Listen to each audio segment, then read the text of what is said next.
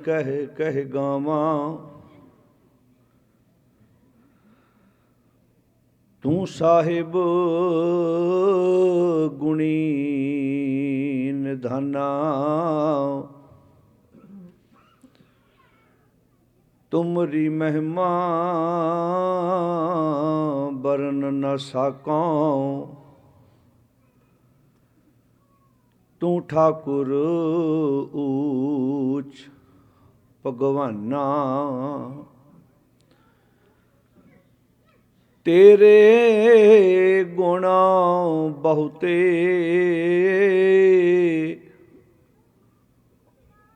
मैं एक ना जानिया। मैं मूर्ख किछ दीजै। प्रणवत नानक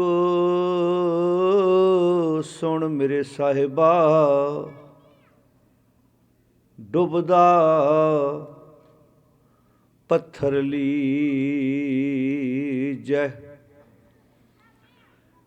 एक ओंकार सतनाम करता पुरख। निरभौ निर्वैर अकाल मूरत। अजूनी सैभं गुर प्रसाद। टोडी महला पंजवा। घर पंजवा दो पदे। ऐसो गुण मेरो प्रभ जी कीना। पंच दोख अर अहंग रोग। ए तन ते सकल दूर कीना। ऐसो गुण मेरो प्रभ जी दूर कीना। पंच दोख अर अहंग रोग। ए तन ते सकल दूर कीन रहाओ। बंधन तोर शोर बिखिया ते। गुर को शब्द मेरे हियरै दीना। रूप अनरूप मोरो कछ न विचारियो। प्रेम गह्यो मोहि हर रंग पीना। पेखियो लालना पाट बीच खोए। आनंद चिथा हरखे पतीना। तिस ही को गृह सोई प्रभ नानक। सो ठाकुर तिस ही को तीना।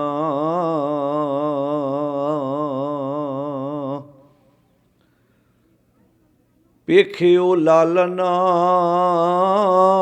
पाट बीच खोए। आनंद चिता हरखे पतीना। तिस ही को गृह सोई प्रभ नानक। सो ठाकुर तिस ही को तीना।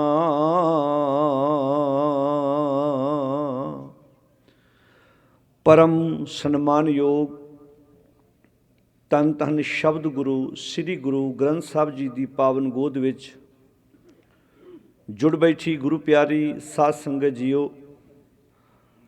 अज दा ये गुरमत समागम सतगुरु जी की गोद विच बैठ के जिस विच आपां सारिਆਂ ने बहुत प्यार नाल हाज़री भरी है। सतगुरु की पावन बाणी का पाठ उपरंत भाई साहब हुणां दे जथे पासों सतगुरु की पावन बाणी का कीर्तन बहुत प्यार नाल टिकाव च बैठ के आपां सारिਆਂ ने सरवण कीता है।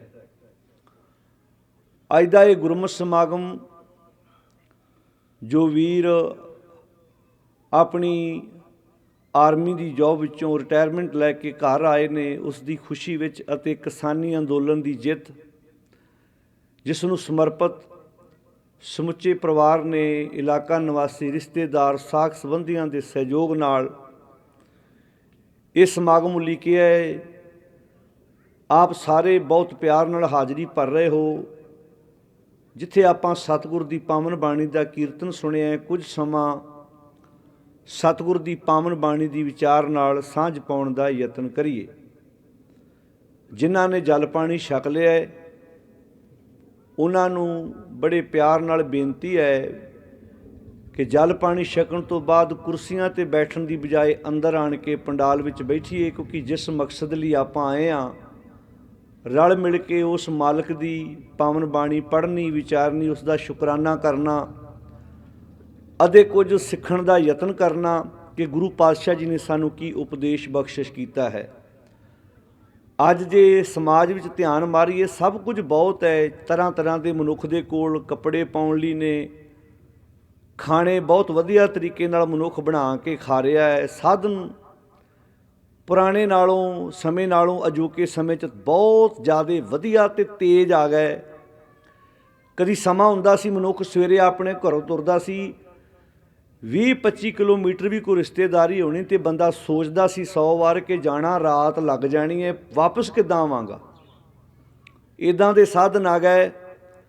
ਮੀਂਹ ਪੈ ਰਿਹਾ ਹੈ, ਅੱਤ ਦੀ ਠੰਡ ਹੈ, ਬੰਦਾ ਆਪਣੇ ਘਰੋਂ ਹੀ ਪਰਿਵਾਰ ਸਮੇਤ ਗੱਡੀ ਵਿੱਚ ਬੈਠਦਾ ਹੈ। ਇੱਕ ਜਗ੍ਹਾ ਨਹੀਂ, 2-3 ਜਗ੍ਹਾ ਇੱਕੇ ਦਿਨ ਹੀ ਹੋ ਕੇ ਸ਼ਾਮ ਨੂੰ ਵਾਪਸ ਆਪਣੇ ਘਰ ਆ ਜਾਂਦਾ ਹੈ। ਨਾ ਉਹਨੂੰ ਬਾਰਿਸ਼ ਦੀ ਟੈਨਸ਼ਨ ਹੈ, ਨਾ ਉਹਨੂੰ ਬਾਹਰ ਦੀ ਠੰਡ ਦੀ ਕੋਈ ਘਬਰਾਹਟ ਹੈ, ਕਿਉਂਕਿ ਇਹ ਸਾਧਨ ਅਜੋਕੇ ਸਮੇਂ ਵਿੱਚ ਸਾਡੇ ਕੋਲ ਆ ਗਏ, ਪ੍ਰਾਪਤ ਕਰ ਲਏ। ਪਰ ਜੇ ਧਿਆਨ ਮਾਰੀਏ, ਇਹ ਚੀਜ਼ਾਂ ਤੇ ਸਮੇਂ ਨਾਲ ਆ ਗਈਆਂ, ਕਮੀ ਕਿੱਥੇ ਹੈ? ਜੇ ਤੁਸੀਂ ਇਹਨੂੰ ਡੂੰਘਾਈ ਨਾਲ ਵਾਚੋਗੇ ਤੇ ਕਮੀ ਕਿੱਥੇ ਹੈ? ਵੀ ਸਭ ਕੁਝ ਮਨੁੱਖ ਦੇ ਕੋਲ ਆਉਣ ਤੋਂ ਬਾਅਦ ਵੀ ਅੱਜ ਮਨੁੱਖ ਚਿੰਤਾਵਾਂ, ਝੋਰਿਆਂ ਵਿੱਚ ਘਿਰਿਆ ਕਿਉਂ ਹੈ? ਜੇ ਤੇ ਸਾਧਨਾਂ ਨਾਲ ਸੁੱਖ ਹੋਵੇ, ਸਾਧਨ ਤੇ ਸਾਡੇ ਕੋਲ ਸਗੋਂ ਪੁਰਾਣੇ ਸਮੇਂ ਨਾਲੋਂ ਜ਼ਿਆਦਾ ਵਧੀਆ ਨੇ। ਬਜ਼ੁਰਗਾਂ ਨੇ ਤੇ ਫਲੇ ਗਾਏ ਨੇ। ਅੱਜ ਤਾਂ ਸਵੇਰੇ 20-30-40 ਕਿੱਲੇ ਕਣਕ ਖੇਤ ਵਿੱਚ ਖਲੋਤੀ ਹੁੰਦੀ ਹੈ, ਸ਼ਾਮ ਨੂੰ ਮੰਡੀ ਵੀ ਪਹੁੰਚ ਜਾਂਦੀ ਹੈ, ਅਗਲੇ ਦਿਨ ਤੂੜੀ ਵੀ ਬਣ ਜਾਂਦੀ ਹੈ।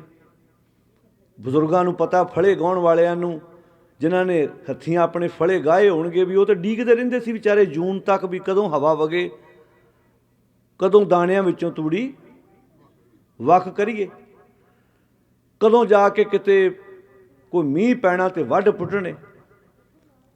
ਹੁਣ ਕਣਕ ਵੱਢੀ ਜਾਂਦੀ ਹੈ ਤੇ ਮਗਰੇ ਹੀ ਪਾਣੀ ਛੱਡ ਕੇ ਤੇ ਅਗਲੀ ਫਸਲ ਤਿਆਰ ਕੀਤੀ ਜਾਂਦੀ ਹੈ। ਮਤਲਬ ਰਫਤਾਰ, ਮੈਂ ਗੱਲ ਇਹ ਦੱਸਣਾ ਚਾਹੁੰਦਾ ਕਿ ਇਸ ਪੱਖੋਂ ਅਸੀਂ ਬਹੁਤ ਤੇਜ਼ੀ ਫੜੀ ਹੈ।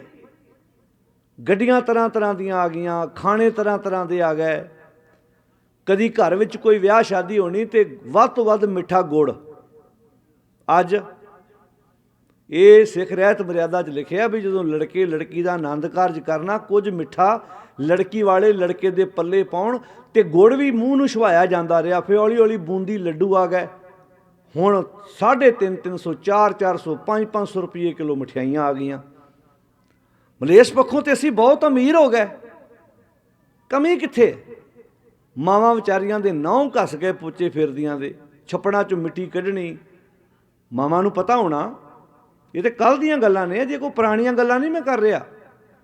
ਜਿਹੜੇ ਵੀ ਤੁਹਾਡੇ ਵਿੱਚੋਂ 84 ਤੋਂ ਬਾਅਦ 90 ਦੀਆਂ ਆਪਾਂ ਜੇ ਗੱਲਾਂ ਕਰੀਏ ਤੇ ਆਹ ਪੀੜ੍ਹੀ ਬੈਠੀ ਹੈ, ਆਹ ਜਿਹੜੀ ਅਗਲੀ ਪੀੜ੍ਹੀ ਹੈ ਜਿਹੜੀ ਹੁਣ ਪੈਦਾ ਹੋ ਰਹੀ ਹੈ, ਉਹਨਾਂ ਕਹਿਣਾ ਅੱਛਾ ਕਦੀ ਪੋਚਾ ਵੀ ਫੇਰਿਆ ਜਾਂਦਾ ਰਿਹਾ ਸਾਡੇ ਵਿਹੜੇ 'ਚ, ਜਿੱਥੇ ਪੱਥਰ ਲੱਗ ਗਏ, ਜਿੱਥੇ ਮਾਰਬਲ ਲੱਗ ਗਏ। ਅੱਜ ਪੋਚੇ ਫੇਰਨ ਤੇ ਵੀ, ਅੱਜ ਮਾਰਬਲ ਸਾਫ਼ ਕਰਨ ਤੇ ਵੀ ਬੰਦਾ ਥੱਕਦਾ ਹੈ। ਮਾਵਾਂ ਪੋਚੇ ਫੇਰਦੀਆਂ ਰਹੀਆਂ, ਕਈ ਵਾਰੀ ਪੋਚਾ ਫੇਰਨਾ ਮਗਰੋਂ ਮੀਂਹ ਪੈ ਜਾਣਾ। ਕਿਉਂ ਭੈਣੋ? ਇੱਧਰੋਂ ਪੋਚਾ ਫੇਰ ਕੇ ਹਟਣਾ, ਮਗਰੋਂ ਮੀਂਹ ਪੈ ਜਾਣਾ, ਫਿਰ ਅਗਲੇ ਦਿਨ ਫੇਰਨਾ। ਮੈਂ ਸਿਰਫ ਇਹ ਦੱਸਣਾ ਚਾਹੁੰਦਾ, ਇੰਨਾ ਕੁਝ ਵਾਪਰਨ ਤੋਂ ਬਾਅਦ ਵੀ ਭਰਾਵਾਂ 'ਚ ਪਿਆਰ ਕਿੰਨਾ ਸੀ। ਤਾਏ ਚਾਚੇ ਦੇ ਪੁੱਤ ਇੱਕ ਦੂਜੇ ਤੋਂ ਜਾਨ ਵਾਰਦੇ ਸੀ। ਪਿੰਡ ਵਿੱਚ ਕਿਸੇ ਧੀ ਪੁੱਤ ਦਾ ਵਿਆਹ ਹੋਣਾ ਤੇ ਦੁੱਧ ਮੁੱਲ ਨਾ ਲੈ ਕੇ ਆਉਣ ਦੀ ਲੋੜ ਪੈਣੀ, ਪਿੰਡ ਵਿੱਚੋਂ 2-2, 4-4 ਲੀਟਰ ਦੁੱਧ ਇਕੱਠਾ ਹੋ ਜਾਣਾ। ਬਿਸਤਰੇ ਇਕੱਠੇ ਕਰਨੇ ਸਾਰਿਆਂ ਨੇ। ਅੱਜ ਅਗਲਾ ਕਹਿੰਦਾ ਮੇਰੀ ਉਹਦੇ ਨਾਲ ਬਣਦੀ ਨਹੀਂ, ਜਾ ਕੇ ਬਿਸਤਰਾ ਭੰਡਾਰ ਤੋਂ 10-20-30 ਰਜਾਈਆਂ ਟਰਾਲੀ 'ਤੇ ਲੱਦ ਲਿਆਉਣਾ। क्योंकि जे अज ਉਹਦੇ घरों लैन गया तो कल ਨੂੰ मेरे घरों बोलो भाई लैन आऊगा। मावां नूं पता जदों घर च रजाइयां बनाउणियां तलाइयां बनाउणियां ते एक दो बिस्तरे बना के रखने भी पिंड विच किसी का कोई विआह आनंद कारज होएगा तो यह बिस्तरा देवांगे। ते ਜਾਂਜੀਆਂ ਲਈ ਵੱਖਰੇ ਬਿਸਤਰੇ ਹੁੰਦੇ ਸੀ, ਮੇਲ ਲਈ ਵੱਖਰੇ ਹੋਣੇ। ਕਹਿਣਾ ਆ ਬਿਸਤਰੇ ਜਿਹੜੇ ਆ ਸਿਰਫ ਜਾਂਜੀਆਂ ਲਈ। ਮੈਂ ਅਮੀਰੀ ਦੀ ਗੱਲ ਦੱਸ ਰਿਹਾ। ਉਦੋਂ ਅਸੀਂ ਇੱਕ ਦੂਜੇ ਦੇ ਕੰਮ ਆਉਂਦੇ ਸੀ, ਉਹ ਅਮੀਰੀ ਸੀ। ਅੱਜ ਕੋਠੀਆਂ ਤੇ ਸੁੱਖ ਨਾਲ ਬਹੁਤ ਵੱਡੀਆਂ ਵੱਡੀਆਂ ਪੈ ਗਈਆਂ। ਕੋਈ ਟਾਵਾਂ ਹੀ ਹੈ ਜਿਹੜਾ ਇੱਕ ਦੂਜੇ ਦੇ ਕੰਮ ਆ ਕੇ ਆਪਣੇ ਆਪ ਨੂੰ ਭਾਗਾਂ ਵਾਲਾ ਸਮਝਦਾ ਹੈ। आओ गुरु कृपा करे। मेरे तो पहला बहुत प्यार नाल तुहाडे नाल गल्लां कीतियां ने भाई साहब होना कि जे किसानी अंदोलन जितया गया तो वो साडे एके ने जिताया है। जे पंजाब दीयां सियासी पार्टियां उत्थे पहुँच जांदियां ने सिद्धियां तो मैनूं लगदा 2 दिन नहीं सी आपां उत्थे बह सकदे, क्योंकि लगातार 1 साल 13 दिन असीं उत्थे जो वेखिया महसूस किया इकट्ठे प्रशादे पकाउणे। एकता बड़ी वड्डी चीज़ है। ਜਦੋਂ ਬੰਦਾ ਇਕੱਠਾ ਹੁੰਦਾ ਆ ਹੁਣ ਗੱਲਾਂ ਤੁਹਾਡੇ ਨਾਲ ਮੈਂ ਇਹੋ ਕਰਨ ਆਇਆ ਵੀ ਬਾਣੀ ਕੀ ਕਹਿ ਰਹੀ ਹੈ। ਪੁਰਾਣੇ ਸਮੇਂ 'ਚ ਕਣਕਾਂ ਹੱਥਾਂ ਨਾਲ ਵੱਢਦੇ ਸੀ ਨਾ, ਤੇ ਕਹਿਣਾ ਅੱਜ ਮੰਗ ਪਾ ਲਈਏ। ਇਹ ਮੰਗ ਸ਼ਬਦ ਮੰਗ ਪਾ ਲੈਣੀ, ਮੰਗ ਪੈਣੀ ਤੇ 20 30 ਕਿੱਲੇ ਵੀ ਇੱਕ ਦਿਨ ਕਣਕ ਹੱਥਾਂ ਨਾਲ ਤੇ ਮੰਗ ਪਾਈ ਦੀ ਤਾਂ ਜੇ ਬੰਦਿਆਂ ਨਾਲ ਬੰਦਿਆਂ ਦੀ ਉੱਚੀ ਬੋਲੋ ਹੁਣ। ਤੇ ਅੱਜ ਦੇ ਸਮੇਂ 'ਚ ਕਿਸੇ ਨੂੰ ਕਹਾਂ ਮੰਗ ਪਾ ਲਾ, ਕਹਿੰਦਾ ਭਰਾਵਾ ਪਾਉਣੀ ਕਿਹਦੇ ਨਾਲ, ਮੇਰੀ ਤੇ ਕਿਸੇ ਨਾਲ। ਕਦੀ ਖੰਡ ਵੀ ਗਵਾਂਢੀਆਂ ਵੱਲੋਂ ਲੈ ਆਈਦੀ ਸੀ, ਉਹ ਅਮੀਰੀ ਸੀ। ਆਟਾ ਚੱਕੀ ਤੋਂ ਨਾ ਆਉਣਾ, ਕਹਿਣਾ ਜਾ ਭੱਜ ਕੇ ਤਾਈ ਵੱਲੋਂ ਆਟਾ ਲੈ ਆ ਪ੍ਰਾਪ, ਭਲ ਕੇ ਮੋੜ ਦੇਵਾਂਗੇ। ਇਹ ਤੋਂ ਅਗਲੀ ਅਮੀਰੀ ਸੁਣਿਓ, ਤੰਦੂਰ ਤੋਂ ਰੋਟੀਆਂ ਲਾਉਣੀਆਂ ਮਾਵਾਂ ਨੇ। ਤੰਦੂਰ ਇੱਕ ਮਾਤਾ ਨੇ ਤਪਾਉਣਾ ਤੇ ਰੋਟੀਆਂ 4 ਘਰਾਂ ਨੇ ਲਾ ਕੇ ਲੈ ਜਾਣੀਆਂ ਤੇ ਕੱਲੀਆਂ ਰੋਟੀਆਂ ਨਹੀਂ ਲਾਉਣੀਆਂ, ਲਾਗੇ ਮੱਖਣ ਦਾ ਕੌਲਾ ਵੀ ਰੱਖ ਦੇਣਾ, ਕਿਉਂਕਿ ਦੁੱਧ ਸੁੱਖ ਨਾਲ ਵਾਧੂ ਹੁੰਦਾ ਸੀ। ਅੱਜ ਮੈਨੂੰ ਲੱਗਦਾ ਲੱਸੀ ਨਹੀਂ ਕੋਈ ਕਿਸੇ ਨੂੰ ਉਧਾਰੀ ਦਿੰਦਾ ਨਾ, ਹੋਊਗੀ ਤੇ ਦੇਊਗਾ, ਉਹ ਵੀ ਨਹੀਂ ਰਹਿਣ ਦਿੱਤੀ, ਕਿਉਂਕਿ ਦੁੱਧ ਵੇਚ ਕੇ ਸ਼ਰਾਬ ਦੀ ਬੋਤਲ ਲੈ ਆਉਂਦੇ ਆਪਾਂ। ਤੋ ਆਓ ਗੁਰੂ ਕਿਰਪਾ ਕਰੇ। ਸ਼ਬਦ ਆਪਾਂ ਗੁਰੂ ਪੰਜਵੇਂ ਪਾਤਸ਼ਾਹ ਜੀ ਦਾ ਬਹੁਤ ਪਿਆਰ ਨਾਲ ਪੜ੍ਹਿਆ, ਉਹਦੀ ਵਿਚਾਰ ਸਾਂਝੀ ਕਰਨੀ ਹੈ। ਵਿਚਾਰਾਂ ਤੋਂ ਪਹਿਲਾਂ ਬੜੇ ਪਿਆਰ ਨਾਲ ਸਾਰੀ ਸੰਗਤ ਫਤਿਹ ਪ੍ਰਵਾਨ ਕਰੋ ਤੇ ਗੱਜ ਕੇ ਆਖੋ ਜੀ ਵਾਹਿਗੁਰੂ ਜੀ ਕਾ ਖਾਲਸਾ ਵਾਹਿਗੁਰੂ ਜੀ ਕੀ ਫਤਿਹ। ਗੁਰੂ ਪੰਜਵੇਂ ਪਾਤਸ਼ਾਹ ਜੀ ਕਹਿੰਦੇ ਨੇ ਐਸੋ ਗੁਣ ਸ਼ਬਦ ਜਦੋਂ ਅਸੀਂ ਗੁਰੂ ਗ੍ਰੰਥ ਸਾਹਿਬ 'ਚੋਂ ਪੜ੍ਹਦੇ ਹਾਂ ਤੇ ਆਮ ਆਪਾਂ ਕਹਿੰਦੇ ਵੀ ਤੂੰ ਕੋਈ ਗੁਣ ਸਿੱਖਿਆ। ਆਪਾਂ ਕਿਸੇ ਨੂੰ ਕਹਿੰਦੇ ਭਾਈ ਤੂੰ ਕੋਈ ਗੁਣ ਸਿੱਖਿਆ, ਤੈਨੂੰ ਕੋਈ ਕੰਮ ਆਉਂਦਾ। ਇੱਕ ਹੋ ਗਿਆ ਇਹ ਗੁਣ। ਦੂਜਾ ਆਪਾਂ ਆਮ ਕਹਿੰਦੇ ਹਾਂ ਵੀ ਬੰਦੇ ਵਿੱਚ ਗੁਣ ਹੋਣੇ ਚਾਹੀਦੇ ਆ। ਇੱਕੋ ਗੁਣ ਸ਼ਬਦ ਕਿੰਨੇ ਅਰਥਾਂ 'ਚ ਵਰਤਿਆ ਗਿਆ ਵੀ ਭਾਈ ਮੈਂ ਉੱਥੋਂ ਆ ਗੁਣ ਸਿੱਖ ਕੇ ਆਇਆ, ਭਾਵੇਂ ਮੈਨੂੰ ਕੋਈ ਕੰਮ ਆਉਂਦਾ। ਦੂਜਾ ਭਾਵ ਬੰਦੇ ਵਿੱਚ ਕੋਈ ਨਾ ਕੋਈ ਗੁਣ ਚਾਹੀਦਾ। ਉਹ ਗੁਣ ਕਿਹੜਾ? ਉਹਨੂੰ ਬੋਲਣਾ ਆਉਣਾ ਚਾਹੀਦਾ, ਉਹਨੂੰ ਵਰਤੋਂ ਵਿਹਾਰ ਕਰਨੀ ਆਉਣੀ ਚਾਹੀਦੀ ਆ। ਆਪਾਂ ਧੀਆਂ ਵਿਆਹੁੰਦੇ ਆ ਤਾਂ ਆਪਾਂ ਕੀ ਕਹਿੰਦੇ, ਪੁੱਤ ਦਾਜ ਜਿੰਨਾ ਮਰਜ਼ੀ ਨਾਲ ਲੈ ਜਾ, ਪਰ ਏਸੀ ਕੂਲਰ ਪੱਖਿਆਂ ਨੇ ਵੱਡੀ ਗੱਡੀ ਨੇ ਤੈਨੂੰ ਨਹੀਂ ਵਸਾਉਣਾ, ਤੈਨੂੰ ਵਸਾਉਣਾ ਤੇਰੇ ਗੁਣਾਂ ਨੇ। ਤੇ ਵੈਸੇ ਸੁਹੱਪਣ ਬੰਦੇ ਦਾ ਅਸਲੀ ਗੁਣ ਹੀ ਆ। ਜਿਹੜਾ ਅਸਲੀ ਸੁਹੱਪਣ ਉਹ ਗੁਣਾ ਰੰਗ ਤੇ ਆ 10 ਮਿੰਟ ਆਪਾਂ ਚੈੱਕ ਕਰਦੇ ਹਾਂ ਵੀ ਲੜਕੀ ਦਾ ਰੰਗ ਚਿੱਟਾ, ਲੜਕੇ ਦਾ ਰੰਗ ਚਿੱਟਾ, ਤੇ ਖੇਡ 10 ਮਿੰਟਾਂ ਦੀ ਆ। ਇਹ ਜਿਹੜੀ ਆ ਬਾਹਰ ਦੀ ਸੁੰਦਰਤਾ ਇਹ ਤੁਹਾਨੂੰ ਥੋੜਾ ਟਾਈਮ ਹੀ ਪ੍ਰਭਾਵਿਤ ਕਰਦੀ ਆ, ਪਰ ਜਿਹੜੀ ਅਸਲੀ ਸੁੰਦਰਤਾ ਉਹ ਤੁਹਾਡੇ ਵਿਹਾਰ ਦੀ ਆ, ਉਹ ਤੁਹਾਡੇ ਕਿਰਦਾਰ ਦੀ ਆ, ਤੁਹਾਡੇ ਕਰੈਕਟਰ ਦੀ ਆ। ਅਫਸਰ ਬੜਾ ਸੋਹਣਾ ਲੱਗਾ ਹੋਵੇ, ਕਿਤੇ ਕੱਪੜੇ ਵੀ ਬੜੇ ਕਮਾਲ ਦੇ ਪਾਏ ਹੋਣ, ਨੈਣ ਨਕਸ਼ ਬੜੇ ਤਿੱਖੇ ਹੋਣ, ਤੁਸੀਂ ਉਹਦੇ ਕੋਲ ਕੰਮ ਕਰਾਉਣ ਜਾਓ ਤਾਂ ਤੁਹਾਨੂੰ ਟੁੱਟ ਕੇ ਪੈ ਜਾਏ, ਤੁਸੀਂ ਕੀ ਆਂਦੇ ਹੋ ਭਲਾ? ਬੜਾ ਘਟੀਆ ਅਫਸਰ ਆਇਆ ਹੋਵੇ। ਰੰਗ ਉਹਦਾ ਸਾਂਵਲਾ ਹੋਵੇ, ਹਾਈਟ ਵੀ ਨਾ ਵਿਚਾਰੇ ਦੀ ਚੰਗੀ ਹੋਵੇ, ਕੱਪੜੇ ਵੀ ਸਿੰਪਲ ਜਿਹੇ ਪਾਏ ਹੋਣ, ਐ ਰਿਸਪੈਕਟ ਨਾਲ ਬੋਲੇ, ਬੜੇ ਇੱਜ਼ਤ ਨਾਲ ਬੋਲੇ, ਹਰ ਇੱਕ ਦਾ ਕੰਮ ਕਰੇ, ਕੀ ਆਂਦੇ ਆ? ਅਫਸਰ ਨਹੀਂ ਦੇਵਤਾ। ਬਈ ਕੀ ਆਂਦੇ ਬੋਲੋ ਸਾਰੇ? ਅਫਸਰ ਨਹੀਂ ਦੇਵਤਾ। ਅੱਛਾ ਦੱਸੋ, ਦੇਵਤੇ ਤੇ ਆਂਦੇ ਲੋਕ ਮੰਦਿਰਾਂ 'ਚ ਹੁੰਦੇ, ਇਹ ਇੱਕ ਦੇਵਤਾ ਕਿਹੜਾ? ਬੰਦਾ ਹੀ ਸਭ ਤੋਂ ਵੱਡਾ ਦੇਵਤਾ ਜਦੋਂ ਆਪਣੇ 'ਚ ਗੁਣ ਧਾਰਨ ਕਰ ਲਵੇ। ਇਨਸਾਨ ਨਾਲੋਂ ਵੱਡਾ ਦੇਵਤਾ ਕੋਈ ਨਹੀਂ। ਧਿਆਨ ਨਾਲ ਸੁਣਿਓ। ਤੇ ਜਦੋਂ ਇਹਦੇ ਵਿੱਚੋਂ ਕਿਰਦਾਰ ਨਿਕਲ ਜਾਣ ਤੇ ਇਹਦੇ ਨਾਲੋਂ ਵੱਡਾ ਭੂਤ ਵੀ ਕੋਈ ਨਹੀਂ, ਇਹਦੇ ਨਾਲੋਂ ਵੱਡਾ ਸ਼ੈਤਾਨ ਵੀ ਕੋਈ ਨਹੀਂ। ਹੁਣ ਤੁਹਾਡੇ ਘਰ ਰਿਸ਼ਤੇਦਾਰ ਆਏ ਹੋਣ ਤੇ ਗਵਾਂਢੀ ਰਾਤ ਨੂੰ ਲੜਦੇ ਹੋਣ, ਅੱਧੀ ਰਾਤ ਤੇ ਉਹ ਰਿਸ਼ਤੇਦਾਰ ਆਇਆ ਵੀ ਤੁਹਾਡੇ ਨਾਲ ਹੀ ਗਵਾਂਢੀਆਂ ਨੂੰ ਛਡਾਉਣ ਜਾਵੇ, तो सवेरे उठ के तुहानूं कहूगा ना यार तुसीं तां भूतनिਆਂ ਦੇ लागे वसदे हो भी तुहाडा गवांढी थोड़ा तुहाडे लागे कौन वसदे बोलो सारे भूतने वसदे आ। ਹੁਣ ਇਹਦਾ ਅਰਥ ਇਨਸਾਨ ਹੀ ਸਭ ਤੋਂ ਵੱਡਾ ਭੂਤ ਆ। ਜਦੋਂ ਗੁਣਾਂ ਤੋਂ ਸਖਣਾ ਹੁੰਦਾ ਤੇ ਇਨਸਾਨ ਹੀ ਦੇਵਤਾ ਵਾ ਜਦੋਂ ਇਹਦੇ 'ਚ ਗੁਣ ਆਉਂਦੇ ਆ। ਇਹ 'ਤੇ ਸ਼ਬਦ ਵਰਤੇ ਇਹ ਆ 716 ਨੰਬਰ ਅੰਕ 'ਤੇ ਸ਼ਬਦ ਟੋਡੀ ਰਾਗ ਦਾ ਗੁਰੂ ਪੰਜਵੇਂ ਪਾਤਸ਼ਾਹ ਦਾ। ਅੱਜ ਸਾਡੇ ਸਮਾਜ ਦੀ ਪ੍ਰੋਬਲਮ ਕੀ ਆ ਭੈਣੋ, ਧਿਆਨ ਨਾਲ ਸੁਣਿਓ, ਇੱਧਰ ਤਵੱਜੋ ਦਿਓ ਮੇਰੇ ਵੀਰੋ। ਅੱਜ ਸਮੱਸਿਆ ਇਹ ਆ ਕਿ ਅਸੀਂ ਗੁਰੂ ਗ੍ਰੰਥ ਸਾਹਿਬ ਦੇ ਉੱਪਰ ਮਹਿੰਗੇ ਤੋਂ ਮਹਿੰਗਾ ਰਮਾਲਾ ਚੜ੍ਹਾਤਾ, ਸੋਹਣੇ ਸੋਹਣੇ ਚੌਰ ਲੈ ਆਂਦੇ, ਸੋਹਣੀਆਂ ਸੋਹਣੀਆਂ ਪਾਲਕੀਆਂ ਦੇ ਵਿੱਚ ਮਹਾਰਾਜ ਦਾ ਪ੍ਰਕਾਸ਼ ਕਰਤਾ, ਪਰ ਜਦੋਂ ਪੜ੍ਹਨ ਅਤੇ ਵਿਚਾਰਨ ਦੀ ਗੱਲ ਆਈ ਉਦੋਂ ਅਸੀਂ ਇੱਥੋਂ ਭੱਜ ਗਏ ਕਿ ਸਾਡੇ ਕੋਲੋਂ ਗੁਰੂ ਗ੍ਰੰਥ ਸਾਹਿਬ ਦੀ ਬਾਣੀ ਖੁਦ ਨਹੀਂ ਪੜ੍ਹੀ ਜਾਣੀ। ਅੱਜ ਮਾਰੋ ਆਪੋ ਆਪਣੇ ਪਰਿਵਾਰਾਂ 'ਚ ਧਿਆਨ, ਕਿੰਨਿਆਂ ਘਰਾਂ ਦੇ ਵਿੱਚ ਸਤਿਗੁਰ ਦੀ ਬਾਣੀ ਆਪ ਪੜ੍ਹੀ ਜਾਂਦੀ ਹੈ। ਸਾਡਾ ਧਿਆਨ ਹੀ ਹੈ ਨਹੀਂ ਇਸ ਬੰਨੇ ਸਤਿਗੁਰ ਦੀ ਬਾਣੀ ਪੜ੍ਹਨ ਵਿਚਾਰਨ ਵਾਲੇ ਬੰਨੇ। ਜਦੋਂ ਅਸੀਂ ਪੜ੍ਹਾਂਗੇ ਨਹੀਂ ਵਿਚਾਰਾਂਗੇ, ਸਤਿਗੁਰੂ ਜੀ ਸਾਨੂੰ ਕਹਿੰਦੇ ਕਿ ਪਤਾ ਕਿੱਦਾਂ ਲੱਗੂ। ਹੁਣ ਗੁਰਦੇਵ ਪਿਤਾ ਜੀ ਕਹਿੰਦੇ ਨੇ ਐਸੋ ਗੁਣ ਮੇਰੋ ਪ੍ਰਭ ਜੀ ਕੀਨ। ਇੱਥੇ ਗੁਣ ਦਾ ਅਰਥ ਹੈ ਪਰਉਪਕਾਰ। ਮੇਰੇ ਤੇ ਬੜਾ ਵੱਡਾ ਪਰਉਪਕਾਰ ਕੀਤਾ ਮੇਰੇ ਅਕਾਲ ਪੁਰਖ ਵਾਹਿਗੁਰੂ ਨੇ। ਇਹ ਗੁਰੂ ਪੰਜਵੇਂ ਪਾਤਸ਼ਾਹ ਜੀ ਕਹਿੰਦੇ ਆ। ਸਾਰੇ ਬੋਲੋ ਐਸੋ ਗੁਣ ਮੇਰੋ ਪ੍ਰਭ ਜੀ ਕੀਨ। ਜਿਵੇਂ ਆਪਾਂ ਨਹੀਂ ਕਹਿੰਦੇ ਮੈਂ ਤੇਰੇ ਨਾਲ ਕਿੰਨੇ ਗੁਣ ਕੀਤੇ ਵੀ ਤੈਨੂੰ ਮੇਰਾ ਇੱਕ ਵੀ ਗੁਣ ਚੇਤੇ ਨਹੀਂ। ਇੱਥੇ ਗੁਣ ਦਾ ਅਰਥ ਹੈ ਪਰਉਪਕਾਰ। ਤੂੰ ਉੱਥੋਂ ਕੋਈ ਗੁਣ ਸਿੱਖ ਕੇ ਨਹੀਂ ਆਇਆ, ਉੱਥੇ ਗੁਣ ਦਾ ਅਰਥ ਹੈ ਕੋਈ ਕੰਮ ਕਰਨਾ। ਗੁਣ ਦੇ ਵੀ ਅਰਥ, ਜਿਵੇਂ ਵੱਲ ਨਹੀਂ ਹੁੰਦਾ, ਵੱਲ ਇੱਕ ਕੱਦੂਆਂ ਦੀ ਵੱਲ ਹੁੰਦੀ ਹੈ, ਇੱਕ ਤੋਰੀਆਂ ਦੀ ਵੱਲ ਹੁੰਦੀ ਆ, ਅਤੇ ਇੱਕ ਇਹ ਵੀ ਵੱਲ ਦਾ ਅਰਥ ਇਹ ਵੀ ਆ ਹੁਣ ਸਰੀਰ ਵੱਲ ਆ, ਕੁਝ ਸਰੀਰ ਠੀਕ ਵਾ ਉਹਦਾ ਹੁਣ ਵੱਲ ਵਾ। ਤੂੰ ਕਿਹਦੇ ਵੱਲ ਵਾ? ਕਾਂਗਰਸੀਆਂ ਵੱਲ ਕੇ ਕਾਲੀਆਂ ਵੱਲ ਕੇ ਝਾੜੂ ਵੱਲ? ਸੌਖੀ ਗੱਲ ਕਰ ਲੈਂਦੇ ਹੁਣ, ਥੋੜ੍ਹੇ ਦਿਨਾਂ ਨੂੰ ਫੇਰ ਕਰਨਾ ਆਪਾਂ।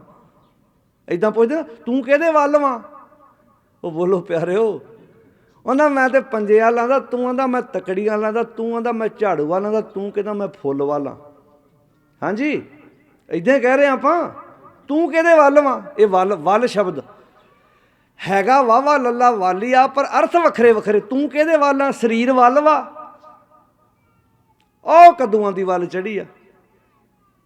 ਇੱਦਾਂ ਹੀ ਪਿਆਰਿਓ ਗੁਣ ਸ਼ਬਦ ਜਦੋਂ ਇਹਨੂੰ ਪੜ੍ਹਦੇ ਹਾਂ ਆਪਾਂ, ਇੱਥੇ ਆ ਐਸੋ ਗੁਣ। ਜਿਵੇਂ ਆਪਾਂ ਨਹੀਂ ਕਹਿੰਦੇ ਉਹ ਭਾਈ ਬੰਦਾ ਗੁਣ ਭੁਲਾ ਜਾਂਦਾ, ਇੰਨੇ ਗੁਣ ਕੀਤੇ ਉਹਦੇ ਨਾਲ ਮੈਂ, ਇੱਦਾਂ ਕਹਿੰਦੇ ਆਪਾਂ ਫਲਾਣੇ ਨਾਲ ਮੈਂ ਇੰਨੇ ਗੁਣ ਕੀਤੇ, ਉਹਨੇ ਮੇਰਾ ਗੁਣ ਇੱਕ ਵੀ ਚੇਤੇ। ਉੱਥੇ ਗੁਣ ਦਾ ਅਰਥ ਕੀ ਭਲਾ? ਭਲਾ ਕਰਨਾ ਕਿਸੇ ਦਾ। ਸਾਰੇ ਬੋਲੋ ਗੁਣ ਦਾ ਅਰਥ ਕੀ ਹੈ? ਭਲਾ ਕਰਨਾ। ਇੱਥੇ ਗੁਰੂ ਪਾਤਸ਼ਾਹ ਜੀ ਕਹਿੰਦੇ ਨੇ ਐਸੋ ਗੁਣ ਮੇਰੋ ਪ੍ਰਭ ਜੀ ਕੀਨ। ਮੇਰੇ ਪ੍ਰਭੂ ਨੇ ਇੱਕ ਇਹੋ ਜਿਹਾ ਗੁਣ ਮੇਰੇ 'ਤੇ ਕੀਤਾ ਜਿਹਦਾ ਮੈਂ ਜ਼ਿੰਦਗੀ 'ਚ ਆਸਾਨ ਭੁੱਲ ਹੀ ਨਹੀਂ ਸਕਦਾ। ਉਹ ਕਿਹੜਾ ਗੁਣ ਆ? ਸੁਣਿਓ ਹੁਣ, ਧਿਆਨ ਨਾਲ ਸੁਣਿਓ। ਅਸੀਂ ਉਹਨੂੰ ਗੁਣ ਮੰਨਣ ਨੂੰ ਤਿਆਰ ਹੀ ਨਹੀਂ।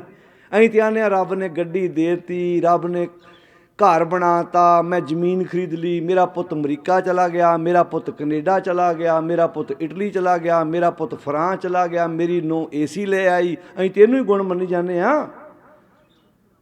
ਜੇ ਗੱਡੀਆਂ ਵੱਡੀਆਂ ਲਿਆਉਣੀਆਂ ਗੁਣ ਵਾ, ਫਿਰ ਤਾਂ ਸਮੈਕਾਂ ਵੇਚਣ ਵਾਲਿਆਂ ਕੋਲ ਤਾਂ 4-4 ਗੱਡੀਆਂ ਖਲੋਤੀਆਂ ਘਰਾਂ 'ਚ। ਫਿਰ ਉਹਨਾਂ 'ਤੇ ਜ਼ਿਆਦਾ ਕਿਰਪਾ ਕੀਤੀ ਰੱਬ ਨੇ। ਬਈ ਜੇ ਗੱਡੀਆਂ ਜਾਇਦਾਦਾਂ ਵੱਧ ਹੋਣਾ ਹੀ ਉਹਦੀ ਕਿਰਪਾ ਵਾ। ਇਹ ਤਾਂ 2-2 ਨੰਬਰ ਦੇ ਧੰਦੇ ਕੀਤਿਆਂ ਵੀ ਬਹੁਤ ਬਣ ਜਾਂਦੀਆਂ ਨੇ।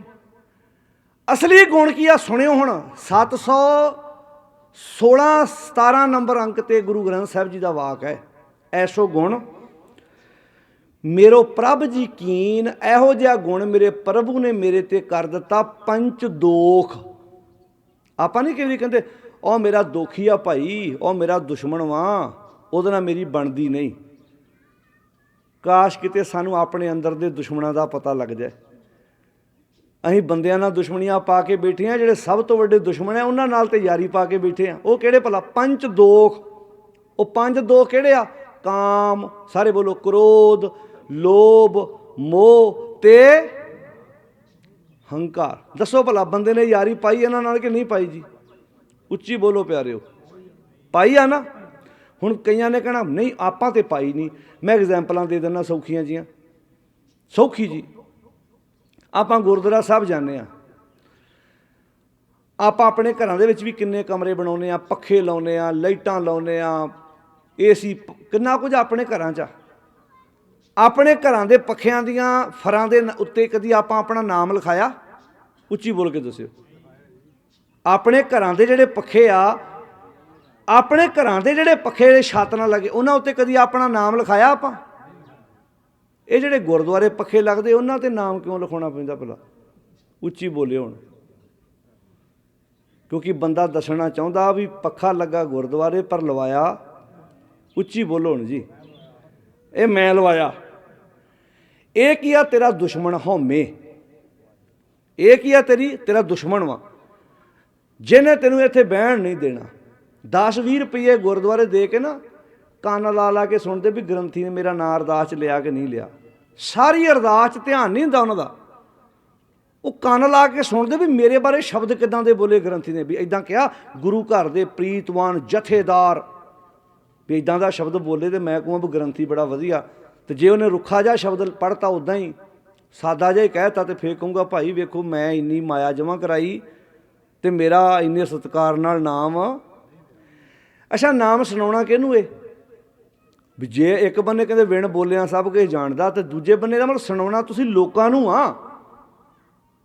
ਇਹਦਾ ਮਤਲਬ ਇਹ ਹੋਇਆ ਨਾ, ਇਹਦਾ ਮਤਲਬ ਵੀ ਹਉਮੈ ਸਭ ਤੋਂ ਵੱਡਾ ਰੋਗ ਆ। ਵੈਸੇ ਬਾਣੀ 'ਚ ਨਾ ਜਦੋਂ ਰੋਗਾਂ ਦੀ ਗੱਲ ਆਈ ਆ ਨਾ, ਉਦੋਂ ਹਉਮੈ ਦਾ ਰੋਗ ਇਨਸਾਨ ਦੇ ਹਿੱਸੇ ਆਇਆ। ਹਉਮੈ ਰੋਗ ਮਾਨੁਖ ਕੋ ਦੀਨਾ। ਇਹ ਕਿਸੇ ਮੱਝ ਗਾਂ ਪਸ਼ੂ ਪੰਛੀ 'ਚ ਨਹੀਂ ਹੈਗਾ, ਇਹ ਇਕੱਲਾ ਇਨਸਾਨ ਦੇ ਹਿੱਸੇ ਆਇਆ, ਭਾਵੇਂ ਔਰਤ ਆ ਭਾਵੇਂ ਮਰਦ ਆ। ਹਉਮੈ ਇਨਸਾਨ ਦੀ ਜ਼ਿੰਦਗੀ 'ਚ ਸਭ ਤੋਂ ਵੱਡੀ ਰੁਕਾਵਟ ਆ।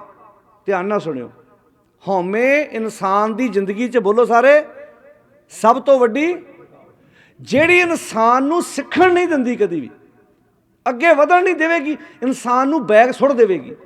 ਹੁਣ ਇੱਥੇ ਪਾਤਸ਼ਾਹ ਜੀ ਕਹਿੰਦੇ ਨੇ ਐਸੋ ਗੁਣ ਮੇਰੋ ਪ੍ਰਭ ਜੀ ਕੀਨ, ਇੱਦਾਂ ਦਾ ਗੁਣ ਮੇਰੇ ਪ੍ਰਭੂ ਨੇ, ਮੇਰੇ ਮਾਲਕ ਨੇ, ਮੇਰੇ ਵਾਹਿਗੁਰੂ ਨੇ ਮੇਰੇ ਤੇ ਕਰ ਦਿੱਤਾ। ਪੰਜ ਦੋਖ। ਪੰਜ ਦੋਖ ਕਿਹੜੇ? ਕਾਮ, ਕ੍ਰੋਧ, ਸਾਰੇ ਬੋਲੋ, ਕਾਮ, ਕ੍ਰੋਧ, ਲੋਭ, ਮੋਹ ਤੇ ਹੰਕਾਰ। ਇਹ ਤਨ ਤੇ ਸਕਲ ਦੂਰ ਕੀਨ, ਇਹ ਮੇਰੇ ਤਨ ਦੇ ਨਾਲੋਂ ਦੂਰ ਕਰ ਦਿੱਤੇ। ਇਹ ਮੇਰੇ ਤੇ ਮੇਰੇ ਅਕਾਲ ਪੁਰਖ ਨੇ ਗੁਣ ਕੀਤਾ। ਇਹ ਆ ਗੁਣ। ਕਿਉਂ ਸਾਧ ਸੰਗਤ ਜੀ? ਇਹ ਆ ਮੇਰੇ ਤੇ ਕੀਤਾ ਗੁਣ। ਕੀ ਸਾਡਾ ਸੰਸਾਰ ਇਹ ਗੁਣ ਕਰਾਉਣਾ ਚਾਹੁੰਦਾ ਵੀ ਮੈਂ ਮੇਰੇ ਤੇ ਗੁਣ ਮੇਰਾ ਰੱਬ ਕਰੇ? ਜਦੋਂ ਇਹ ਪੰਜੇ ਚੀਜ਼ਾਂ ਜੀਵਨ 'ਚੋਂ ਪਾਸੇ ਹੋ ਗਈਆਂ, ਜੀਵਨ ਤੇ ਖੂਬਸੂਰਤ ਬਣ ਜਾਣਾ। ਇਹਦੇ ਵਰਗਾ ਤੇ ਜੀਵਨ ਕਿਸੇ ਦਾ ਹੋਣਾ ਹੀ ਨਹੀਂ। ਅੱਜ ਲੜਾਈਆਂ ਕਾਹਦੀਆਂ? ਜੇ ਭਰਾ ਭਰਾ ਦੀ ਨਹੀਂ ਬਣਦੀ, ਪਤੀ ਪਤਨੀ 'ਚ ਕੋਈ ਪ੍ਰੋਬਲਮ ਆ, ਜੇ ਕਿਤੇ ਕਿਸੇ ਜਵਾਈ ਦੀ ਸਹੁਰਿਆਂ ਨਾਲ ਨਹੀਂ ਬਣਦੀ, ਜਾਂ ਸਹੁਰਿਆਂ ਦੀ ਜਵਾਈ ਨਾਲ ਨਹੀਂ ਬਣਦੀ, ਜੇ ਕਿਸੇ ਗੁਰਦੁਆਰੇ ਨਾਲ ਮੇਰੀ ਲੜਾਈ ਹੈ, ਇਹਨਾਂ ਪੰਜਾਂ ਤੋਂ ਬਿਨਾਂ ਛੇਵਾਂ ਕਾਰਨ ਦੱਸ ਦਿਓ ਕਿਹੜਾ? ਆ PM ਵੀ BJP ਸਰਕਾਰ ਜੇ ਇੰਨਾ ਲੰਬਾ ਟਾਈਮ ਅੜੀ ਹੈ, ਅੰਦਰ ਹੈਗੀ ਤੇ ਈਗੋ ਪ੍ਰੋਬਲਮ ਸੀ ਵੀ ਮੈਂ ਕਿਸਾਨਾਂ ਅੱਗੇ ਕਿਉਂ ਝੁਕਾਂ। ਇਹ ਤੇ ਅੰਦੋਲਨ ਜੀਵੀ ਹੈ। ਪਰ ਉਹਨੂੰ ਦਿਸਿਆ ਅੱਗੇ UP ਵੀ ਇਹ ਹੁਣ ਹੌਲੀ ਹੌਲੀ ਜ਼ਮੀਨ ਮੇਰੇ ਪੈਰਾਂ ਥੱਲਿਓਂ ਖਿਸਕ ਰਹੀ ਆ। ਪਤਾ ਹੈ ਨਾ ਤੁਹਾਨੂੰ, ਜਦੋਂ 19 ਨਵੰਬਰ ਨੂੰ ਐਲਾਨ ਕੀਤਾ PM ਨੇ, ਤੇ UP ਦੇ ਵਿੱਚੋਂ ਕਈ BJP ਦੇ MLA ਹੌਲੀ ਹੌਲੀ ਅਸਤੀਫਾ ਦੇ ਕੇ ਫੁਰ ਹੋ ਗਏ। ਆ ਸਾਡੇ ਪੰਜਾਬ 'ਚ ਪਤਾ ਨਹੀਂ ਕੀ ਭਾਣਾ ਵਾਪਰ ਜਾਂਦਾ, ਇੱਧਰ ਕਈ BJP ਜੁਆਇਨ ਕਰੀ ਜਾਂਦੇ ਆ। ਮਤਲਬ ਇਹ ਉਹ ਜਿੱਦਾਂ ਬਸ਼ਰਮਾਂ ਦੀ ਦਾਲ ਡੁੱਲ ਗਈ ਜਾਂਦਾ, ਅਸੀਂ ਥੱਲੇ ਪੈ ਕੇ ਖਾਂਦੇ ਹੁੰਦੇ ਆ। ਉਹ ਕਿਤੇ ਨਾ ਕਿਸੇ ਬਸ਼ਰਮ ਬੰਦੇ ਸੀ, ਉਹਨਾਂ ਦੀ ਨਾ ਕੌਲੀ ਲਈ ਆਉਂਦੇ ਸੀ ਦਾਲ ਪਾ ਕੇ ਕੌਲੀ 'ਚ, ਤੋਂ ਠੇਡਾ ਲੱਗਾ ਤੇ ਦਾਲ ਡੁੱਲ ਗਈ। ਤੇ ਉਹ ਮਤਲਬ ਉਹ ਆਂਦਾ ਪਾ ਲਓ ਕੌਲੀ 'ਚ। ਹੁਣ ਉਹ ਆਪਣੀ ਢੀਠਤਾਈ ਨੂੰ ਕੀ ਕਹਿੰਦੇ? ਕਹਿੰਦੇ ਅਸੀਂ ਨਾ ਅਸਲ 'ਚ ਜ਼ਮੀਨ 'ਤੇ ਪਾ ਕੇ ਖਾਣੇ, ਸਾਡੇ ਅਸੂਲ ਹੁੰਦੇ ਆ। ਇਹ ਕੁਝ ਬੰਦੇ ਏਡੇ ਢੀਠ, ਅੱਤ ਢੀਠ ਜਿਹਨੂੰ ਆਪਾਂ ਕਹਿੰਦੇ ਆ, ਅੱਤ ਢੀਠ। ਅੱਛਾ, UP ਦੇ ਵਿੱਚ ਜਿੱਥੇ ਸਭ ਤੋਂ ਵੱਧ ਸੀਟਾਂ ਵਾ, ਸਭ ਤੋਂ ਵੱਧ, ਤੇ ਸਰਕਾਰ BJP, ਤੁਸੀਂ ਵੇਖੋ ਵੀ ਉਹ ਬੰਦੇ ਅਸਤੀਫੇ ਦੇ ਕੇ ਇੱਧਰ ਨੂੰ ਆ ਰਹੇ ਆ। ਤੇ ਸਾਨੂੰ ਸਾਡੇ ਬੰਦਿਆਂ ਨੂੰ ਟਰਾਲੀ ਨਹੀਂ ਲੱਭਣ ਦੀ ਵੀ ਕਿਹੜੀ ਟਰਾਲੀ ਕਿਹੜੀ ਬੱਸ ਵਿੱਚ ਸਫ਼ਰ ਕਰੀਏ। ਦਬਦਾ ਛਾਲ ਮਾਰ ਕੇ ਤੁਸੀਂ ਵੇਖਿਓ ਕਿੰਨੇ ਰੰਗ ਬਦਲਨੇ ਆ ਥੋੜ੍ਹੇ ਦਿਨਾਂ ਬਾਅਦ, ਕਿੰਨਿਆਂ ਲੋਕਾਂ ਨੇ। ਹੁਣ 20 ਫਰਵਰੀ ਨੂੰ ਇਲੈਕਸ਼ਨ ਆ, ਵੇਖਿਓ ਤੁਸੀਂ ਉਹ ਤੋਂ ਬਿਨਾਂ ਕੀ ਕੁਝ ਵਾਪਰਦਾ, ਕਿੱਦਾਂ ਜ਼ਮੀਰਾਂ ਵਿਕਦੀਆਂ, ਕਿੱਦਾਂ ਕਿਸੇ ਨੇ ਇੱਧਰ ਨੂੰ ਇੱਧਰ ਚੱਲ ਜਾਣਾ, ਕਿਸੇ ਨੇ ਚੱਪਲ ਨਾਲੋਂ ਭੈੜੇ। ਚੱਪਲ ਤਿਲਕਣ ਲੱਗਿਆ ਨਾ ਥੋੜ੍ਹਾ ਟਾਈਮ ਲਾਉਂਦੀ ਹੋਵੇ, ਜੇ ਮਾੜੀ ਮੋੜ ਥੱਲੇ ਗੁੱਟੀ ਹੋਵੇ ਨਾ ਉਹਦੇ ਚੱਪਲ ਦੇ, ਤੇ ਉਹ ਤਿਲਕਣ ਲੱਗਿਆ ਟਾਈਮ ਲਾਉਂਦੀ। ਕਈਆਂ ਨੇ ਤਿਲਕ ਕੇ ਇੱਕ ਦੂਜੇ ਬੰਨੇ ਜਾ ਕੇ ਡਿੱਗਣਾ। ਤੁਸੀਂ ਵੇਖਿਓ ਹਾਲਾਤ ਕਿਹੜੇ ਬਣਦੇ ਆ। मतलब अजे तक असी वेखो जे गंदी लीडरशिप ने साडे ते इन्ना लंबा टाइम राज किया तो वो कसूरवार असी आप हाँ। ਅਸੀਂ ਹੁਣ ਲੁਧਿਆਣਿਓਂ ਚੱਲ ਕੇ ਆਏ, ਮੈਂ ਰਸਤੇ 'ਚ ਨੋਟ ਕਰਦਾ ਹੁੰਦਾ ਸੀ, ਮੈਂ ਕਿਹਾ ਵੇਖੋ ਸਾਡੇ ਕਿਸੇ ਨੇ ਕੋਈ ਸਟਿੱਕਰ ਆਪਣੇ ਦਰਵਾਜ਼ੇ ਗੜੀ ਲਾਇਆ, ਕਿਸੇ ਨੇ ਕੋਈ ਸਟਿੱਕਰ ਆਪਣੇ ਦਰਵਾਜ਼ੇ ਅੱਗੇ ਲਾਇਆ, ਮਤਲਬ ਦੱਸਣਾ ਚਾਹੁੰਦੇ ਵੀ ਮੈਂ ਫਲਾਣੇ ਧੜੇ ਦਾ। ਕਦੀ ਆਪਣੇ ਆਪ ਨੂੰ ਗੁਰੂ ਦਾ ਬੰਦਾ ਵੀ ਕਿਹਾ, ਮੈਂ ਗੁਰੂ ਦਾ ਬੰਦਾ। ਸਤਿਗੁਰ ਸਾਹਿਬ ਛੱਡ ਕੇ ਮਨਮੁਖ ਹੋਏ ਬੰਦੇ ਦਾ ਬੰਦਾ, ਗੁਰੂ ਛੱਡ ਬੈਠੇ ਹਾਂ ਤੇ ਬੰਦਿਆਂ ਦੇ ਸਟਿੱਕਰ ਲਵਾਈ ਫਿਰਦੇ ਅਸੀਂ ਆਪਣੇ ਉੱਤੇ ਵੀ ਮੈਂ ਫਲਾਣੇ ਧੜੇ ਦਾ, ਮੈਂ ਫਲਾਣੀ ਪਾਰਟੀ ਦਾ। सतगुर साहब भाई गुरदास जी कहते सतगुर साहिब छड्ड के मनमुख होए बंदे दा बंदा। मनमुख बंदा बंदियां दा बंदा बन गया, अपना गुरु छड्ड बैठा। हुण ध्यान नाल सुनियो, ये जिहड़े 5 रोग आ ना, 5 रोग इहो लड़ाई दा कारण। तुसीं आपां जिन्ने भी इत्थे बैठे आ परिवार दी तरह बैठे आ, ध्यान नाल सुनियो। दुनिया दे विच ना भावें किसी हसबैंड वाइफ की लड़ाई है, किते भरा भरा की लड़ाई है, किसी पिंड विच लड़ाई है, किसी भी जगह लड़ाई है, तुहानूं 5 तो बिना 6वां कारण कोई नहीं लभना लड़ाई का। मार लो ध्यान। जे मान लो किसी भरा की जां किते पति पत्नी के आपस रोज़ तू मैं हुंदी आ, इन्हां चों कोई ना कोई एक कारण आ, जां ते काम वासनावां वा, जां लालच वा, जां हंकार आ भी मैं सही हाँ तू गलत वा। प्रॉब्लम तो इहो ही आ ना। ये आ साडे सब तो वड्डे दुश्मन। असीं ते रिश्तेदारां नूं दुश्मन कही जाने आ, ओ साडा दुश्मन। कोई नहीं दुश्मन भाई साडा। ध्यान नाल सुणियो। एक बंदे असीं अरदास विच कहने नानक नाम चढ़दी कला तेरे भाणे, ते फिर दुश्मन तुहाडा कौन किवें होया? दुश्मन बंदिया सब तो वड्डा तू अपने आप दा आप आ। किवें? तेरे अंदर दे ऐब तेरे अंदर। अच्छा हुण सुणियो ध्यान नाल गल। किसी घर चोर आ जाए, चोरी करके गांह जांदा, ते बंदा सवेरे उठ के जां घर नहीं हैगा सी तां चोरां ने चोरी की, FIR दर्ज कराउंदा। थाणे वाले पुछदे जी किन्ना समान लै गए तेरे घरों? दसदा जी इन्ना इन्ना तोले सोना पिया सी, इन्ना कैश पिया सी, आह समान मेरे घरों। पूरी FIR विच रिपोर्ट आ जांदी भी इन्ना समान इहदे घरों चोरी कीता। इहदा मतलब चोर कितों आया? तेरे घरों चोरी करके लै गया। पर यह शरीर दे विचों चोर चोरी कर रहे आ। ये चोर बाहरों नहीं आउंदे, चोर साडे अंदर बैठे आ। बाणी दा वाक है, इस देही अंदर, सारे बोलो, इस देही अंदर 5 चोर वसै। इस दे हर एक दे शरीर च 5 चोर वसदे आ। किन्ने वसदे आ जी? काम, क्रोध, लोभ, मोह ते हंकारा। ये की लुटदे आ? अमृत लुट है। इन्हां 5 ने मेरे अंदरों अमृत लुट लिया। हुण मेरियां अखां नूं पराई औरत विचों अपनी धी, अपनी भैन, अपनी मां नहीं दिसदी। अड़ियां रेप वर्गियां घटनावां तां ही वापरदियां। औरत नूं मर्द विचों अपना भरा नहीं दिसदा भी वेख के इदां कहे बिल्कुल मेरे भरा वर्गा है, बिल्कुल मेरे पुत वर्गा है, बिल्कुल मेरे बेटे वर्गा है। क्योंकि अमृत निकल गया अंदरों, जहर रह गया अखां च। इसे जहर चों अज रेप हो रहा, इसे जहर चों कतल हो रहा, इसे जहर चों रोज़ अखबार च एक अद्धी खबर लगी होंदी है। नहीं लगी होंदी तां दस दिओ, क्योंकि अमृत लुट है। इन्हें अमृत लुट लिया। जेड़े भरा तो जान वारदे सी, अज तां भागां वाला परिवार कोई कहना पवेगा समाज विच, जेड़े शामां नूं 2-4 भरा इकट्ठे बह के एक दूजे नाल गल्लां बातां। ये अजे उन्हां घरां च जेड़े अजे पुराने बैठे आ। अगे तो चीज़ां हौली हौली ये लोप हो गईयां साडे चों। हुण तां प्यो पुत भी एक थां ते बहण नूं कईयां थावां ते तैयार नहीं हैगे। अमीरी पदार्थां दी नहीं है। घर वड्डा होना, महंगियां महंगियां गड्डियां होणियां, ये अमीरी थोड़ा। अमीरी है तुहाडे करैक्टर दी, अमीरी है तुहाडे किरदार दी,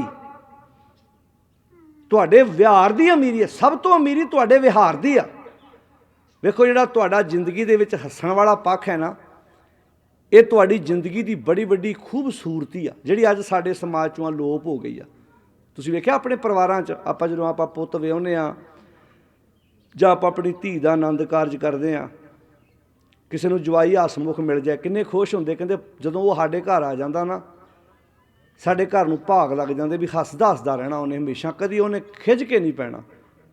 तो कई धीआं इदां दियां हुंदियां जदों सहुरे घर विआहियां जांदियां, हसूं हसूं करना उन्हें, हर एक नूं मतलब उन्हें हर गल नूं इदां हासे च, वड्डे तो वड्डी घटना नूं भी हासे च लैके उन्हें गल कर जानी है। कहना ਭਾਈ ਮੱਥਾ ਹੀ ਇਦਾਂ ਦਾ ਵੀ ਕਦੀ ਤਿਉੜੀ ਨਹੀਂ ਵੇਖੀ ਵੀ ਐਡਾ ਵਧੀਆ ਸੁਭਾਅ ਆ। ਇਹ ਜਿਹੜਾ ਸੁਭਾਅ ਆ ਨਾ, ਇਹ ਸਾਡੀ ਜ਼ਿੰਦਗੀ ਦਾ ਡਰਾਈਵਰ ਆ। ਜਦੋਂ ਆਪਾਂ ਬਾਣੀ 'ਚੋਂ ਪੜ੍ਹਦੇ ਹਾਂ ਨਾ ਕਲਯੁਗ, ਤੇ ਗੁਰੂ ਗ੍ਰੰਥ ਸਾਹਿਬ ਦੀ ਬਾਣੀ ਦਾ ਵਾਕ ਹੈ, ਨਾਨਕ ਮੇਰ ਸਰੀਰ ਕਾ ਇੱਕ ਰਥ, ਸਾਰੇ ਬੋਲੋ, ਇੱਕ ਰਥ ਇੱਕ ਰਥਵਾ।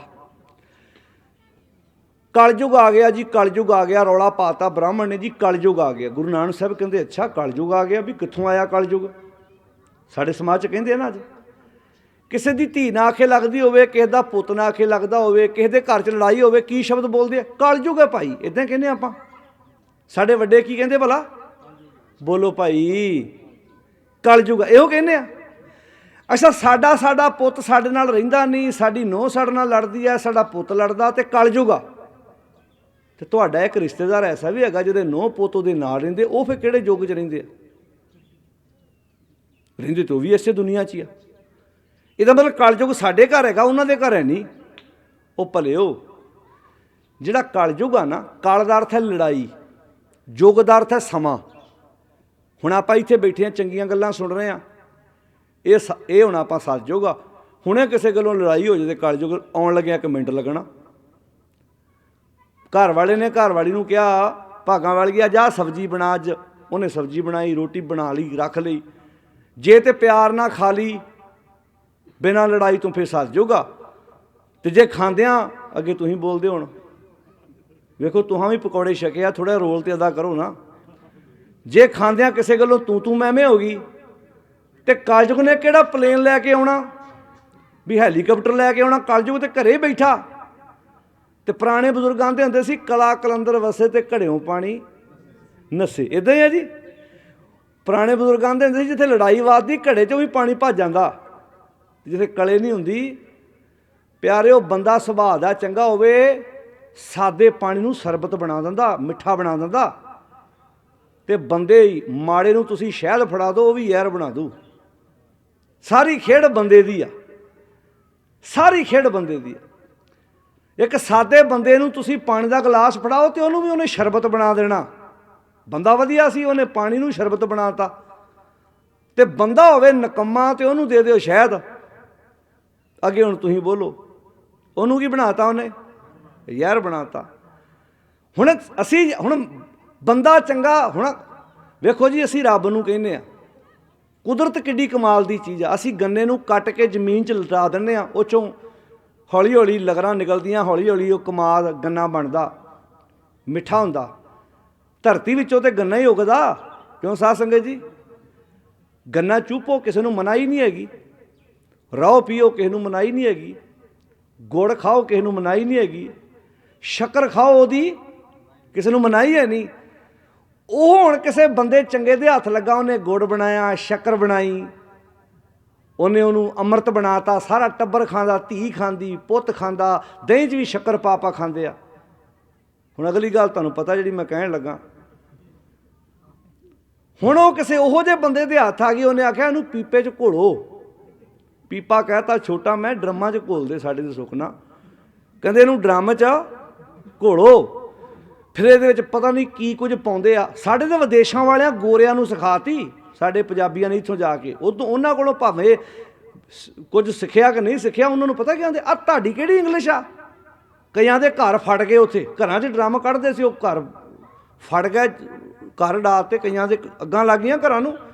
ਉਹ ਫਿਰ ਇੰਸ਼ੋਰੈਂਸ ਵਾਲੇ ਆਉਂਦੇ ਆ, ਉਹ ਕਹਿੰਦੇ ਵੀ ਕਲੇਮ ਇੱਦਾਂ ਨਹੀਂ ਮਿਲਣਾ ਭਾਈ, ਤੁਸੀਂ ਤਾਂ ਗਲਤ ਕੰਮ ਕਰਦੇ ਹੋ, ਤੁਸੀਂ ਤਾਂ ਇੱਥੇ ਨਸ਼ੇ ਕੱਢਦੇ ਹੋ। ਪਰ ਚੱਲਦੇ ਥੋੜ੍ਹਾ ਸਾਡੇ ਪੰਜਾਬੀ ਸੁੱਖ ਨਾਲ, ਕਿਉਂਕਿ ਵਿਗਿਆਨ ਅਗਲੇ ਸੋਚਦੇ ਵੀ ਜੇ ਤੁਸੀਂ 4 ਪਹੀਏ ਬਣਾ ਕੇ ਉੱਤੇ ਇੰਜਣ ਰੱਖ ਕੇ ਗੱਡੀ ਚਲਾ ਸਕਦੇ ਹੋ, ਅਸੀਂ ਵੀ ਇੱਕ ਇੱਦਾਂ ਚੀਜ਼ ਬਣਾਈ ਆ, ਉਹ ਗੱਡੀ ਨਾਲੋਂ ਵੀ ਤੇਜ਼ ਦੌੜੂ, ਵੀ ਅਸੀਂ ਘੱਟ ਥੋੜ੍ਹਾ ਕਿਸੇ ਨਾਲੋਂ। ਹੁਣ ਗੁੜ ਘੋਲਿਆ, ਜਦੋਂ ਉਹਦੇ ਵਿੱਚੋਂ ਫਿਰ ਉਹ ਨਸ਼ਾ ਨਿਕਲਿਆ, ਹੁਣ ਉਹ ਧੀ ਨੂੰ ਕਹਿ ਪਿਆ, ਇੱਦਾਂ ਆਪਣੀ ਧੀ ਨੂੰ ਕਹਿ ਵੀ ਤੂੰ ਹੁਣ ਪੀ ਮੇਰੇ ਸਾਹਮਣੇ, ਤੈਨੂੰ ਵੀ ਪਤਾ ਵਾ ਇਹ ਹੁਣ ਜ਼ਹਿਰ ਬਣ ਗਈ ਆ। ਕੱਢਣ ਵਾਲਿਆ, ਤੈਨੂੰ ਵੀ ਪਤਾ ਵੀ ਹੁਣ ਤੂੰ ਮਾਂ ਨੂੰ ਕਹਿ ਹਾਂ ਇੱਕ ਤੁਬਕਾ ਹੀ ਪੀ ਕੇ ਵਿਖਾ ਹੁਣ। ਪਰ ਇਹਦੇ ਤੋਂ ਪਹਿਲਾਂ ਗੁੜ ਭਾਵੇਂ ਜਿੰਨਾ ਮਰਜ਼ੀ ਧੀ ਖਾ ਲੈਂਦੀ, ਤੈਨੂੰ ਚੰਗਾ ਲੱਗਣਾ ਸੀ। ਹੁਣ ਕਈ ਆਂਦੇ ਗੁਰੂ ਗ੍ਰੰਥ ਸਾਹਿਬ 'ਚ ਲਿਖਿਆ ਨਸ਼ੇ ਬਾਰੇ। ਹਾਂਜੀ ਲਿਖਿਆ ਜੀ, ਸੂਹੀ ਰਾਗ ਦਾ ਸ਼ਬਦ ਹੈ, ਹੁਣ ਪ੍ਰੋਬਲਮ ਇਹ ਆ ਵੀ ਪਾਠ ਗੁਰਦੁਆਰੇ ਰਖਾਤਾ, 5 ਪਾਠੀਆਂ ਨੇ ਪਾਠ ਕਰਤਾ, ਅਸੀਂ ਆ ਗਏ ਘਰ ਨੂੰ। ਹਾਂਜੀ, ਅੰਦਰ ਬਹਿ ਕੇ ਸੁਣਿਆ ਕੋਈ ਨਹੀਂ। ਗੁੜ ਕਰ ਗਿਆਨ ਧਿਆਨ ਕਰ ਧਾਵੈ, ਇਹ ਜੋਗੀਆਂ ਨਾਲ, ਜੋਗੀ ਨਸ਼ਾ ਬਹੁਤ ਪੀਂਦੇ ਸੀ। ਮਹਾਰਾਜ ਜੋਗੀਆਂ ਨੂੰ ਆਂਦੇ ਵੀ ਤੁਸੀਂ ਸ਼ਰਾਬ ਕਿਉਂ ਪੀਂਦੇ ਹੋ? ਧਿਆਨ ਨਾਲ ਸੁਣਿਓ ਹੁਣ ਗੱਲ। ਜੋਗੀ ਆਂਦੇ ਆ ਵੀ ਇਸ ਕਰਕੇ ਪੀਂਦੇ ਆ ਵੀ ਇਹਦੇ ਨਾਲ ਨਾ ਸੁਰਤ ਟਿਕਦੀ ਆ। ਜੋਗੀ ਕੀ ਆਂਦੇ ਸੀ ਭਲਾ? ਤੇ ਜਿਹੜੇ ਬੰਦੇ ਨਸ਼ਾ ਪੀਂਦੇ ਉਹਨੂੰ ਪੁੱਛੋ ਤੂੰ ਕਿਉਂ ਪੀਣਾ? ਕਹਿੰਦਾ ਕਰਜ਼ਾ ਬੜਾ ਦੇਣਾ ਤਾਂ ਪੀਣਾ। ਆਂਦਾ ਇਹਦੇ ਨਾਲ ਲੈ ਜਾਂਦਾ, ਆਂਦਾ ਇਹਦੇ ਨਾਲ ਲੈਂਦਾ ਤਾਂ ਨਹੀਂ, 5-6 ਘੰਟੇ ਚੇਤਾ ਭੁੱਲ ਜਾਂਦਾ ਵੀ ਕਿਸੇ ਦਾ ਦੇਣਾ ਆਪਾਂ। ਅੱਛਾ, ਇੱਕ ਮੈਂ ਪਰਿਵਾਰ ਨੂੰ ਮਿਲਿਆ, ਮੈਂ ਕਿਹਾ ਵੀ ਵੀਰੇ ਨਸ਼ਾ ਕਿਉਂ ਪੀਣਾ? ਕਹਿੰਦਾ ਯਾਰ ਕਰਜ਼ੇ ਦੀ ਟੈਨਸ਼ਨ ਬੜੀ, ਕਰਜ਼ਾ ਬੜਾ ਸਿਰ 'ਤੇ ਚੜ੍ਹ ਗਿਆ, ਜਦੋਂ ਤੱਕ ਇਹ ਨਸ਼ਾ ਅੰਦਰ ਨਾ ਜਾਵੇ ਤੇ ਕਰਜ਼ੇ ਦੀ ਟੈਨਸ਼ਨ ਰਹਿੰਦੀ ਆ। ਮੈਂ ਕਿਹਾ ਟੈਨਸ਼ਨ ਕਿਹਨੂੰ ਆ? ਲਾਗੋ ਭੈਣ ਬੋਲੀ ਘਰ ਵਾਲੀ, ਕਹਿੰਦੀ ਵੀਰੇ ਟੈਨਸ਼ਨ ਤੇ ਮੈਨੂੰ ਵੀ ਬੜੀ ਆ। ਮੈਂ ਕਿਹਾ ਇਹਨੂੰ ਵੀ 2 ਪੈਗ ਮਰਾਓ। ਲਾਗੋ ਮਾਤਾ ਬੋਲੀ, ਕਹਿੰਦੀ ਟੈਨਸ਼ਨ ਦੇ ਪੁੱਤ ਮੈਨੂੰ ਬੜੀ, ਮੈਂ ਵੀ ਨਹੀਂ ਰਾਤ ਨੂੰ ਸੌਂਦੀ। ਮੈਂ ਕਿਹਾ ਇਹਨੂੰ ਵੀ ਮਰਾਓ 2 ਪੈਗ। ਫਿਰ ਇਹ ਟੈਨਸ਼ਨ ਇਕੱਲੀ ਬੰਦੇ ਨੂੰ ਕਿਉਂ ਹੁੰਦੀ ਆ ਬਈ? ਉਹ ਬੋਲੋ ਭਾਈ, ਹੁਣ ਤੁਸੀਂ ਜਾਣ ਲੱਗਿਆ ਪਰਿਵਾਰ ਨੂੰ ਕਹਿ ਕੇ ਜਾਣਾ ਵੀ ਇਹ ਬੰਦਾ ਦੁਬਾਰਾ ਸਾਡੇ ਇਲਾਕੇ 'ਚ ਨਾ ਆਵੇ। ਉਹ ਬੋਲੋ ਭਾਈ, ਇਹ ਇਮਾਨਦਾਰੀ ਨਿਭਾ ਕੇ ਜਾਇਓ, ਕਿਉਂਕਿ ਸਾਨੂੰ ਪਤਾ ਵੀ ਸੱਚ ਸੁਣਨਾ ਬੜਾ, ਉਹ ਬੋਲੋ ਭਾਈ ਗੁਰੂ ਕੇ ਪਿਆਰਿਓ, ਔਖਾ। ਹੁਣ ਦੱਸੋ ਜੇ ਤੇ ਅੱਛਾ ਇਹ ਬਹਾਨਾ ਕਿੱਡਾ ਤਗੜਾ, ਇਹ ਟੈਨਸ਼ਨ ਆ ਜੀ ਤਾਂ ਪੀਨੇ ਆ। ਜੋਗੀਆਂ ਨੂੰ ਪੁੱਛਿਆ ਤੁਸੀਂ ਪੀਨੇ ਕਿਉਂ ਆ? ਉਹ ਕਹਿੰਦੇ ਇਸ ਕਰਕੇ ਪੀਨੇ ਆ, ਇਹਦੇ ਨਾਲ ਸੁਰਤ ਟਿਕਦੀ ਆ। ਧਿਆਨ ਨਾਲ ਸੁਣੋ, ਇਹਦੇ ਨਾਲ ਕੀ ਟਿਕਦੀ ਆ? ਸੁਰਤ ਟਿਕਦੀ ਆ। ਪਾਤਸ਼ਾਹ ਕਹਿੰਦੇ ਅੱਛਾ ਫਿਰ ਕਿੰਨਾ ਚਿਰ ਪੀਨੇ ਆ ਤੁਸੀਂ? ਕਹਿੰਦੇ ਤਾਂ ਰਾਤ ਪੀਏ ਸਵੇਰੇ ਲੈ ਜਾਂਦੀ ਆ।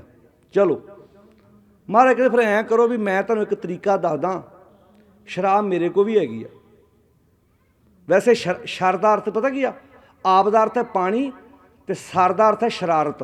ਇਹਦਾ ਨਾਮ ਆ ਸ਼ਰਾਰਤ ਦਾ ਪਾਣੀ। ਇਹਦਾ ਨਾਮ ਪਤਾ ਕੀ ਆ?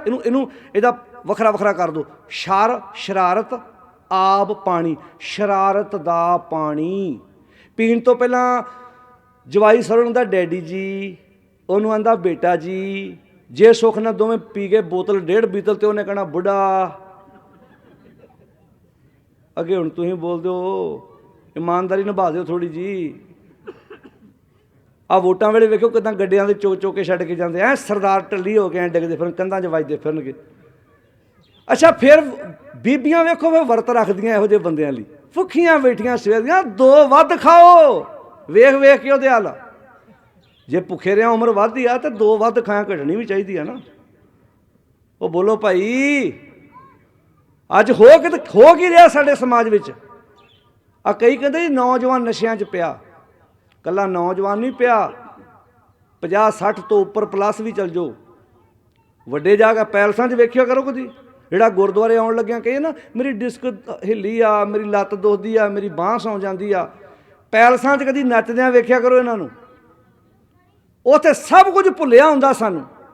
ਬਣਦਾ ਵਾਹ ਕੇ ਰੇ ਮੂੜੇ, ਲਾਹੇ ਕੋ ਤੂੰ ਢੀਲਾ ਢੀਲਾ, ਚੰਗਿਆਂ ਕੰਮਾਂ ਨੂੰ ਢਿੱਲਾ ਢਿੱਲਾ, ਤੋਟੇ ਕੋ ਬੇਗਤਾ ਆ, ਸਸਤ ਵਖਰ ਤੂੰ ਕਿੰਨੇ ਨਾਹੀਂ ਪਾਪੀ ਵਾਧਾ ਰੇ ਨਾਇਆ। ਭੈਣੋ ਧਿਆਨ ਨਾਲ ਸੁਣਿਓ ਮੇਰੇ ਵੀਰੋ, ਬੰਦਾ ਸੋਫੀ ਹੋਵੇ ਤੇ ਸ਼ਾਮਾਂ ਨੂੰ ਆਪਣੇ ਪਰਿਵਾਰ ਸਲਾਹਾਂ ਕਰਦਾ ਕਿ ਨਹੀਂ ਕਰਦਾ ਜੀ? ਉਹ ਬੋਲੋ ਸਾਧ ਸੰਗਤ ਜੀ, ਬੰਦਾ ਸੋਫੀ ਹੋਇਆ ਸ਼ਾਮ ਨੂੰ ਬਹਿ ਕੇ ਪਰਿਵਾਰ ਨਾਲ ਸਲਾਹਾਂ ਕਰਦਾ। ਘਰ ਵਾਲੀ ਪੁੱਛਦੀ ਹੁਣ ਆਪਾਂ ਬੇਟੀ ਨੂੰ ਕਿਹੜਾ ਕੋਰਸ ਕਰਾਉਣਾ, ਪੁੱਤ ਨੂੰ ਆਪਾਂ ਕਿਹੜੇ ਕਾਲਜ ਵਿੱਚ ਪਾਉਣਾ, ਅੱਗੇ ਆਪਾਂ ਕੀ ਕਰਾਉਣਾ, ਕੀ ਕਰਨਾ, ਸਵੇਰੇ ਸਲਾਹ ਕਰਦੇ ਆ ਨਾ। ਤੇ ਬੰਦੇ ਨੇ ਨਸ਼ਾ ਪੀਤਾ ਹੋਵੇ ਤੇ ਫੇਰ ਵੀ ਸਲਾਹ ਹੁੰਦੀ ਭਲਾ? ਸੋਫੀ ਹੋਵੇ ਤਾਂ ਸਲਾਹ ਆ ਵੀ ਹੁੰਦੀ ਆ ਵੀ ਹੁਣ ਆਪਾਂ ਘਰ ਬਣਾ ਲਈਏ ਸੁੱਖ ਨਾਲ, ਹੁਣ ਤੇ ਛੱਤ ਚੋਣ ਲੱਗ ਪਈ ਆ, ਕੋਈ 2 ਕਮਰੇ ਪਾ ਦੇ ਮੈਨੂੰ। ਉਹ ਕਹਿੰਦਾ ਕੋਈ ਗੱਲ ਨਹੀਂ ਭਾਗਾਂ ਵਾਲੀਏ, ਵੀ ਹੁਣ ਆਪਾਂ ਐਰਕੀ ਕਣਕ ਤੋਂ 2-4 ਕਮਰੇ ਪਾ ਦੇਣੇ ਆ। ਨਸ਼ਾ ਪੀਤਾ ਹੋਵੇ ਸਲਾਹਾਂ ਤੇ ਫੇਰ ਵੀ ਹੁੰਦੀਆਂ। ਸਲਾਹਾਂ ਪਤਾ ਕਿਹੜੀਆਂ ਹੁੰਦੀਆਂ? ਹੁਣ ਤੈਨੂੰ ਵੱਡੀ ਕੋਠੀ ਪਾ ਦੇਣੀ ਆ। ਉਹ ਮਨ 'ਚ ਸੋਚਦੀ ਆ ਵੀ ਵੱਡੀ ਪਵੇ ਨਾ ਪਵੇ, ਆਹ ਵੇਖ ਜਾਣੀ ਜਿਹੜੀ ਹੈਗੀ, ਜਿਹੜੇ ਤੇਰੇ ਲੱਛਣ ਆ ਨਾ। ਵੱਡੀ ਦਾ ਪਤਾ ਨਹੀਂ, ਪਰ ਜਿਹੜੇ ਤੇਰੇ ਲੱਲ ਹੈਗੇ ਆ, ਇਹ ਤੋਂ ਵੀ ਆਪਾਂ ਜਾਣਾ ਵਾ। ਤੇ ਗਏ ਆ ਲੋਕ, ਪਤਾ ਨਹੀਂ ਕਿੰਨੀਆਂ ਧੀਆਂ ਦੀ ਅਸੀਂ ਜ਼ਿੰਦਗੀ ਤਬਾਹ ਕਰ ਦਿੱਤੀ ਆ ਗੁਰੂ ਗ੍ਰੰਥ ਸਾਹਿਬ ਦੀ ਹਜ਼ੂਰੀ 'ਚ, ਨਸ਼ੇੜੀ ਬੰਦਿਆਂ ਨਾਲ ਲਾਵਾਂ ਕਰਾ ਕੇ। ਪਤਾ ਵਿਚੋਲਿਆਂ ਨੂੰ ਵੀ ਹੁੰਦਾ, ਪਤਾ ਲੜਕੇ ਵਾਲਿਆਂ ਨੂੰ ਹੁੰਦਾ ਵੀ ਸਾਡੇ ਲੜਕੇ ਵਿੱਚ ਇਹ ਐਬ ਆ, ਨਸ਼ਾ ਕਰਦਾ। ਪਰ ਝੂਠ ਬੋਲ ਬਾਲ ਕੇ, ਕੱਜ ਕੁੱਜ ਕੇ ਵਿਆਹ ਕਰ ਦਿੰਦੇ ਆ। ਤੇ ਗੁਰਦੁਆਰਿਆਂ ਜਾ ਕੇ ਅੱਛਾ ਉਹਨੂੰ ਆਂਦੇ ਸੁਧਰ ਜੂਗਾ। ਨਾ ਨਾ ਜੀ, ਨਾ ਨਾ ਨਾ, ਇਹ ਭੁਲੇਖਾ ਦਿਮਾਗ 'ਚੋਂ ਕੱਢ ਦਿਓ ਆਪਣੇ। ਲਾਵਾਂ ਦਾ ਪਾਠ ਹੈ 773 ਨੰਬਰ ਅੰਕ ਤੇ ਗੁਰੂ ਗ੍ਰੰਥ ਸਾਹਿਬ 'ਚ। ਕਿੰਨੇ ਅੰਕ ਤੇ ਜੀ? ਉਹ ਤੋਂ ਪਹਿਲਾਂ 3 ਬਾਣੀਆਂ ਆਉਂਦੀਆਂ ਲਾਵਾਂ ਤੋਂ ਪਹਿਲਾਂ। ਧਿਆਨ ਨਾਲ ਸੁਣਿਓ, ਜਦੋਂ ਤੁਸੀਂ ਆਪਣੇ ਪੁੱਤਰ ਧੀ ਦਾ ਆਨੰਦ ਕਾਰਜ ਗਾਂਹ ਕਰਨਾ ਨਾ, ਜਿਹਦਾ ਰਹਿ ਗਿਆ, ਜਿਹਨੇ ਪੋਤਰੇ ਦਾ ਪੁੱਤਰ ਦਾ ਕਰ ਲਿਆ ਉਹਨੇ ਪੋਤਰੇ ਦਾ ਕਰਨਾ ਹੋਣਾ। ਤੁਸੀਂ ਕਿਸੇ ਵੀ ਗੁਰਦੁਆਰੇ ਜਾਇਓ, ਜਦੋਂ ਲਾਵਾਂ ਦਾ ਪਾਠ ਹੋਣਾ 3 ਬਾਣੀਆਂ ਇਹ ਤੋਂ ਪਹਿਲਾਂ ਆਉਂਦੀਆਂ। ਪਹਿਲੀ ਹੈ ਕੁਚੱਜੀ, ਫਿਰ ਹੈ ਸੁਚੱਜੀ, ਫਿਰ ਹੈ ਗੁਣਵੰਤੀ, ਤੇ ਫਿਰ ਹੈ ਜਾ ਕੇ ਲਾਵਾਂ।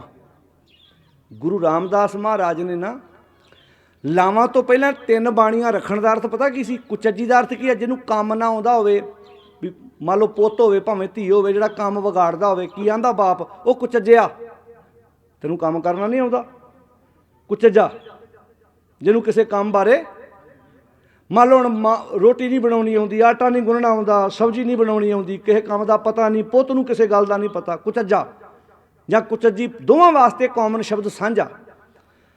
ਅੱਛਾ, ਹੌਲੀ ਹੌਲੀ ਕੁਚੱਜ ਜੀਵਨ 'ਚੋਂ ਬਾਹਰ ਕੱਢਿਆ, ਜੀਵਨ 'ਚ ਆ ਗਿਆ ਸੁਚੱਜ। ਹੌਲੀ ਹੌਲੀ ਜੀਵਨ 'ਚ ਕੀ ਆ ਗਿਆ? ਸੁਚੱਜ ਆ ਗਿਆ। ਕੁਚੱਜ ਤੋਂ ਆ ਗਿਆ ਜੀਵਨ 'ਚ ਸੁਚੱਜ, ਕੁਚੱਜੀ ਫਿਰ ਸੁਚੱਜੀ। ਤੀਜਾ ਆ ਗਿਆ ਗੁਣਵੰਤੀ। ਹੁਣ ਗੁਣ ਆ ਗਏ। ਵਿਆਹ ਤੋਂ ਪਹਿਲਾਂ ਪੁੱਤ ਵਿੱਚ ਵੀ ਗੁਣ ਆ ਗਏ, ਵਿਆਹ ਤੋਂ ਪਹਿਲਾਂ ਧੀ 'ਚ ਵੀ ਗੁਣ ਆ ਗਏ। ਹੁਣ ਗੁਰੂ ਰਾਮਦਾਸ ਜੀ ਕਹਿੰਦੇ ਹੁਣ ਕਰੋ ਲਾਵਾਂ ਬਈ, ਇਹਦੀਆਂ ਸਵਾਦ ਆ ਜੂ। ਆਪਾਂ ਕੀ ਕਹਿੰਦੇ ਆ? ਪੁੱਤ ਆਵੇ ਲੇਟ ਤੇ ਸਵੇਰੇ ਉੱਠ ਕੇ ਮਾਂ ਕਵੇ ਘਰਦਿਆਂ ਨੂੰ, ਵੱਡਿਆਂ ਨੂੰ, ਵੀ ਆਪਣੇ ਪੁੱਤ ਦੇ ਲੱਛਣ ਚੰਗੇ ਨਹੀਂ, ਤੁਸੀਂ ਤੇ ਗਏ ਸੌਂ, ਰਾਤ ਮੈਂ ਲੇਟ ਰੋਟੀ ਲੈ ਕੇ ਬੈਠੀ ਰਹੀ, ਇਹ ਰਾਤ 11-12 ਵਜੇ ਆਇਆ। ਤੇ ਸਾਡੇ ਕੀ ਆਂਦੇ ਆ? ਉਹ ਇਹਨੂੰ ਵਿਆਹ ਦੋ, ਸੁਧਰ ਜੂਗਾ। ਇੱਦਾਂ ਆਂਦੇ ਆ ਜੀ। ਪਤਾ ਸਾਰਾ ਵੀ ਨਸ਼ੇ ਕਰਦਾ। ਕੀ ਆਂਦੇ ਭਲਾ? ਬੋਲੋ ਸਾਰੇ ਹੁਣ। ਸੁਧਰ ਜੂਗਾ। ਵਿਆਹ ਕਰਾ ਦਿੰਦੇ ਆ, ਲਾਵਾਂ ਹੋ ਜਾਂਦੀਆਂ, ਮੁੜ ਕੇ ਵਿਚਾਰੇ ਉਹ ਨਸ਼ਾ ਛਡਾਊ ਕੇਂਦਰਾਂ 'ਚ ਲਈ ਫਿਰਦੇ, ਸਹੁਰੇ ਕਾਰ 'ਚ ਬਿਠਾ ਕੇ ਕਦੇ ਇੱਧਰ ਕਦੇ ਇੱਧਰ, ਤੇ ਤੁਰੀ ਜਾਂਦੀ ਬੱਸ ਵਿੱਚੋਂ ਮਾਂ ਬਾਪ ਛਾਲ ਮਾਰ ਜਾਂਦੇ ਵੀ ਹੁਣ ਤੁਹਾਡਾ ਜਵਾਈ, ਇਹਨੂੰ ਸਾਂਭੋ ਪਈ। ਜਖਣਾ ਕਿਹਦੀ ਪੁੱਟੀ ਅਸੀਂ? ਇੱਕ ਉਸ ਧੀ ਦੀ ਜਿਸ ਬਾਪ ਨੇ 20-25 ਸਾਲ ਪੜ੍ਹਾ ਕੇ, ਮੈਂ ਮਾਫ਼ ਕਰਨਾ, ਮੈਂ ਕਈ ਵਾਰੀ ਮਹਿਸੂਸ ਕਰਦਾ ਨਾ, B.Ed ਕੀਤੀਆਂ ਲੜਕੀਆਂ ਨੇ ਜਦੋਂ ਫੋਨ ਕਰਦੀਆਂ ਨਾ, ਉਹਨਾਂ ਦੀਆਂ ਗੱਲਾਂ ਸੁਣੀਆਂ ਨਹੀਂ ਜਾਂਦੀਆਂ। ਕਹਿੰਦੇ ਵੀਰ ਜੀ ਮੈਂ ਪੜ੍ਹੀ ਲਿਖੀ ਹਾਂ, ਇੱਕ ਨਸ਼ੇੜੀ ਕੋਲੋਂ ਰੋਜ਼ ਛਿੱਤਰ ਖਾ ਕੇ ਸੌਂਦੀ ਹਾਂ ਰਾਤ ਨੂੰ। ਮੈਂ ਪੜ੍ਹੀ ਲਿਖੀ ਹਾਂ, ਛਿੱਤਰ ਖਾ ਕੇ ਮੈਂ ਨਸ਼ੇੜੀ ਕੋਲੋਂ ਸੌਂਦੀ ਹਾਂ ਰੋਜ਼। ਕਦੀ ਨੋਟ ਕੀਤਾ? ਨਿਸ਼ਾਨ ਸਾਹਿਬ 100-100 ਫੁੱਟ ਲਾ ਤੇ ਗੁਰਦੁਆਰਿਆਂ ਜਾ ਕੇ ਅਰਦਾਸਾਂ ਕਰਦੇ, ਨਾਨਕ ਨਾਮ ਚੜ੍ਹਦੀ ਕਲਾ ਤੇਰੇ ਭਾਣੇ ਸਰਬੱਤ ਦਾ ਭਲਾ। ਡੰਗਰ ਨੂੰ ਵੀ ਡੰਡਾ ਮਾਰੀਏ ਨਾ 100 ਵਾਰ ਸੋਚੀਦਾ, ਪਸ਼ੂ ਨੂੰ ਵੀ। ਅਸੀਂ ਕਿਹੜੀ ਮਿੱਟੀ ਦੇ ਬਣੇ ਆ ਜੀ? ਇਹੋ ਜਿਹੇ ਜ਼ਾਲਮ ਲੋਕਾਂ ਦੀਆਂ ਜਿੱਦਣ ਧੀਆਂ ਨਾਲ ਕੁਝ ਵਾਪਰਦਾ ਨਾ, ਜਵਾਈ ਇੱਦਾਂ ਝਿੜਕ ਵੀ ਮਾਰਦਾ ਨਾ, ਹੁੰਦਾ ਕੌਣ ਆ ਤੂੰ ਮੇਰੀ ਧੀ ਨੂੰ ਇੱਦਾਂ ਕਹਿਣ ਵਾਲਾ? ਫਿਰ ਉਹ ਦਿਨ ਪਤਨੀ ਬੋਲਦੀ ਆ, ਕਹਿੰਦੀ ਸਰਦਾਰ ਜੀ ਲਾਸ਼ਾਂ ਤੇ ਮੇਰੀਆਂ ਵੀ ਬੜੀਆਂ ਪੈਂਦੀਆਂ ਸੀ, ਪਰ ਮੈਂ ਆਪਣੇ ਮਾਂ ਬਾਪ ਨੂੰ ਦੱਸਿਆ ਕਦੀ ਨਹੀਂ ਸੀ। ਮੇਰੀ ਮਾਂ ਨੇ ਮੈਨੂੰ ਮਿਲਣ ਆਉਣਾ, ਮੈਂ ਰੋਂਦੀ ਅੰਦਰ ਹੋਣਾ ਤੇ ਬਾਹਰ ਅਥਰੂ ਪੂੰਝ ਕੇ ਆਉਣਾ ਕਿ ਤੇਰੇ ਪ੍ਰਤੀ ਉਹਨਾਂ ਅੰਦਰ ਨਫ਼ਰਤ ਨਾ ਪੈਦਾ ਹੋਵੇ। ਕਦੀ ਸੋਚ ਕੇ ਵੇਖਿਆ? ਗੁੱਸਾ ਨਾ ਮਨਾਇਓ, ਟਲਦੇ ਸਾਡੇ ਪੰਜਾਬੀ ਵਿਦੇਸ਼ਾਂ 'ਚ ਵੀ ਨਹੀਂ, ਭਾਵੇਂ ਉੱਥੇ ਪੁਲਿਸ ਬਹੁਤ ਤੇਜ਼ ਹੈ, ਮਿੰਟਾਂ ਸਕਿੰਟਾਂ 'ਚ ਪਹੁੰਚ ਜਾਂਦੀ ਆ। ਅਸੀਂ ਗੁਣ ਨਹੀਂ ਸਿੱਖ ਪਾਏ। ਗੁਰਬਾਣੀ ਮੰਤਰ ਨਹੀਂ ਹੈ ਕੋਈ, ਗੁਰਬਾਣੀ ਪ੍ਰੈਕਟੀਕਲ ਜੀਵਨ ਜਾਚ ਹੈ। ਜਿਹੜੇ ਸਾਡੇ ਅੰਦਰ ਪਸ਼ੂ ਬੈਠੇ, ਇਸ ਦੇਹੀ ਅੰਦਰ 5 ਚੋਰ ਵਸੈ। ਇਹ ਦੇਹ 'ਚ 5 ਚੋਰ ਵਸਦੇ, ਕਾਮ, ਕ੍ਰੋਧ, ਲੋਭ, ਮੋਹ ਤੇ ਹੰਕਾਰਾ। ਇਹ 5 ਚੋਰ ਵਸਦੇ ਆ। ਕੀ ਲੁੱਟਦੇ ਆ? ਅੰਮ੍ਰਿਤ ਲੁੱਟੇ। ਇਹ ਬੰਦੇ ਦੇ ਅੰਦਰੋਂ ਅੰਮ੍ਰਿਤ ਲੁੱਟ ਕੇ ਲੈ ਗਏ। ਯਹ ਰਹਿ ਗਿਆ ਬੰਦੇ ਦੇ ਅੰਦਰ। ਅੰਮ੍ਰਿਤ ਰਿਹਾ ਕਿੱਥੇ? ਕਦੀ ਭਲਾ ਸਮਾਂ ਸੀ, ਟਾਂਗੇ ਹੁੰਦੇ ਸੀ। ਪਿੰਡ ਦੀ ਕਿਸੇ ਧੀ ਭੈਣ ਨੇ ਪਿੰਡ ਆਉਣਾ ਤੇ ਪਿੰਡ ਦਾ ਨੌਜਵਾਨ ਨੂੰ ਕਿਰਾਇਆ ਨਹੀਂ ਸੀ ਲਾਉਣ ਦਿੰਦਾ, ਤੇ ਉਹਨੂੰ ਇਹ ਹੁੰਦਾ ਸੀ ਮੇਰਾ ਭਰਾ ਮੇਰੇ ਨਾਲ ਆ। ਜਿਹਨੂੰ ਅਸੀਂ ਅੱਜ ਅਮੀਰੀ ਕਹਿੰਦੇ, ਅਮੀਰੀ ਆ। ਸਕੇ ਤਾਈ ਦੀ ਧੀ ਚਾਚੇ ਦੇ ਪੁੱਤ ਨਾਲ ਸ਼ਹਿਰ ਜਾਵੇ ਤੇ ਮਨ ਡਰਦਾ ਜਦੋਂ ਤੱਕ ਸ਼ਾਮ ਨੂੰ ਵਾਪਸ ਨਹੀਂ ਆ ਜਾਂਦੇ। ਅਮੀਰ ਨਹੀਂ ਹੋਏ ਅਸੀਂ ਬਹੁਤ ਕੰਗਾਲ ਹੋ ਗਏ ਹਾਂ, ਬਹੁਤ ਗਰੀਬ ਹੋ ਗਏ ਹਾਂ। ਅਸੀਂ ਕਰੈਕਟਰ ਨਹੀਂ ਸਿਰਜ ਪਾਏ, ਅਸੀਂ ਸਦਾਚਾਰੀ ਜੀਵਨ ਨਹੀਂ ਜੀਉ ਪਾਏ। ਵੀ ਬਾਣੀ ਸਾਨੂੰ ਕਹਿੰਦੀ ਕੀ ਆ? ਗੁਰਬਾਣੀ ਪੜ੍ਹ ਕੇ, ਸਮਝ ਕੇ, ਵਿਚਾਰ ਕੇ ਅਸੀਂ ਆਪਣੀ ਜ਼ਿੰਦਗੀ ਵਿੱਚ ਲਾਗੂ ਕਰਨਾ ਸੀ ਕਿ ਪਾਤਸ਼ਾਹ ਸਾਨੂੰ ਕੀ ਸਿੱਖਿਆ ਤੇ ਕੀ ਸੰਸਕਾਰ ਦਿੰਦੇ ਹਨ। ਅਸੀਂ ਕਿਸ ਕੌਮ ਦੇ ਵਾਰਸ ਹਾਂ, ਕਿਸ ਸਮਾਜ ਵਿੱਚ ਰਹਿ ਰਹੇ ਹਾਂ ਅਸੀਂ। ਤੋ ਗੁਰਦੇਵ ਮਹਾਰਾਜ ਇੱਥੇ ਕਹਿੰਦੇ ਨੇ, ਐਸੋ ਗੁਣ ਮੇਰੋ ਪ੍ਰਭ ਜੀ ਕੀਨ, ਇਹੋ ਜਿਹਾ ਮੇਰੇ ਤੇ ਪਰਉਪਕਾਰ ਕੀਤਾ ਮੇਰੇ ਗੁਰੂ ਨੇ। 5 ਦੋਖ ਔਰ ਅਹੰਗ ਰੋਗ। ਇਹ ਜਿਹੜੇ 5 ਦੋਖ ਸੀ ਨਾ, 5 ਦੋਖ ਦਾ ਅਰਥ ਐਬ ਹੁੰਦਾ। ਸਾਡੇ ਤੇ ਕਿਹੜਾ ਨਸ਼ੇ ਨੂੰ ਐਬ ਮੰਨਦੇ ਆ ਨਾ, ਲਾਲਚ ਵੀ ਬੜਾ ਵੱਡਾ ਐਬ ਹੈ। ਲਾਲਚ ਸਭ ਤੋਂ ਵੱਡਾ ਐਬ ਹੈ। ਪੰਚ ਦੋਖ ਅਰ ਅਹੰਗ ਰੋਗ। ਗੁਰੂ ਨਾਨਕ ਸਾਹਿਬ ਦਾ ਸ੍ਰੀ ਰਾਗ 'ਚ ਵਾਕ ਹੈ, ਕਹਿੰਦੇ ਐਬ ਤਨ ਚਿੱਕੜੋ। ਬੰਦੇ ਦੇ ਤਨ ਵਿੱਚ ਨਾ ਐਬਾਂ ਦਾ ਚਿੱਕੜ ਹੈ। ਇਹ ਮਨ ਮੀਂਡਕੋ ਤੇ ਮਨ ਡੱਡੂ ਹੈ। ਹੁਣ ਚਿੱਕੜ ਦੇ ਵਿੱਚ ਡੱਡੂ ਹੈ, ਉੱਥੇ ਕਮਲ ਫੁੱਲ ਉੱਗਿਆ। ਡੱਡੂ ਜਾੜਾ ਖਾਈ ਜਾਂਦਾ, ਕਮਲ ਫੁੱਲ ਦੀ ਉਹਨੂੰ ਸਾਰੀ ਹੈ ਨਹੀਂ। ਸਾਡੇ ਅੰਦਰ ਜਾੜਾ ਵੀ ਆ ਤੇ ਸਾਡੇ ਅੰਦਰ ਕਮਲ ਫੁੱਲ ਵੀ ਆ, ਪਰ ਸਾਡਾ ਮਨ ਮੇਂਢਕ ਕੀ ਖਾਈ ਜਾਂਦਾ? ਜਾੜਾ ਖਾਈ ਜਾਂਦਾ। ਐਬ ਤਨ ਚਿੱਕੜੋ ਇਹ ਮਨ ਮੀਂਡਕੋ, ਕਮਲ ਕੀ ਸਾਰ ਨਹੀਂ ਮੂਲ ਪਾਈ। ਹੁਣ ਅੰਦਰ ਕਮਲ ਵੀ ਫੁੱਲ ਵੀ ਖਿੜਿਆ ਹੋਇਆ, ਚੰਗੇ ਗੁਣ ਵੀ ਖਿੜੇ ਹੋਏ ਆ। ਭੌਰ ਉਸਤਾਦ ਨਿਤ ਭਾਖਿਆ ਬੋਲੇ, ਕਿਉਂ ਬੁਝੈ ਜੇ ਨਾ ਬੁਝਾਈ।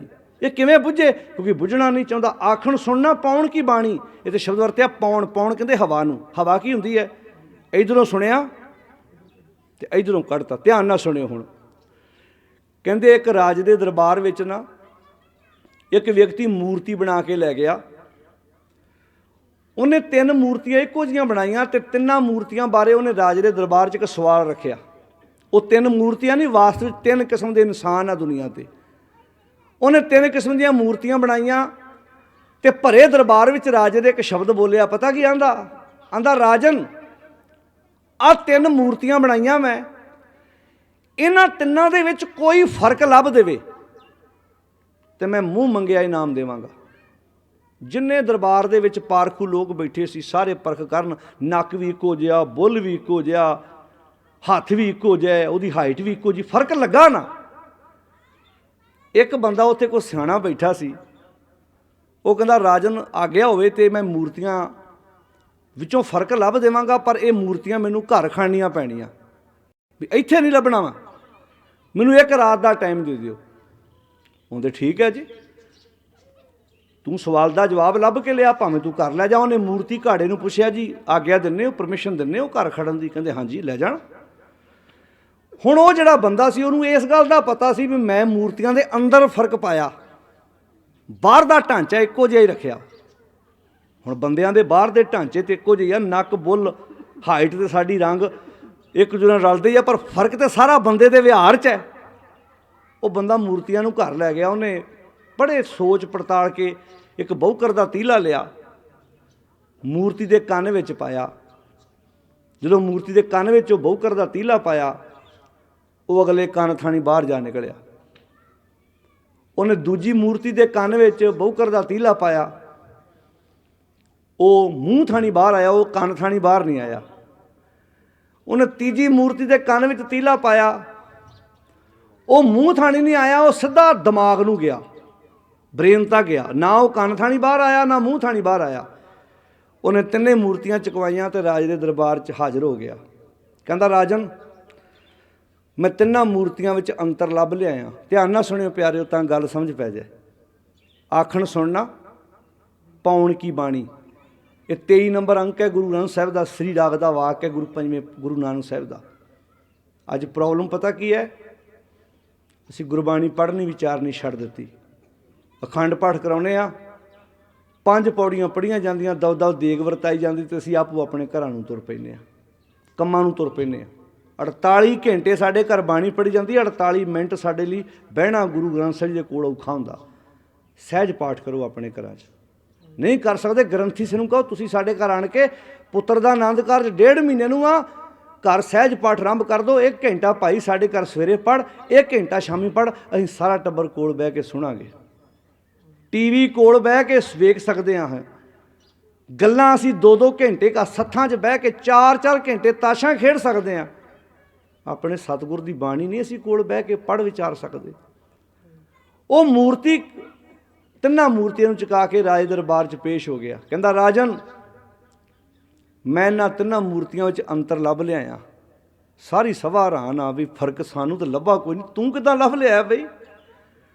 ਉਹ ਆਂਦਾ ਕਿੰਨਾ ਕੁ ਫਰਕ ਹੈ? ਰਾਜੇ ਨੇ ਪੁੱਛਿਆ ਕਿੰਨਾ ਕੁ ਫਰਕ ਹੈ? ਉਹ ਆਂਦਾ ਜੀ ਜ਼ਮੀਨ ਅਸਮਾਨ ਜਿੰਨਾ।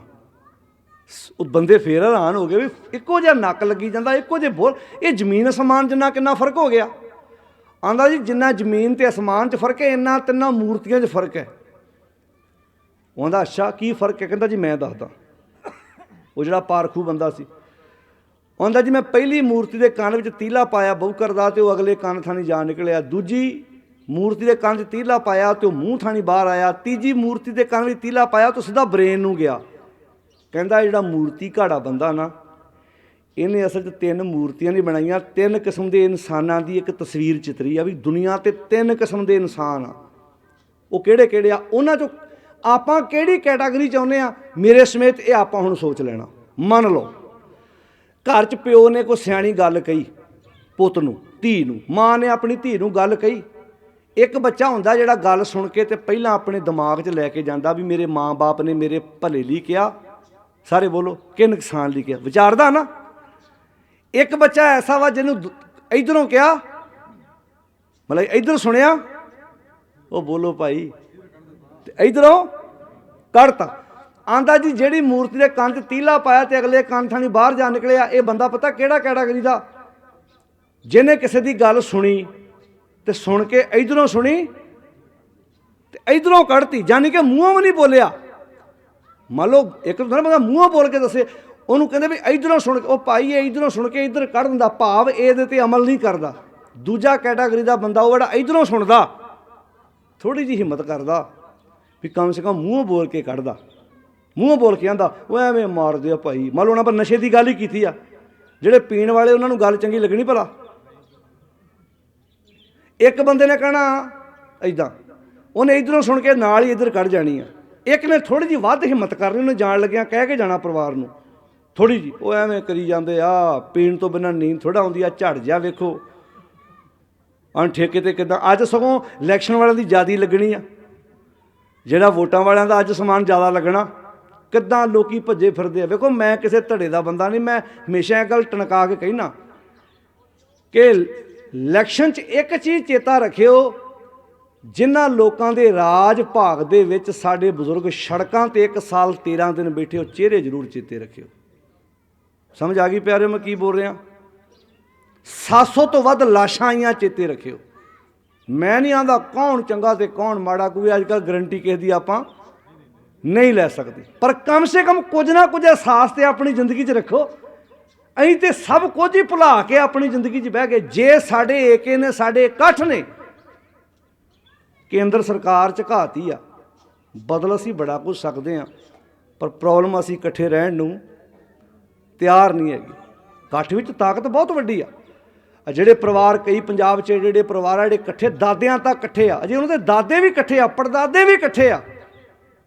ਪਿੱਛੇ ਜੇ ਇੱਕ ਪਰਿਵਾਰ ਹੈ 64 ਕੇ 84 ਪਰਿਵਾਰ ਦੇ ਜੀ ਸੀ, ਉਹਦੀ ਇੰਟਰਵਿਊ ਆਈ ਸੀ, ਉਹਦੇ ਘਰ 'ਚ ਲੜਾਈ, ਕਹਿੰਦੇ ਲੜਾਈ ਕਾਹਦੀ ਆ, ਦੁੱਖ ਤਕਲੀਫ ਹੈ ਹੀ ਕੋਈ ਨਹੀਂ, ਐਡੇ ਵੱਡੇ ਹੁਣ ਜਿੱਡਾ ਉਹਨਾਂ ਦਾ ਆਪਣਾ ਟੱਬਰ, ਇੰਨੇ ਤੇ ਵਿਆਹਾਂ ਸ਼ਾਦੀਆਂ ਤੇ ਆਮ ਲੋਕਾਂ ਦੇ ਰਿਸ਼ਤੇਦਾਰ ਆਉਂਦੇ ਆ, ਐਡੇ ਵੱਡੇ ਟੱਬਰ ਦਾ। ਹੁਣ ਕਈ ਕਹਿਣਗੇ ਭੈਣੇ ਰਿਸ਼ਤਾ ਆਇਆ, ਸੁੱਖ ਨਾ ਮੁੰਡਾ ਕੱਲਾ ਕੱਲਾ।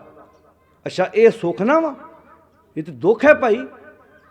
ਵੀ ਸਗੋਂ ਕੋਈ ਦਰਾਣੀ ਹੋਏਗੀ, ਕੋਈ ਜਠਾਣੀ ਹੋਏਗੀ, ਕਿਤੇ ਨੇ ਬੁਖਾਰ ਚੜ੍ਹ ਗਿਆ, ਲਾਗੋਂ ਕੋਈ ਹੈਲਪ ਕਰ ਦੂ।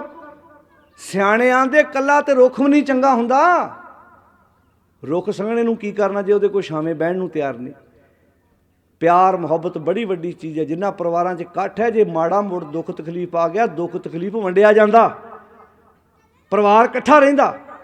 ਉਹ ਆਂਦਾ ਜੀ ਇੱਕ ਉਹ ਬੰਦਾ ਜਿਹਨੇ ਇੱਧਰੋਂ ਸੁਣਿਆ ਇੱਧਰੋਂ ਕੱਢਤਾ, ਇੱਕ ਉਹ ਇਨਸਾਨ ਆ ਜਿਹਨੇ ਇੱਧਰੋਂ ਸੁਣਿਆ ਤੇ ਆਪਣੇ ਮੂੰਹ ਥਾਣੀ ਬੋਲ ਕੇ ਕੱਢਤਾ, ਤੀਜਾ ਇਨਸਾਨ ਉਹ ਆ ਜਿਹਨੇ ਕੰਨਾਂ ਨਾਲ ਸੁਣਿਆ ਜ਼ਰੂਰ ਪਰ ਉਹਨੇ ਆਪਣੇ ਦਿਮਾਗ 'ਚ ਮੰਥਨ ਕੀਤਾ।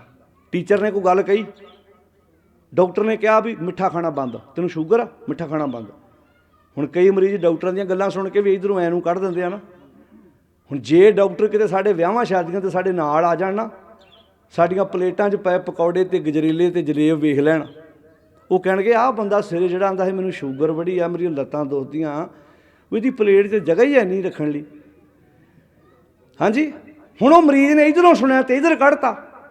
ਜਿਸ ਬੰਦੇ ਦਾ ਖਾਣ 'ਤੇ ਕੰਟਰੋਲ ਨਹੀਂ ਹੈਗਾ, ਸੋਚ ਕੇ ਵੇਖੋ, ਇਹ ਤਾਂ ਸਾਡੇ ਸਾਹਮਣੇ ਪਈ ਚੀਜ਼ ਆ ਨਾ। ਖਾਣ ਨੂੰ ਕਿਹਦਾ ਜੀਅ ਨਹੀਂ ਕਰਦਾ ਜੀ? ਜਿੰਨੇ ਮਰਜ਼ੀ ਇਕੱਲੇ ਬੰਦੇ ਨੂੰ ਭਾਵੇਂ ਤੁਸੀਂ ਅੱਧਾ ਕਿਲੋ ਪਕੌੜੇ ਦੇ ਦਿਓ, ਜਲੇਬ ਦੇ ਦਿਓ, ਖਾ ਜੂਗਾ। ਗੱਲ ਤੇ ਉਹਨੂੰ ਹਜਮ ਕਰਨ ਦੀ ਆ ਵੀ ਹਜਮ ਕਿੱਦਾਂ ਕਰਨਾ, ਉਹਨੂੰ ਪਚਾਉਣਾ ਕਿੱਦਾਂ। ਹੁਣ ਗੁਰੂ ਸਾਹਿਬ ਜੀ ਨੇ ਵਿਚਾਰ ਜੋ ਬਖਸ਼ਿਸ਼ ਕੀਤੀ ਹੈ, ਕਿੰਨਾ ਪਿਆਰਾ ਗਿਆਨ ਦਿੱਤਾ, ਕਿੰਨੇ ਪਿਆਰੀ ਦਲੀਲ ਦੇ ਕੇ ਸਮਝਾਉਣ ਦਾ ਯਤਨ ਕੀਤਾ। ਇਹਨੂੰ ਸਾਨੂੰ ਸਮਝਣ ਤੇ ਵਿਚਾਰਨ ਦੀ ਜ਼ਰੂਰਤ ਹੈ। ਹੁਣ ਜਦੋਂ ਅਸੀਂ ਗੁਰੂ ਗ੍ਰੰਥ ਸਾਹਿਬ ਮਹਾਰਾਜ ਜੀ ਦੀ ਬਾਣੀ ਨੂੰ ਪੜ੍ਹਦੇ ਹਾਂ, ਵਿਚਾਰਦੇ ਹਾਂ, ਜ਼ਿੰਦਗੀ ਵਿੱਚ ਸਾਡੇ ਉਹ ਨੁਕਤਾ ਜਿਹੜਾ ਉਹ ਸਾਡੇ ਕਲੀਅਰ ਹੋ ਜਾਂਦਾ। ਤਾਂ ਹੁਣ ਪਾਤਸ਼ਾਹ ਜੀ ਕਹਿੰਦੇ ਐਸੋ ਗੁਣ ਮੇਰੋ ਪ੍ਰਭ ਜੀ ਯਕੀਨ, ਇਹੋ ਜਿਹਾ ਗੁਣ, ਇਹੋ ਜਿਹਾ ਪਰਉਪਕਾਰ ਮੇਰੇ ਪ੍ਰਭੂ ਨੇ ਮੇਰੇ ਤੇ ਕਰਤਾ। ਪੰਜ ਦੋਖ ਕਿਹੜੇ? ਕਾਮ, ਕ੍ਰੋਧ, ਲੋਭ, ਮੋਹ, ਹੰਕਾਰ ਔਰ ਅਹੰਗ ਰੋਗ। ਹੁਣ ਧਿਆਨ ਨਾਲ ਸੁਣਿਓ, ਤਵੱਜੋ ਦੇ ਕੇ। ਹੁਣ ਪੰਜ ਦੋਖਾਂ 'ਚ ਹੰਕਾਰ ਆ ਗਿਆ ਸੀ ਆਪੇ ਹੀ, ਕਾਮ, ਕ੍ਰੋਧ, ਲੋਭ, ਮੋਹ, ਹੰਕਾਰ। ਇਹ ਅਹੰਗ ਰੋਗ ਵੱਖਰਾ ਲਿਖਣ ਦੀ ਲੋੜ ਪੈ ਗਈ ਮਹਾਰਾਜ ਨੂੰ। ਪਤਾ ਕਿਉਂ? ਕਿਉਂਕਿ ਕਈ ਵਾਰੀ ਨਾ ਇਨਸਾਨ ਨੂੰ ਨਾ ਆਪਣੇ ਕਿਸੇ ਚੰਗੇ ਗੁਣ ਦਾ ਹੰਕਾਰ ਹੋ ਜਾਂਦਾ। ਮੰਨ ਲਓ ਹੁਣ ਕਿਸੇ ਨੂੰ ਕੋਈ ਕੰਮ ਕਰਨਾ ਆਉਂਦਾ, ਘਰਾਂ 'ਚ ਆਮ ਨਹੀਂ ਹੁੰਦਾ ਵੀ ਮੇਰੇ 'ਚ ਇਹ ਗੁਣ ਹੈਗਾ, ਉਹਦਾ ਹੰਕਾਰ ਆ ਗਿਆ। ਕਹਿੰਦੇ ਗੁਣ ਦਾ ਹੰਕਾਰ ਕਰਨਾ ਤੇ ਬਹੁਤ ਦੂਰ ਦੀ ਗੱਲ ਹੈ, ਆਪਣੇ ਔਗਣ ਦਾ। ਹੁਣ ਕਈ ਵਾਰੀ ਤੁਸੀਂ ਵੇਖੋ, ਕਈ ਬੰਦੇ ਆਪਣੇ ਔਗਣਾਂ ਦਾ ਵੀ ਹੰਕਾਰ ਕਰਦੇ ਆ। ਸ਼ਲੋਕ ਗੁਰੂ ਗ੍ਰੰਥ ਸਾਹਿਬ 2 ਵਾਰ ਆਇਆ। ਜਦੋਂ ਅਸੀਂ ਪੜ੍ਹਦੇ ਹਾਂ, ਮਨੋ ਜੇ ਅੰਧੇ ਕੂਪ ਕਹਿਆਂ ਬਿਰਧ ਨਾ ਜਾਣਨੀ। ਕਈ ਬੰਦੇ ਆਪਣੇ ਮਨ ਕਰਕੇ ਇੰਨੇ ਅੰਨੇ ਹੁੰਦੇ ਆ ਵੀ ਉਹ ਇੱਕ ਤੇ ਉਹਨਾਂ ਨੂੰ ਕਿਸੇ ਗੱਲ ਦਾ ਪਤਾ ਨਹੀਂ, ਜੇ ਕੋਈ ਉਹਨਾਂ ਨੂੰ ਕੋਈ ਦੱਸਣ ਦੀ ਕੋਸ਼ਿਸ਼ ਕਰਦਾ ਉਹ ਤਾਂ ਵੀ ਸਮਝਣ ਨੂੰ ਤਿਆਰ ਨਹੀਂ। ਕਈ ਬੰਦੇ ਤੁਸੀਂ ਆਪਣੀ ਜ਼ਿੰਦਗੀ 'ਚ ਇੱਦਾਂ ਦੇ ਵੇਖੇ ਹੋਣੇ, ਸਿਆਣਪ ਹੈ ਨਹੀਂ ਗੀ। ਇੱਕ ਤੇ ਬੰਦੇ ਕੋਲ ਸਿਆਣਪ ਹੋਵੇ, ਦੂਜਾ ਵੀ ਇੱਕ ਬੰਦੇ ਕੋਲ ਸਿਆਣਪ ਹੈ ਨਹੀਂ ਗੀ, ਉਹਨੂੰ ਜੇ ਕੋਈ ਦੂਜਾ ਸਿਆਣਪ ਦੀ ਗੱਲ ਦੱਸਦਾ ਨਾ, ਉਹ ਵੀ ਸੁਣਨ ਨੂੰ ਤਿਆਰ ਨਹੀਂ। ਮਨੋ ਜੇ ਅੰਧੇ ਕੂਪ, ਇਹ ਕੱਕੇ ਨਾਲ ਵੀ ਆਇਆ ਤੇ ਘੱਗੇ ਨਾਲ ਵੀ ਆਇਆ। 2 ਵਾਰੀ ਸ਼ਲੋਕ ਆਇਆ ਗੁਰੂ ਗ੍ਰੰਥ ਸਾਹਿਬ 'ਚ, ਇੱਕ ਦੀ ਵਾਰ ਵਿੱਚ, ਇੱਕ ਵਾਰੀ ਸ਼ਲੋਕ ਵਾਰਾਂ ਤੇ ਵਧੀਕ ਵਿੱਚ। ਹੁਣ ਪਾਤਸ਼ਾਹ ਧੰਨ ਗੁਰੂ ਨਾਨਕ ਸਾਹਿਬ ਦਾ ਵਾਕ ਦੇ, ਮਨੋ ਜੇ ਅੰਧੇ ਕੂਪ ਸੇ ਕਹਿਆਂ ਬਿਰਧ ਨਾ ਜਾਣਨੀ। ਉਹ ਕਿਸੇ ਦੇ ਕਹਿਣ ਨਾਲ ਵੀ ਆਪਣਾ ਬਿਰਧ, ਆਪਣਾ ਸੁਭਾਅ, ਆਪਣੇ ਫਰਜ਼ ਜਾਣਨ ਨੂੰ ਤਿਆਰ ਨਹੀਂ। ਮਨ ਅੰਧੇ, ਮਨ ਦੇ ਅੰਨੇ ਹੋਣ ਕਰਕੇ ਉਂਦੇ ਕਵਲ, ਮਨ ਦੇ ਅੰਨੇ ਹੋਣ ਕਰਕੇ ਉਹਨਾਂ ਦਾ ਹਿਰਦੇ ਦਾ ਭਾਂਡਾ ਮੁੱਧਾ ਵੱਜਾ। ਹੁਣ ਬਾਹਰ ਮੀਂਹ ਪੈ ਰਿਹਾ ਹੋਵੇ ਤੇ ਭਾਂਡਾ ਬੰਦੇ ਨੇ ਮੁੱਧਾ ਕੀਤਾ ਹੋਵੇ, ਇੱਕ ਵੀ ਬੂੰਦ ਪਾਣੀ ਦੀ ਉਸ ਭਾਂਡੇ 'ਚ ਨਹੀਂ ਪੈਣੀ। ਮੀਂਹ ਪੈ ਰਿਹਾ ਹੋਵੇ ਤੇ ਭਾਂਡਾ ਸਿੱਧਾ ਹੋਵੇ ਤੇ ਭਾਂਡਾ ਉਛਲ ਕੇ ਪਾਣੀ ਬਾਹਰ ਜਾਣਾ। ਹੁਣ ਸਮਝ ਲਓ ਮੀਂਹ ਪੈ ਰਿਹਾ ਵਾ, ਇੱਕ ਨੇ ਹਿਰਦੇ ਦਾ ਭਾਂਡਾ ਸਿੱਧਾ ਕਰ ਲਿਆ। ਹੁਣ ਟੀਚਰ ਪੜ੍ਹਾ ਰਿਹਾ ਕਲਾਸ 'ਚ, ਇੱਕ ਸਟੂਡੈਂਟ ਨੇ ਭਾਂਡਾ ਖੁੱਲ੍ਹਾ ਰੱਖਿਆ, ਉਹਨੂੰ ਟਿਊਸ਼ਨ ਰੱਖਣ ਦੀ ਲੋੜ ਨਹੀਂ ਪਈ, ਉਹ 95% ਨੰਬਰ ਲੈ ਕੇ ਪਾਸ ਹੋਇਆ। ਇੱਕ ਸਟੂਡੈਂਟ ਨੇ ਕਲਾਸ 'ਚ ਭਾਂਡਾ ਮੁੱਧਾ ਕੀਤਾ ਸੀ। ਸਾਰੀ ਕਲਾਸ ਲੱਗਣ ਤੋਂ ਬਾਅਦ ਵੀ ਟੀਚਰ ਨੇ ਪੁੱਛਿਆ ਕੁਛ ਸਮਝ ਆਈ? ਕਹਿੰਦਾ ਨਹੀਂ ਆਈ। ਕਿਉਂ?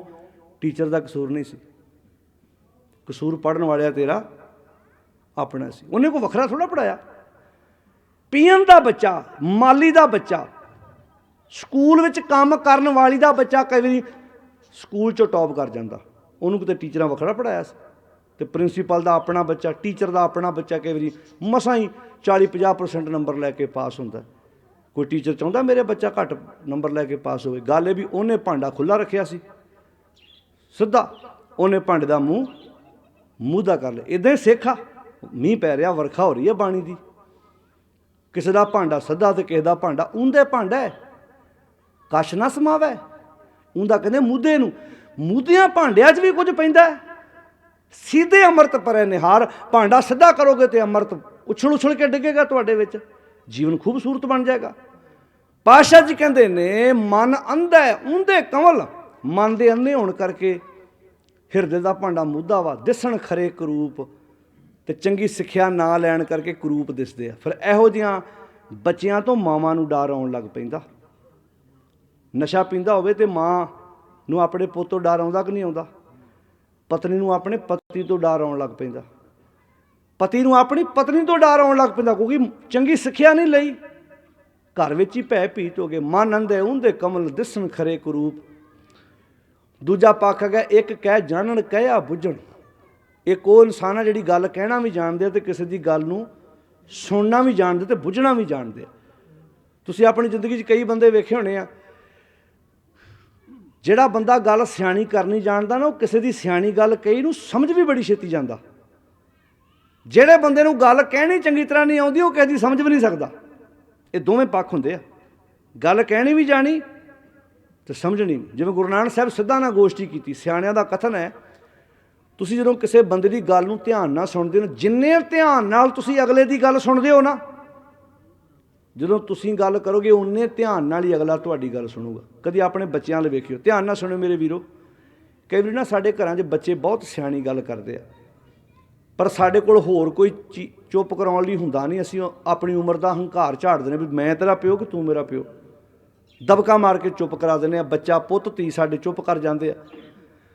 पर जिहड़ा वड्डा बजुर्ग माँ बाप अपने बच्चे की गल नूं ध्यान नाल सुणो, ये उम्मीद लाओ कि कल नूं जदों तुसीं कोई सियाणी गल करनी है, तुहाडे पुत्त धी ने तुहाडी गल भी बहुत ध्यान नाल सुणनी है। क्योंकि उन्हें कहना मेरी माँ ने मेरी गल बड़ी ध्यान नाल सुणी। असीं बच्चों दी गल्लां नूं बहुत इग्नोर करते हैं, पासा वड़ जाने कई वारी, पर इदां करना नहीं चाहिए। ध्यान नाल सुणो गल उहदी। बच्चे तो छोटे बच्चे की भी गल नूं पूरी ध्यान नाल सोच के वेखियो। भला बाबा फतेह सिंह, जदों बाबा फतेह सिंह गुरु गोबिंद सिंह महाराज नाल कोई गलबात करते होणगे, गुरु साहब किन्ने ध्यान नाल उन्हां दी गल सुणदे होणगे। ते जदों गुरु गोबिंद सिंह महाराज बाबा फतेह सिंह नाल कोई गल करते होणगे, किन्ने ध्यान नाल बाबा फतेह सिंह ने सुणियां होणगियां गल्लां। उन्हां सुणियां दा असर सूबे सरहंद की कचहरी च होया। 5-7 साल के साहिबजादे सूबे सरहंद की कचहरी विच डोले नहीं, घबराए नहीं, नधड़क होकर सवालों जवाब दिते। एक किड्डी वड्डी गल सी, किड्डा वड्डा पक्ष सी। एक कह जानन कहिया बुझण, एक गल कहना भी जानते तो किसी की गल कही होई नूं बुझ भी लेंदे आ। एक कह जानन कहिया बुझण ते नार सुघाड़ स्वरूप, वो सोहनी घाड़त वाले इंसान वा। एक ना नाद ना बेद ना गीत रस। एक वो लोग आ जिन्होंने कोई संगीत की नॉलेज नहीं, कोई अखर पढ़ना लिखना नहीं। एक ना सिद्ध ना बुद्ध ना अकलसर, ना कोई सिद्ध ना विचारां विच स्पष्टता वा। एक ना सिद्ध ना बुद्ध ना अकलसर, ना चंगी अकल दी सार वा। अखर का भ्यो ना लहंत, एक अखर पढ़ना लिखना नहीं जानते, कोई गल कहनी सुननी नहीं जानते। महाराज फिर कौन ने? कहते नानक ते नार असल खार। हुण असल खार, खार दा अर्थ है खोता वा। खोता तो खोता ही हुंदा जिते घुमियार भार लगदा। खोते नूं असली खोता लिखण दी लोड़ क्यों महाराज नूं पई? कहते नानक ते नार असल खार। असल विच वो असली खार आ वा। वो जिहड़े खोते घुमियार को ते भार दिने दिने चुकदे, रात नूं ते कम से कम खाली रहिंदे आ ना। पर जिहड़ा बंदा अपनी जिंदगी च औगणा दा भी हंकार करदा, असली खोता ये आ जिहड़ा रात नूं औगणा दा भार लेके ही सौंदा ते भार लैके सवेरे उठदा। नानक ते नार, सारे बोलो असल खार जे बिन गुण गर्भ कर। बिना गुणा तो ही गर्भ करी जाते, बिना गुणा तो हंकार करी जाते भी गुण भी है नहीं कोई। हुण कई बंदे नूं बेईमानी करन दा भी हंकार हुंदा भी मेरे मैं इन्नी वारी उहदे नाल बेईमानी कीती, पता लगन दित्ता उहनूं भी दस ये किहड़ी तूं वड्डी फड़ मार रिहा भी बंदिया, मैं चोरी की किसी नूं पता लगन दित्ता। कईयां नूं अपनी बेईमानी दा भी हंकार हुंदा है। कोई बंदा अपनी ईमानदारी दा करे तो गल फबदी भी है। वैसे तो ईमानदारी दा हंकार भी नहीं करना चाहिए भी ये तो तू मन भी ये तेनू मालक ने तेरे ते रहमत की है भी तेरे को बड़ा बड़ा प्लस पॉइंट है करना। तो ईमानदारी दा हंकार भी नहीं चाहिए। पर उस बंदे ते तरस करो जिहड़ा बंदा अपनी बेईमानी दा भी हंकार करके बैठा कि मेरे वर्गा बेईमान बंदा, मैं इन्नियां ठगियां मारियां पर अज तक किसी नूं पता लगन नहीं दिता वे गला। पर महाराज कहते फिर यहो जिहा बंदा पता कौन आ? नानक ते नार असल खार। असल खोता वा जिहड़ा बंदा अपने औगणा दा भी अपनी जिंदगी च हंकार पाल के बैठा। ये गुरु ग्रंथ साहिब की बाणी का वाक है। हुण प्यारे इसे करके तो कहीदा भी कथा सुननी हारी सारी बंदे दे वस की गल नहीं, क्योंकि पसीना छड़ा दिंदी आ गुरबाणी की विचार। क्योंकि गलत कहना जिथे जिनके चित कठोर हैं से बह ना सतगुर पास, गुरु रामदास का वाक है। जिनके चित कठोर हैं, जिन्हां दे चित कठोर आ, वो सतगुर दे कोल नहीं बह सकते, क्योंकि उत्थे सच वरतदा वा। कूड़ियारां चित उदास, ओए वाल इछाल कर झत कढ़ दे, फिर जाए बहें कूड़ियारां पास। विच सच्चे कूड़ ना कढई, सच्चे विच कूड़ नहीं कढिया जा सकदा। विच सच्चा कूड़ ना गड्डी मन वेखो कौन रजास। कूड़ियार कूड़ियारी जाए रले, सचियार सिख बैठे सतगुर पास। तो पातशाह जी कहते ने वो असल च गधे ने जिहड़े बंदे अपनी जिंदगी च औगणा दा हंकार करके बैठे ने। ऐसो गुण मेरो प्रभ जी कीन, पंच दोख और अहंग रोग ए तन ते सगल दूर कीन। अपनी जिंदगी च सब तो वड्डी रहमत मनो उस मालक दी कि मेरी जिंदगी चो ये पंजे वकार मेरे मालिक ने मेरी जिंदगी चो दूर करते। भागां वालिओ मैं सौखा हो गया, हुण मैं वधिया जीवन वाला बन गया। बंधन तोड़ आ है बंधन। ਆ ਜਿਹੜੇ ਅਸੀਂ ਮਰਨ ਤੋਂ ਬਾਅਦ ਮੁਕਤੀ ਲੱਭਦੇ ਆ ਨਾ, ਕੋਈ ਬੰਦਾ ਚੜ੍ਹਾਈ ਕਰ ਜੇ ਅਸੀਂ ਮਗਰੋਂ ਕਹਿੰਦੇ ਮਹਾਰਾਜ ਨੂੰ ਮੁਕਤੀ ਦਿਓ। ਸਿੱਖੀ ਵਿੱਚ ਮੁਕਤੀ ਮਰਨ ਤੋਂ ਬਾਅਦ ਨਹੀਂ, ਸਿੱਖੀ 'ਚ ਮੁਕਤੀ ਜਿਉਂਦੇ ਜੀ ਆ। ਦੂਜੇ ਮਤਾਂ 'ਚ ਖਿਆਲ ਹੋ ਸਕਦਾ ਵੀ ਮਰਨ ਤੋਂ ਬਾਅਦ ਮੁਕਤੀ ਮਿਲੇ, ਸਾਡੇ ਜਿਉਂਦੇ ਜੀ ਕਿਉਂ? ਕਿਉਂਕਿ ਬੰਧਨ ਵੀ ਤੇ ਜਿਉਂਦੇ ਆ ਨਾ ਸਾਨੂੰ। ਜਦੋਂ ਬੰਧਨ ਜਿਉਂਦੇ ਆ ਤਾਂ ਮੈਂ ਮੁਕਤ ਵੀ ਤੇ ਜਿਉਂਦੇ ਜੀ ਹੋਣਾ। ਮੁਕਤੀ ਤੋਂ ਪਹਿਲਾਂ ਇਹ ਲੱਭਣਾ ਪੈਣਾ ਵੀ ਮੈਨੂੰ ਬੰਨਿਆ ਕਿਹਨੇ ਆ। ਜਿਵੇਂ ਕੋਈ ਬੰਦਾ ਬਿਮਾਰ ਹੁੰਦਾ, ਬੁਖਾਰ ਚੜ੍ਹਦਾ ਹੋਵੇ, ਲੈਂਦਾ ਹੋਵੇ, ਚੜ੍ਹਦਾ ਹੋਵੇ, ਲੈਂਦਾ ਹੋਵੇ, ਡਾਕਟਰਾਂ ਦਾ ਜੇ ਬੁਖਾਰ ਵਾਹਵਾ ਦਿਨਾਂ ਦਾ ਤਾਂ ਆਪਾਂ ਟੈਸਟ ਕਰਾਈਏ ਕਿਤੇ ਮਲੇਰੀਆ ਨਾ ਹੋਵੇ, ਕੋਈ ਡੇਂਗੂ ਨਾ ਹੋਵੇ। ਜਿਹੜਾ ਨੋਰਮਲ ਫੀਵਰ ਹੈ ਉਹ ਤਾਂ ਬੰਦਾ ਇੱਕ ਟੈਬਲੇਟ ਨਾਲ ਵੀ ਠੀਕ ਹੋ ਜਾਂਦਾ। ਵੀ ਜੇ 10-15 ਦਿਨ ਦਾ ਬੁਖਾਰ ਹੈ, ਚੈੱਕ ਕਰਾਈਏ, ਕਾਰਨ ਲੱਭੀਏ ਆਪਾਂ। ਫਿਰ ਉਸ ਹਿਸਾਬ ਨਾਲ ਉਹਦੀਆਂ ਰਿਪੋਰਟਾਂ ਹੁੰਦੀਆਂ, ਟੈਸਟ ਹੁੰਦੇ ਆ, ਫਿਰ ਉਹ ਬਿਮਾਰੀ ਨੂੰ ਮੁੱਢੋਂ ਫੜਿਆ ਜਾਂਦਾ। ਮੁਕਤੀ ਤੋਂ ਪਹਿਲਾਂ ਇਹ ਲੱਭਣਾ ਪੈਣਾ ਵੀ ਸਾਨੂੰ ਬੰਨਿਆ ਕਿਹਨੇ ਆ। ਬੰਨਿਆ ਹੈ ਸਾਨੂੰ ਕਾਮ ਵਾਸ਼ਨਾਵਾਂ ਨੇ, ਬੰਨਿਆ ਹੈ ਕ੍ਰੋਧ ਨੇ, ਬੰਨਿਆ ਹੈ ਹੰਕਾਰ ਨੇ। ਕਾਮ, ਕ੍ਰੋਧ, ਲੋਭ, ਮੋਹ ਮਨ ਲੀਨਾ, ਬੰਧਨ ਕਾਟ ਮੁਕਤ ਗੁਰ ਕੀਨਾ।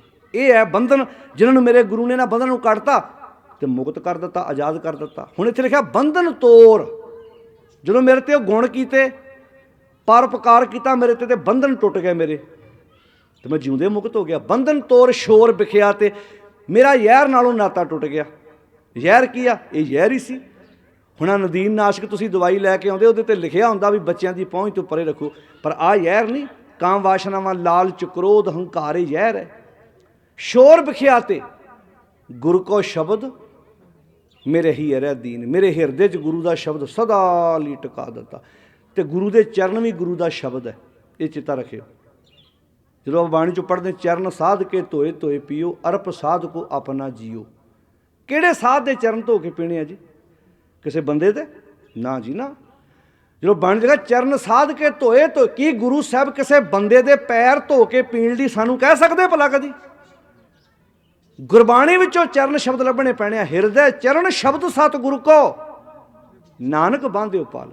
ਹਿਰਦੇ 'ਚ ਚਰਨ ਗੁਰੂ ਦਾ ਸ਼ਬਦ ਹੈ, ਗੁਰੂ ਦੇ ਸ਼ਬਦ। ਹੁਣ ਜਦੋਂ ਅਸੀਂ ਗੁਰੂ ਗ੍ਰੰਥ ਸਾਹਿਬ ਦੀ ਗੋਦ 'ਚ ਬੈਠੇ ਆਪਾਂ, ਤੁਸੀਂ ਵੇਖਿਆ ਨਾ ਕਈਆਂ ਗੁਰਦੁਆਰਿਆਂ 'ਚ ਕਈਆਂ ਬੀਬੀਆਂ ਵੀਰਾਂ ਨੂੰ ਆਦਤ ਹੁੰਦੀ ਆ, ਜਿਹੜੇ ਪੀੜੇ 'ਤੇ ਪ੍ਰਕਾਸ਼ ਕੀਤਾ ਉਹਦੇ ਪੀੜੇ ਦੀਆਂ ਇੱਦਾਂ ਮੁੱਠੀਆਂ ਭਰ ਕੇ ਜਾਣਗੇ। ਇੱਦਾਂ ਤੋਂ ਮਰਿਆਦਾ 'ਚ ਲਿਖਿਆ ਵੀ ਜਿਸ ਪੀੜੇ 'ਤੇ ਮਹਾਰਾਜ ਦਾ ਪ੍ਰਕਾਸ਼ ਕੀਤਾ ਉਹਦੀਆਂ ਮੁੱਠੀਆਂ ਭਰਨੀਆਂ ਮਨਮਤ ਨੇ। ਕਿਉਂ ਭਰਦੇ ਭਲਾ? ਉਹਨਾਂ ਦੇ ਦਿਮਾਗ 'ਚ ਆ ਵੀ ਸ਼ਾਇਦ ਇਹ ਮਹਾਰਾਜ ਦੇ ਚਰਨ ਵਾ, ਇੱਦਾਂ ਜਦੋਂ ਮੈਂ ਇੱਦਾਂ ਘੁੱਟਦਾ ਤੇ ਮਹਾਰਾਜ ਨੂੰ ਖੁਸ਼ੀ ਹੁੰਦੀ ਹੋਏਗੀ। ਨਾ ਭਾਈ, ਗੁਰੂ ਸਾਹਿਬ ਜਿਸ ਪੀੜੇ 'ਤੇ ਪ੍ਰਕਾਸ਼ ਕੀਤਾ, ਇਹ 4 ਪਾਵੇ ਪੀੜੇ ਦੇ ਆ। ਜਿਹੜਾ ਗੁਰੂ ਸਾਹਿਬ ਦਾ ਚਰਨ ਵਾ ਉਹ ਗੁਰੂ ਸਾਹਿਬ ਦਾ ਉਪਦੇਸ਼ ਆ। ਹੁਣ ਆਪਾਂ ਸਾਰੇ ਆਪਣੇ ਗੁਰੂ ਦੇ ਚਰਨ ਧੋ ਧੋ ਕੇ ਪੀ ਰਹੇ ਹਾਂ। ਕਾਹਦੇ ਰਾਹੀਂ? ਕੰਨਾਂ ਰਾਹੀਂ। ਤੁਹਾਡੇ ਅੰਦਰ ਉਹ ਗੱਲ ਜਾ ਰਹੀ ਆ। ਜੇ ਇੱਕ ਅੱਧੀ ਗੱਲ 'ਤੇ ਮੈਂ ਅਸਰ ਕੀਤਾ ਤੇ ਸਮਝ ਲਓ ਮੇਰੇ ਅੰਦਰ ਦੀ ਮੈਲ ਮੇਰੇ ਗੁਰੂ ਦੇ ਚਰਨਾਂ ਨੇ ਧੋ ਕੇ ਬਾਹਰ ਕੱਢ ਦੇਣੀ ਆ। ਅਸੀਂ ਕੀ ਕਰ ਰਹੇ ਹਾਂ? ਆ ਦੇਹਧਾਰੀ ਬਾਬਿਆਂ ਦੇ ਕਈ ਘਰ ਸੱਦਣਗੇ, ਬਾਟੇ 'ਚ ਉਹਦੇ ਪੈਰ ਪਾਉਣਗੇ, ਫਿਰ ਧੋਣਗੇ। ਅੱਛਾ, ਜੇ ਘਰ ਕਿਤੇ ਸਹੁਰਾ ਸੱਸ ਕਹਿ ਦੇ, ਪਿਓ ਕਹਿ ਦੇ ਨਾ ਵੀ ਮੇਰੀਆਂ ਲੱਤਾਂ ਦੁਖਦੀਆਂ, ਮਾੜਾ ਜਿਹਾ ਪਾਣੀ ਗਰਮ ਲਿਆਓ ਤੇ ਧਵਾ ਦਿਓ, ਉਹਨੂੰ ਕਹਿਣਗੇ ਆਪੇ ਧੋ ਲਾ, ਤੇ ਬਾਬਿਆਂ ਮਗਰ ਬਾਟੇ ਚੱਕੀ ਫਿਰਦੇ ਆ। ਅੱਛਾ, ਕਮਾਲ ਦੀ ਗੱਲ, ਚੰਗੇ ਭਲੇ ਬਾਬੇ ਉਹਨਾਂ ਦੇ ਮਗਰ ਗੜਵੇ ਚੱਕੀ ਫਿਰਦੇ ਆ, ਪਾਣੀ ਚੱਕੀ ਫਿਰਦੇ ਆ ਧਵਾਉਣ ਲਈ, ਤੇ ਪੈਰੀਂ ਹੱਥ ਲਾਉਂਦੇ। ਅੱਛਾ, ਕਮਾਲ ਦੀ ਗੱਲ, ਮੈਂ ਕੱਲ੍ਹ ਐਗਜ਼ਾਮਪਲ ਦੇ ਰਿਹਾ ਸੀ, ਧਿਆਨ ਨਾਲ ਸੁਣਿਓ। ਹੁਣ ਦਾਦਾ ਬੈੱਡ 'ਤੇ ਬੈਠਾ ਹੋਵੇ, ਦਾਦਾ ਮੰਜੀ 'ਤੇ ਬੈਠਾ ਹੋਵੇ, ਪੋਤਰਾ ਉਹਦੀ ਮੰਜੀ 'ਤੇ ਬਹਿ ਜਾਂਦਾ ਨਾ। ਬੋਲੋ ਸਾਧ ਸੰਗਤ ਜੀ। ਦਾਦੀ ਮੰਜੀ 'ਤੇ ਬੈਠੀ ਹੋਵੇ, ਦਾਦਾ ਦਾਦੀ ਬੈੱਡ 'ਤੇ ਬੈਠੇ ਹੋਣ, ਤੇ ਪੋਤਰੇ ਪੋਤਰੀਆਂ, ਦੋਤੇ ਦੋਤੀਆਂ, ਪੁੱਤ ਨੂੰਹਾਂ ਉਹਦੇ ਮੰਜੇ 'ਤੇ ਬਹਿ ਜਾਂਦੇ ਆ ਨਾ। ਹਾਂਜੀ, ਤੇ ਬਾਬਾ ਜਿਹੜੇ ਬੈੱਡ 'ਤੇ ਬੈਠਾ ਹੋਵੇ ਜਾਂ ਸੋਫੇ 'ਤੇ ਬੈਠਾ ਹੋਵੇ ਉਹਦੇ ਬਰਾਬਰ ਬਹਿੰਦੇ ਆ। ਫਿਰ ਨਾਲੇ ਕਹਿਣਗੇ ਬਾਬੇ ਥੋੜ੍ਹਾ ਕਹਿੰਦੇ ਸਾਨੂੰ ਉੱਤੇ ਥਾਂ 'ਤੇ ਬਿਠਾਓ। ਅੱਛਾ, ਦਾਦੇ ਦੇ ਲਾਗੇ ਤੁਸੀਂ ਬਹਿ ਜਾਂਦੇ ਹੋ ਤੇ ਬਾਬਾ ਕਿੰਨੀ ਛੋਟੀ ਉਮਰ ਦਾ ਉਹਦੇ ਬਰਾਬਰ ਨਹੀਂ ਬਹਿੰਦੇ, ਕਿਉਂਕਿ ਤੁਹਾਨੂੰ ਡਰਾਇਆ ਅਗਲਿਆਂ ਨੇ ਵੀ ਜੇ ਤੁਸੀਂ ਸਾਡੇ ਬਰਾਬਰ ਬਹਿ ਗਏ ਫਿਰ ਮਾਣ ਸਨਮਾਨ ਕਾਹਦਾ ਹੋਇਆ। ਅੱਛਾ, ਕਮਾਲ ਦੀ ਗੱਲ ਹੈ, ਆਪਣੇ ਘਰਾਂ ਵਿੱਚ ਸੋਫੇ ਡੱਠੇ ਆ, ਆਪਣੇ ਸੋਫੇ 'ਤੇ ਚਾਦਰ ਵਿਛਾ ਕੇ ਬਾਬੇ ਨੂੰ ਬਿਠਾਉਂਦੇ ਆ ਤਾਂ ਸਾਰਾ ਟੱਬਰ ਜ਼ਮੀਨ 'ਤੇ ਬਹਿ ਜਾਂਦੇ ਆ। ਵੇਖੋ, ਦੋ ਹੀ ਅਰਥ ਇਹਦੇ ਆ ਵੀ ਜਾਂ ਤਾਂ ਬਾਬਾ ਹੈ ਹੀ ਇੰਨਾ ਮਾੜਾ ਉਹਦੇ ਬਰਾਬਰ ਬਹਿਣ ਨੂੰ ਜੀ ਨਹੀਂ ਕਰਦਾ, ਬੋਲੋ ਭਾਈ, ਤੇ ਜਾਂ ਬਾਬਾ ਇੰਨਾ ਪਹੁੰਚਿਆ ਹੋਇਆ। ਦੋ ਗੱਲਾਂ, ਇੱਕ ਗੱਲ ਤੇ ਮੰਨਣੀ ਪੈਣੀ, ਜਾਂ ਤੇ ਬਾਬਾ ਇੰਨਾ ਵੀ ਭੈੜਾ ਵਾ ਵੀ ਉਹਦੇ ਲਾਗੇ ਬਹਿਣ ਨੂੰ ਸਾਡਾ ਜੀ ਹੋਣਾ ਕਰਦਾ ਨਹੀਂ। ਦਾਦੇ ਲਾਗੇ ਬਹਿ ਜਾਂਦੇ ਹੋ, ਦਾਦੀ ਲਾਗੇ ਬਹਿ ਜਾਂਦੇ ਹੋ, ਮਾਂ ਲਾਗੇ ਬਹਿ ਜਾਂਦੇ ਹੋ, ਤੇ ਬਾਬੇ ਦੇ ਕਈਆਂ ਨੇ ਚੰਗੇ ਚੰਗੇ ਪਰਿਵਾਰਾਂ ਵਾਲਿਆਂ ਵਾਨੇ ਨੇ ਬਾਬਿਆਂ ਨੂੰ ਘਰਾਂ 'ਚ ਸੱਦ ਕੇ ਉਹਨਾਂ ਦੇ ਪੈਰ ਧਵਾਏ, ਤੌਲੀਏ ਨਾਲ ਸਾਫ਼ ਕੀਤੇ। ਹੁਣ ਤਾਂ ਇੰਟਰਨੈਟ 'ਤੇ ਵੀਡੀਓ ਵੀ ਪੈ ਗਈਆਂ। ਫਿਰ ਉਹ ਪਾਣੀ ਪੀਂਦੇ ਵੀ ਆ ਕਈ। ਅੱਛਾ, ਨਾਲੇ ਘਰਾਂ 'ਚ ਫਿਲਟਰ ਵੀ ਲਵਾਏ ਆ, ਪਾਣੀ ਸਾਫ਼ ਪੀਂਦੇ ਆ। ਸਾਧਾਂ ਦੇ ਪੈਰਾਂ ਦਾ ਜੂਠਾ ਪਾਣੀ ਪੀ ਜਾਂਦੇ। ਨਾਲੇ ਕਹਿੰਦੇ ਬਾਣੀ 'ਚ ਲਿਖਿਆ ਜੀ ਚਰਨ ਸਾਧ ਕੇ ਧੋਏ ਧੋਏ। ਅਸਲ 'ਚ ਆ ਜੂਠ ਖਾਣਾ ਇਹ ਪਤਾ ਕਿੱਥੋਂ ਸ਼ੁਰੂ ਹੋਇਆ? ਇਹ ਦਿਮਾਗ 'ਚ ਇਹ ਪਿਕਚਰ ਆਉਂਦੀ ਵੀ ਇੰਨੇ ਬਾਬੇ ਨੇ ਬਾਣੀ ਪੜ੍ਹੀ ਆ, ਇਹਦੀ ਜੂਠੀ ਰੋਟੀ ਖਾਵਾਂਗੇ ਸਾਰਾ ਕੁਝ ਸਾਡੇ ਅੰਦਰ ਚੱਲ ਜਾਣਾ। ਜੇ ਇੱਦਾਂ ਹੁੰਦਾ ਹੋਵੇ ਨਾ ਤਾਂ ਫਿਰ ਜਿਹੜੇ ਬੱਚੇ ਨੂੰ ਮੰਨ ਲਓ ਇੰਗਲਿਸ਼ ਨਹੀਂ ਆਉਂਦੀ, ਉਹ ਇੰਗਲਿਸ਼ ਵਾਲੇ ਟੀਚਰ ਨੂੰ ਘਰ ਲਿਆਉਣ ਵੀ ਤੂੰ ਰੋਟੀ ਖਾ, ਦੁੱਧ ਪੀ ਅਤੇ ਜੂਠਾ ਛੱਡ ਜੀ। ਬਾਕੀ ਸਾਰਾ ਟੱਬਰ ਜਿਹਨਾਂ ਨੂੰ ਇੰਗਲਿਸ਼ ਨਹੀਂ ਆਉਂਦੀ ਉਹ ਥੋੜ੍ਹਾ ਥੋੜ੍ਹਾ ਰੋਟੀ ਪਾਣੀ ਦੁੱਧ ਪੀ ਲੈਣਗੇ, ਸਾਰੇ ਪਾਣੀ ਆਊਂ ਇੰਗਲਿਸ਼ ਬੋਲਣਗੇ। ਉਹ ਇੰਗਲਿਸ਼ ਪੜ੍ਹਿਆ ਹੋਣੀ ਆ, ਕੰਪਿਊਟਰ ਮੈਥ ਜੋ ਵੀ ਆ ਉਹ ਡਿਪਲੋਮਾ ਕੀਤਿਆਂ ਹੋਣਾ। ਇੱਥੇ ਕਰਕੇ ਤਾਂ ਹੀ ਉਹ ਤੁਸੀਂ ਵੇਖੋ ਦੇਹਧਾਰੀ ਲੋਕਾਂ ਦੀ ਜੂਠ ਖਾਂਦੇ ਆ। ਅੱਛਾ, ਘਰ ਕਿਤੇ ਮਾਂ ਦੀ ਜੂਠੀ ਰੋਟੀ ਪਈ ਹੋਵੇ, ਬਾਪੂ ਦੀ ਪਈ ਹੋਵੇ, ਉੱਥੇ 36 ਨੁਕਸ ਕੱਢਦੇ ਆਂ ਅਤੇ ਦੇਹਧਾਰੀ ਬਾਬਿਆਂ ਦੀ ਜੂਠ ਛਕੀ ਜਾਂਦੇ ਆ, ਜੂਠ ਛਕੀ ਜਾਂਦੇ। ਡੇਰਿਆਂ ਜਾ ਕਹਿਣਗੇ ਬਾਬਾ ਜੀ ਸ਼ੂਗਰ ਬੜੀ ਆਈ ਆ। ਤੁਹਾਨੂੰ ਕੀ ਪਤਾ ਲੱਪ ਗੋਲੀਆਂ ਦੀ ਬਾਬਾ ਸਵੇਰੇ ਆਪ ਖਾਂਦਾ। ਹਾਂਜੀ, ਹੌਸਪੀਟਲ ਬਾਬੇ ਦਾ ਆਪਣਾ ਵਾ, ਇਲਾਜ ਉਹ ਆਪ ਲੋਕਾਂ ਦਾ ਕਰਦੇ ਫਿਰਦੇ। ਅਸੀਂ ਕਿਹੜੇ ਬੰਨੇ ਆ? ਸਾਡਾ ਸਮਾਜ ਖਲੋਤਾ ਕਿੱਥੇ? ਕਦੀ ਵੇਖੋ ਤੁਸੀਂ, ਮੱਝ ਨਹੀਂ ਮਿਲਦੀ ਤਾਂ ਬਾਬਿਆਂ ਕੋ, ਗਾਂ ਨਹੀਂ ਮਿਲਦੀ ਤਾਂ ਬਾਬਿਆਂ ਕੋ, ਨੋਹ ਨਹੀਂ ਆਖੇ ਲੱਗਦੀ ਤਾਂ ਬਾਬਿਆਂ ਕੋ, ਪੁੱਤ ਨਹੀਂ ਆਖੇ ਲੱਗਦਾ ਤਾਂ ਬਾਬਿਆਂ ਕੋ, ਫਸਲ ਨਹੀਂ ਹੁੰਦੀ ਤਾਂ ਬਾਬਿਆਂ ਕੋ, ਟਰੈਕਟਰ ਨਹੀਂ ਚੱਲਦਾ ਤਾਂ ਬਾਬਿਆਂ ਕੋ। ਫਿਰ ਕਹਿੰਦੇ ਇਹ ਲੋਹਾ ਮਾੜਾ, ਉਹ ਇਹਦੀ ਸਰਵਿਸ ਕਰਾਓ। ਲੋਹਾ ਨਹੀਂ ਮਾੜਾ, ਇਹੋ ਟਰੈਕਟਰ ਕਿਸੇ ਹੋਰ ਨੂੰ ਵੇਚ ਦਿਓ, ਅਗਲਾ ਵੇਖਿਓ ਕਿਦਾਂ 11 ਲੱਖ ਇਹਦਾ ਇਹਦੇ ਨਾਲ। ਜਦੋਂ ਤੁਸੀਂ ਕੰਮ ਹਰ ਇੱਕ ਚੀਜ਼, ਕੋਈ ਚੀਜ਼ ਮਾੜੀ ਨਹੀਂ ਹੁੰਦੀ। ਕਈ ਕਹਿਣਗੇ ਘਰ ਮਾੜਾ ਜੀ, ਇਹ ਜਗ੍ਹਾ ਹੀ ਬੜੀ ਮਾੜੀ ਆ। ਕੋਈ ਜਗ੍ਹਾ ਨਹੀਂ ਮਾੜੀ ਹੁੰਦੀ, ਬੰਦੇ ਚੰਗੇ ਮਾੜੇ ਹੁੰਦੇ ਆ। ਚੰਗੀ ਸੋਚ ਬਦਲੋ, ਚੰਗੇ ਵਿਚਾਰ ਬਦਲੋ, ਚੰਗੇ ਸੰਸਕਾਰ ਜ਼ਿੰਦਗੀ 'ਚ ਲੈ ਕੇ ਆਓ। ਆਹ ਪ੍ਰੈਕਟੀਕਲ ਅੰਦੋਲਨ ਨੇ ਤਾਂ ਦੱਸ ਦਿੱਤਾ। ਉੱਥੇ ਲਗਾਤਾਰ 1 ਸਾਲ 13 ਦਿਨ ਰਹਿ ਕੇ ਨਾ, ਜਿੱਥੇ ਲੋਕਾਂ ਨੂੰ ਪਾਣੀ ਨਹੀਂ ਸੀ ਲੱਭਦਾ, ਉੱਥੇ ਗਮਲੇ ਫੁੱਲ ਲਾ ਛੱਡੇ ਸਾਡਿਆਂ ਬਜ਼ੁਰਗਾਂ ਨੇ, ਉੱਥੇ ਕਿਸਾਨਾਂ ਨੇ। ਫਿਰ ਜਗ੍ਹਾ ਚੰਗੀ ਮਾੜੀ ਕਿੱਦਾਂ ਹੋਈ ਬਈ? ਅਸੀਂ ਜਦੋਂ ਬੰਦੇ ਸਾਡੇ ਚੰਗੇ ਗਏ ਤੇ ਉਹਨਾਂ ਨੇ ਮਾੜੀ ਜਗ੍ਹਾ ਨੂੰ ਵੀ ਚੰਗੀ ਬਣਾ ਛੱਡਿਆ। ਉਹ ਜਗ੍ਹਾ ਚੰਗੀ ਮਾੜੀ ਘਰ ਉਹੀ ਹੀ ਹੁੰਦਾ। ਆ ਕਈਆਂ ਪਿੰਡਾਂ 'ਚ ਨਾ ਗਲੀਆਂ ਬਹੁਤ ਪੱਕੀਆਂ ਬਣਾਈਆਂ ਸਰਪੰਚਾਂ ਨੇ। ਕਈਆਂ ਪਿੰਡਾਂ 'ਚ ਮੈਂ ਵੇਖਿਆ ਬਹੁਤ ਵਧੀਆ ਉਹਨਾਂ ਨੇ ਕੰਮ ਕੀਤਾ ਹੁੰਦਾ, ਪਰ ਰੂੜੀ ਸੁੱਟ ਕੇ ਨਾ ਅਸੀਂ ਨਾਲੀ ਬੰਦ ਕੀਤੀ ਹੁੰਦੀ। ਇਹ ਕਹਿੰਦੇ ਬੰਦ ਕੀਤੀ ਭਲਾ ਰੂੜੀ ਸੁੱਟ ਕੇ ਨਾਲੀ? ਉੱਚੀ ਬੋਲ ਕੇ ਦੱਸਿਓ। ਆਪੇ ਇਹ ਵੀ ਕਹਿਣਗੇ ਚਲੋ ਰੱਬ ਨੇ, ਉਹ ਰੂੜੀ ਤਾਂ ਸੁੱਟ ਦਿਓ, ਨਾਲੀ ਸਾਫ਼ ਕਰ ਦਿਓ। ਗੁਰਦੁਆਰੇ ਵੱਜੇ ਝਾੜੂ ਮਰ ਜਾਣਾ। ਆਪਣੇ ਘਰ ਦੇ ਬਾਹਰ ਕਈ ਐਡੇ ਭੈੜੇ ਹੁੰਦੇ ਆ, ਆਪਣੇ ਸਾਹਮਣੇ ਗਲੀ 'ਚ ਝਾੜੂ ਨਹੀਂ ਮਾਰਨਾ। ਵੈਸੇ ਉੱਦਾਂ ਮੈਂ ਨਗਰ ਕੀਰਤਨ ਦੇ ਹੱਕ 'ਚ ਨਹੀਂ, ਪਰ ਇੱਕ ਚੀਜ਼ ਦਾ ਫਾਇਦਾ ਹੁੰਦਾ ਸਾਲ ਬਾਅਦ ਨਗਰ ਕੀਰਤਨਾਂ ਦਾ। ਇਹਦੇ ਬਹਾਨੇ ਪਿੰਡ ਸਾਫ਼ ਹੋ ਜਾਂਦਾ ਸਾਰਾ, ਸਾਰੇ ਰੂੜੀਆਂ ਸਾਫ਼ ਕਰਦੇ ਆ। ਉਹ ਸ਼ਰਮ ਆਉਣੀ ਆ ਨਾ ਵੀ ਸਾਰੇ ਪਿੰਡ ਨੇ ਸਾਡੇ ਅੱਗੋਂ ਦੀ ਲੰਘਣਾ। ਅਤੇ ਜੇ ਆਪਾਂ ਰੋਜ਼ ਹੀ ਇੱਦਾਂ ਕਰੀਏ, ਪਿੰਡ ਕਿੰਨਾ ਸੋਹਣਾ ਲੱਗੇ। ਤੁਹਾਡੇ ਪਿੰਡ ਕੋਈ ਰਿਸ਼ਤੇਦਾਰ ਆਵੇ, ਆਉਂਦਿਆਂ ਕੀ ਕਹੂਗਾ? ਯਾਰ ਕਿੱਡਾ ਵਧੀਆ ਪਿੰਡ ਹੈ ਵੀ, ਕਿੰਨਾ ਸਾਫ਼ ਸੁਥਰਾ ਪਿੰਡ ਲੱਗਦਾ। ਹੁਣ ਤਾਂ ਲੋਕਾਂ ਨੇ ਮੜੀਆਂ ਵੀ ਸਵਾਰ ਲਈਆਂ, ਪਹਿਲਾਂ ਲੋਕ ਡਰਦੇ ਹੁੰਦੇ ਸੀ। ਹੁਣ ਤਾਂ ਵੇਖੋ, ਕਿਸੇ ਦੇ ਕਹਿਣ ਨਾਲ ਕਿਸੇ ਨੇ ਮਰਨਾ ਥੋੜ੍ਹਾ। ਹੁਣ ਤਾਂ ਲੋਕਾਂ ਨੇ ਬਹੁਤ ਸੋਹਣੇ ਤਰੀਕੇ ਨਾਲ ਨਲਕੇ ਲਾ ਤੇ, ਫੁੱਲ ਲਾ ਤੇ, ਉੱਥੇ ਗੁਲਦਸਤੇ ਸੋਹਣੇ, ਬਗੀਚੇ ਬਣਾ ਤੇ ਸੋਹਣੇ। ਮਤਲਬ ਤੁਸੀਂ ਇਹ ਚੀਜ਼ ਨੂੰ ਆਪਣੀ ਜ਼ਿੰਦਗੀ 'ਚ ਲੈ ਕੇ ਆਓ। ਜੇ ਤੁਹਾਡਾ ਘਰ ਸੋਹਣਾ ਹੋਊਗਾ, ਗਰੀਨਰੀ ਹੋਊਗੀ, ਚੰਗਾ ਲੱਗੂ। ਆ ਕਈ ਆਪਣੇ ਖੇਤਾਂ 'ਚ ਬੰਬੀ ਦੇ ਲਾਗੇ ਜਗ੍ਹਾ ਵਿਹਲੀ ਪਈ, ਉੱਥੇ ਲਸਣ ਲਾ ਦੇਣਗੇ, ਗੰਢੇ ਲਾ ਦੇਣਗੇ, ਲਾਗੇ ਕੋਈ ਨਾ ਕੋਈ ਚੀਜ਼ ਖਿਲਾਰ ਦੇਣੀ, ਸਬਜ਼ੀ ਮੁੱਕਦੀ ਨਹੀਂ। ਅਤੇ ਕਈਆਂ ਘਰਾਂ ਜਗ੍ਹਾ ਵਾਧੂ ਹੁੰਦੀ ਆ, ਹੱਥ ਲਾ ਕੇ ਰਾਜੀ ਨਹੀਂ। ਕੀ ਖੇਡਦੇ? ਤਾਸ਼ ਖੇਡਦੇ ਜੀ, ਆਪਾਂ ਟਾਈਮ ਪਾਸ ਕਰਦੇ ਹਾਂ ਆਪਾਂ। ਜੇ ਪਿੰਡਾਂ 'ਚ ਵੀ ਕੋਈ ਸਬਜ਼ੀ ਵੇਚਣ ਵਾਲਾ ਆਵੇ ਤਾਂ ਅਰਥ ਅਸੀਂ ਸਾਰੇ ਕੰਮ ਹੀ ਛੱਡ ਕੇ ਬਹਿ ਗਏ ਹਾਂ। ਥੋੜ੍ਹਾ ਬਹੁਤਾ ਤਾਂ ਕੰਮ ਅਸੀਂ ਆਪਣੇ ਹੱਥੀਂ ਆਪ ਕਰ ਸਕਦੇ ਹਾਂ ਨਾ ਪਿਆਰਿਓ। ਥੋੜ੍ਹਾ ਬਹੁਤਾ ਕੰਮ ਤਾਂ ਆਪਣੇ ਹੱਥੀਂ ਆਪ ਕਰ ਸਕਦੇ। ਮੈਂ ਉੱਥੇ ਵੇਖਿਆ ਕਈਆਂ ਸਾਡਿਆਂ ਵੀਰਾਂ ਨੇ, ਉੱਥੇ ਆ ਤੁਹਾਡੇ ਲਾਗੇ ਮਹਿਤਾ ਨਾ, ਅਤੇ ਇੱਥੋਂ ਦੇ ਡਾਕਟਰ ਸੀ ਹਰਦੀਪ ਸਿੰਘ। ਅਤੇ ਜਦੋਂ ਅਸੀਂ ਉਹਨਾਂ ਨੂੰ ਮਿਲਣ ਗਏ ਤਾਂ ਉਹਨਾਂ ਨੇ ਉੱਥੇ ਲਾਗੇ ਗਮਲਿਆਂ ਦੇ ਵਿੱਚ ਆਹ ਵੱਲਾਂ ਲਾਈਆਂ, ਖੀਰੇ, ਕਰੇਲੇ, ਆਹ ਚੀਜ਼ਾਂ। ਅਤੇ ਮੈਂ ਮਨ ਸੋਚਿਆ, ਮੈਂ ਕਿਹਾ ਅਸਲ ਦੇ ਵਿੱਚ ਨਾ ਕੇਂਦਰ ਸਰਕਾਰ ਨੂੰ ਸਾਡਿਆਂ ਕਿਸਾਨਾਂ ਨੇ ਇੱਕ ਚੀਜ਼ ਦੱਸਤੀ ਆ ਕਿ ਅਸੀਂ ਵੇਖ ਲਓ ਅੰਦੋਲਨ ਲੜਨ ਆਏ ਹਾਂ, ਅਤੇ ਇੱਥੇ ਸਬਜ਼ੀਆਂ ਲਾਤੀਆਂ ਅਤੇ ਸੋਹਣੇ ਫੁੱਲ ਬੂਟੇ ਲਾਤੇ ਆ। ਜੇ ਕਿਤੇ ਦੇਸ਼ ਸਾਡਾ ਆਪਣਾ ਹੋਊਗਾ ਤਾਂ ਅਸੀਂ ਕਿੰਨੀ ਖੂਬਸੂਰਤ ਤਰੀਕੇ ਨਾਲ ਇਸ ਦੇਸ਼ ਨੂੰ ਚਲਾ ਸਕਦੇ ਹਾਂ, ਵਧੀਆ ਤਰੀਕੇ ਨਾਲ। ਗੱਲ ਕੀ ਆ, ਕੁੜੱਤਣ ਜ਼ਹਿਰ ਆਪਣੀ ਜ਼ਿੰਦਗੀ 'ਚੋਂ ਬਾਹਰ ਕੱਢੋ। ਕਿਸੇ ਕੋਲ ਕਿੰਨਾ ਪੈਸਾ ਕਿਸੇ ਨੇ ਯਾਦ ਨਹੀਂ ਕਰਨਾ, ਪਰ ਕਿਸੇ ਰਾਹ ਜਾਂਦੇ ਨੂੰ ਚੰਗਾ ਬੋਲ ਬੋਲੋਗੇ, ਕਿਸੇ ਦਾ ਕੰਮ ਸਵਾਰੋਗੇ, ਜਦੋਂ ਤੁਸੀਂ ਦੁਨੀਆ ਤੇ ਜਾਓਗੇ ਅਗਲਾ ਪਤਾ ਕਹੂਗਾ ਲੱਖ ਜੋ ਮਰਜ਼ੀ ਕਹੀਏ ਸਾਨੂੰ ਬੁਲਾ ਕੇ ਲੰਘਦਾ ਸੀ, ਸਾਡੇ ਕੰਮ ਆਉਂਦਾ ਸੀ। ਤੁਹਾਡੇ ਪਿੰਡ 'ਚੋਂ ਕੋਈ ਦਿਹਾੜੀਦਾਰ ਬੰਦਾ, ਉਹਦਾ ਪੁੱਤ ਧੀ ਬਿਮਾਰ ਹੋਵੇ, ਹੌਸਪੀਟਲ ਉਹਦਾ ਪਤਾ ਲੈਣ ਇੱਕ ਵਾਰੀ ਚਲ ਜਾਓਗੇ ਨਾ, ਸਾਰੀ ਜ਼ਿੰਦਗੀ ਯਾਦ ਕਰੂਗਾ ਵੀ ਉਹ ਲੋਕ ਵੱਡਿਆਂ ਦੇ ਜਾਂਦੇ ਪਹਿਲਾ ਸਰਦਾਰ ਵੇਖਿਆ ਜਿਹੜਾ ਮੇਰੇ ਮਗਰ ਹੌਸਪੀਟਲ ਪਹੁੰਚਿਆ, ਮੇਰਾ ਦੁੱਖ ਸੁੱਖ ਆਣ ਕੇ ਉਹਨੇ ਵੰਡਾਇਆ। ਪਰ ਅਸੀਂ ਵੱਡਿਆਂ ਦੀਆਂ ਬਾਰੀਆਂ ਖੋਲ੍ਹਦੇ ਗਾਂ ਜਾ ਕੇ, ਮਹੱਤੜਾ ਤੇ ਪੁੱਛਣ ਨੂੰ ਅਸੀਂ ਤਿਆਰ ਨਹੀਂ ਹੈਗੇ। ਨਾ ਨੀਚਾਂ ਅੰਦਰ ਨੀਚ ਜਾਤ, ਨੀਚੀ ਹੂੰ ਆਤ ਨੀਚ, ਨਾਨਕ ਤਿਨ ਕੇ ਸੰਗ ਸਾਥ। ਪਾਤਸ਼ਾਹ ਦੀ ਬਾਣੀ ਕਹਿੰਦੀ ਵੱਡਿਆਂ ਸਿਉ ਕਿਆ ਰੀਸ। ਤੋ ਪਾਤਸ਼ਾਹ ਕਹਿੰਦੇ ਬੰਧਨ ਤੋਰ ਸ਼ੋਰ ਵਿਖਿਆ ਤੇ ਗੁਰ ਕੋ ਸ਼ਬਦ ਮੇਰੇ ਹੀਰੈ ਦੀਨ, ਰੂਪ ਅਨਰੂਪ ਮੋਰੋ ਕੱਛ ਨਾ ਵਿਚਾਰਿਓ।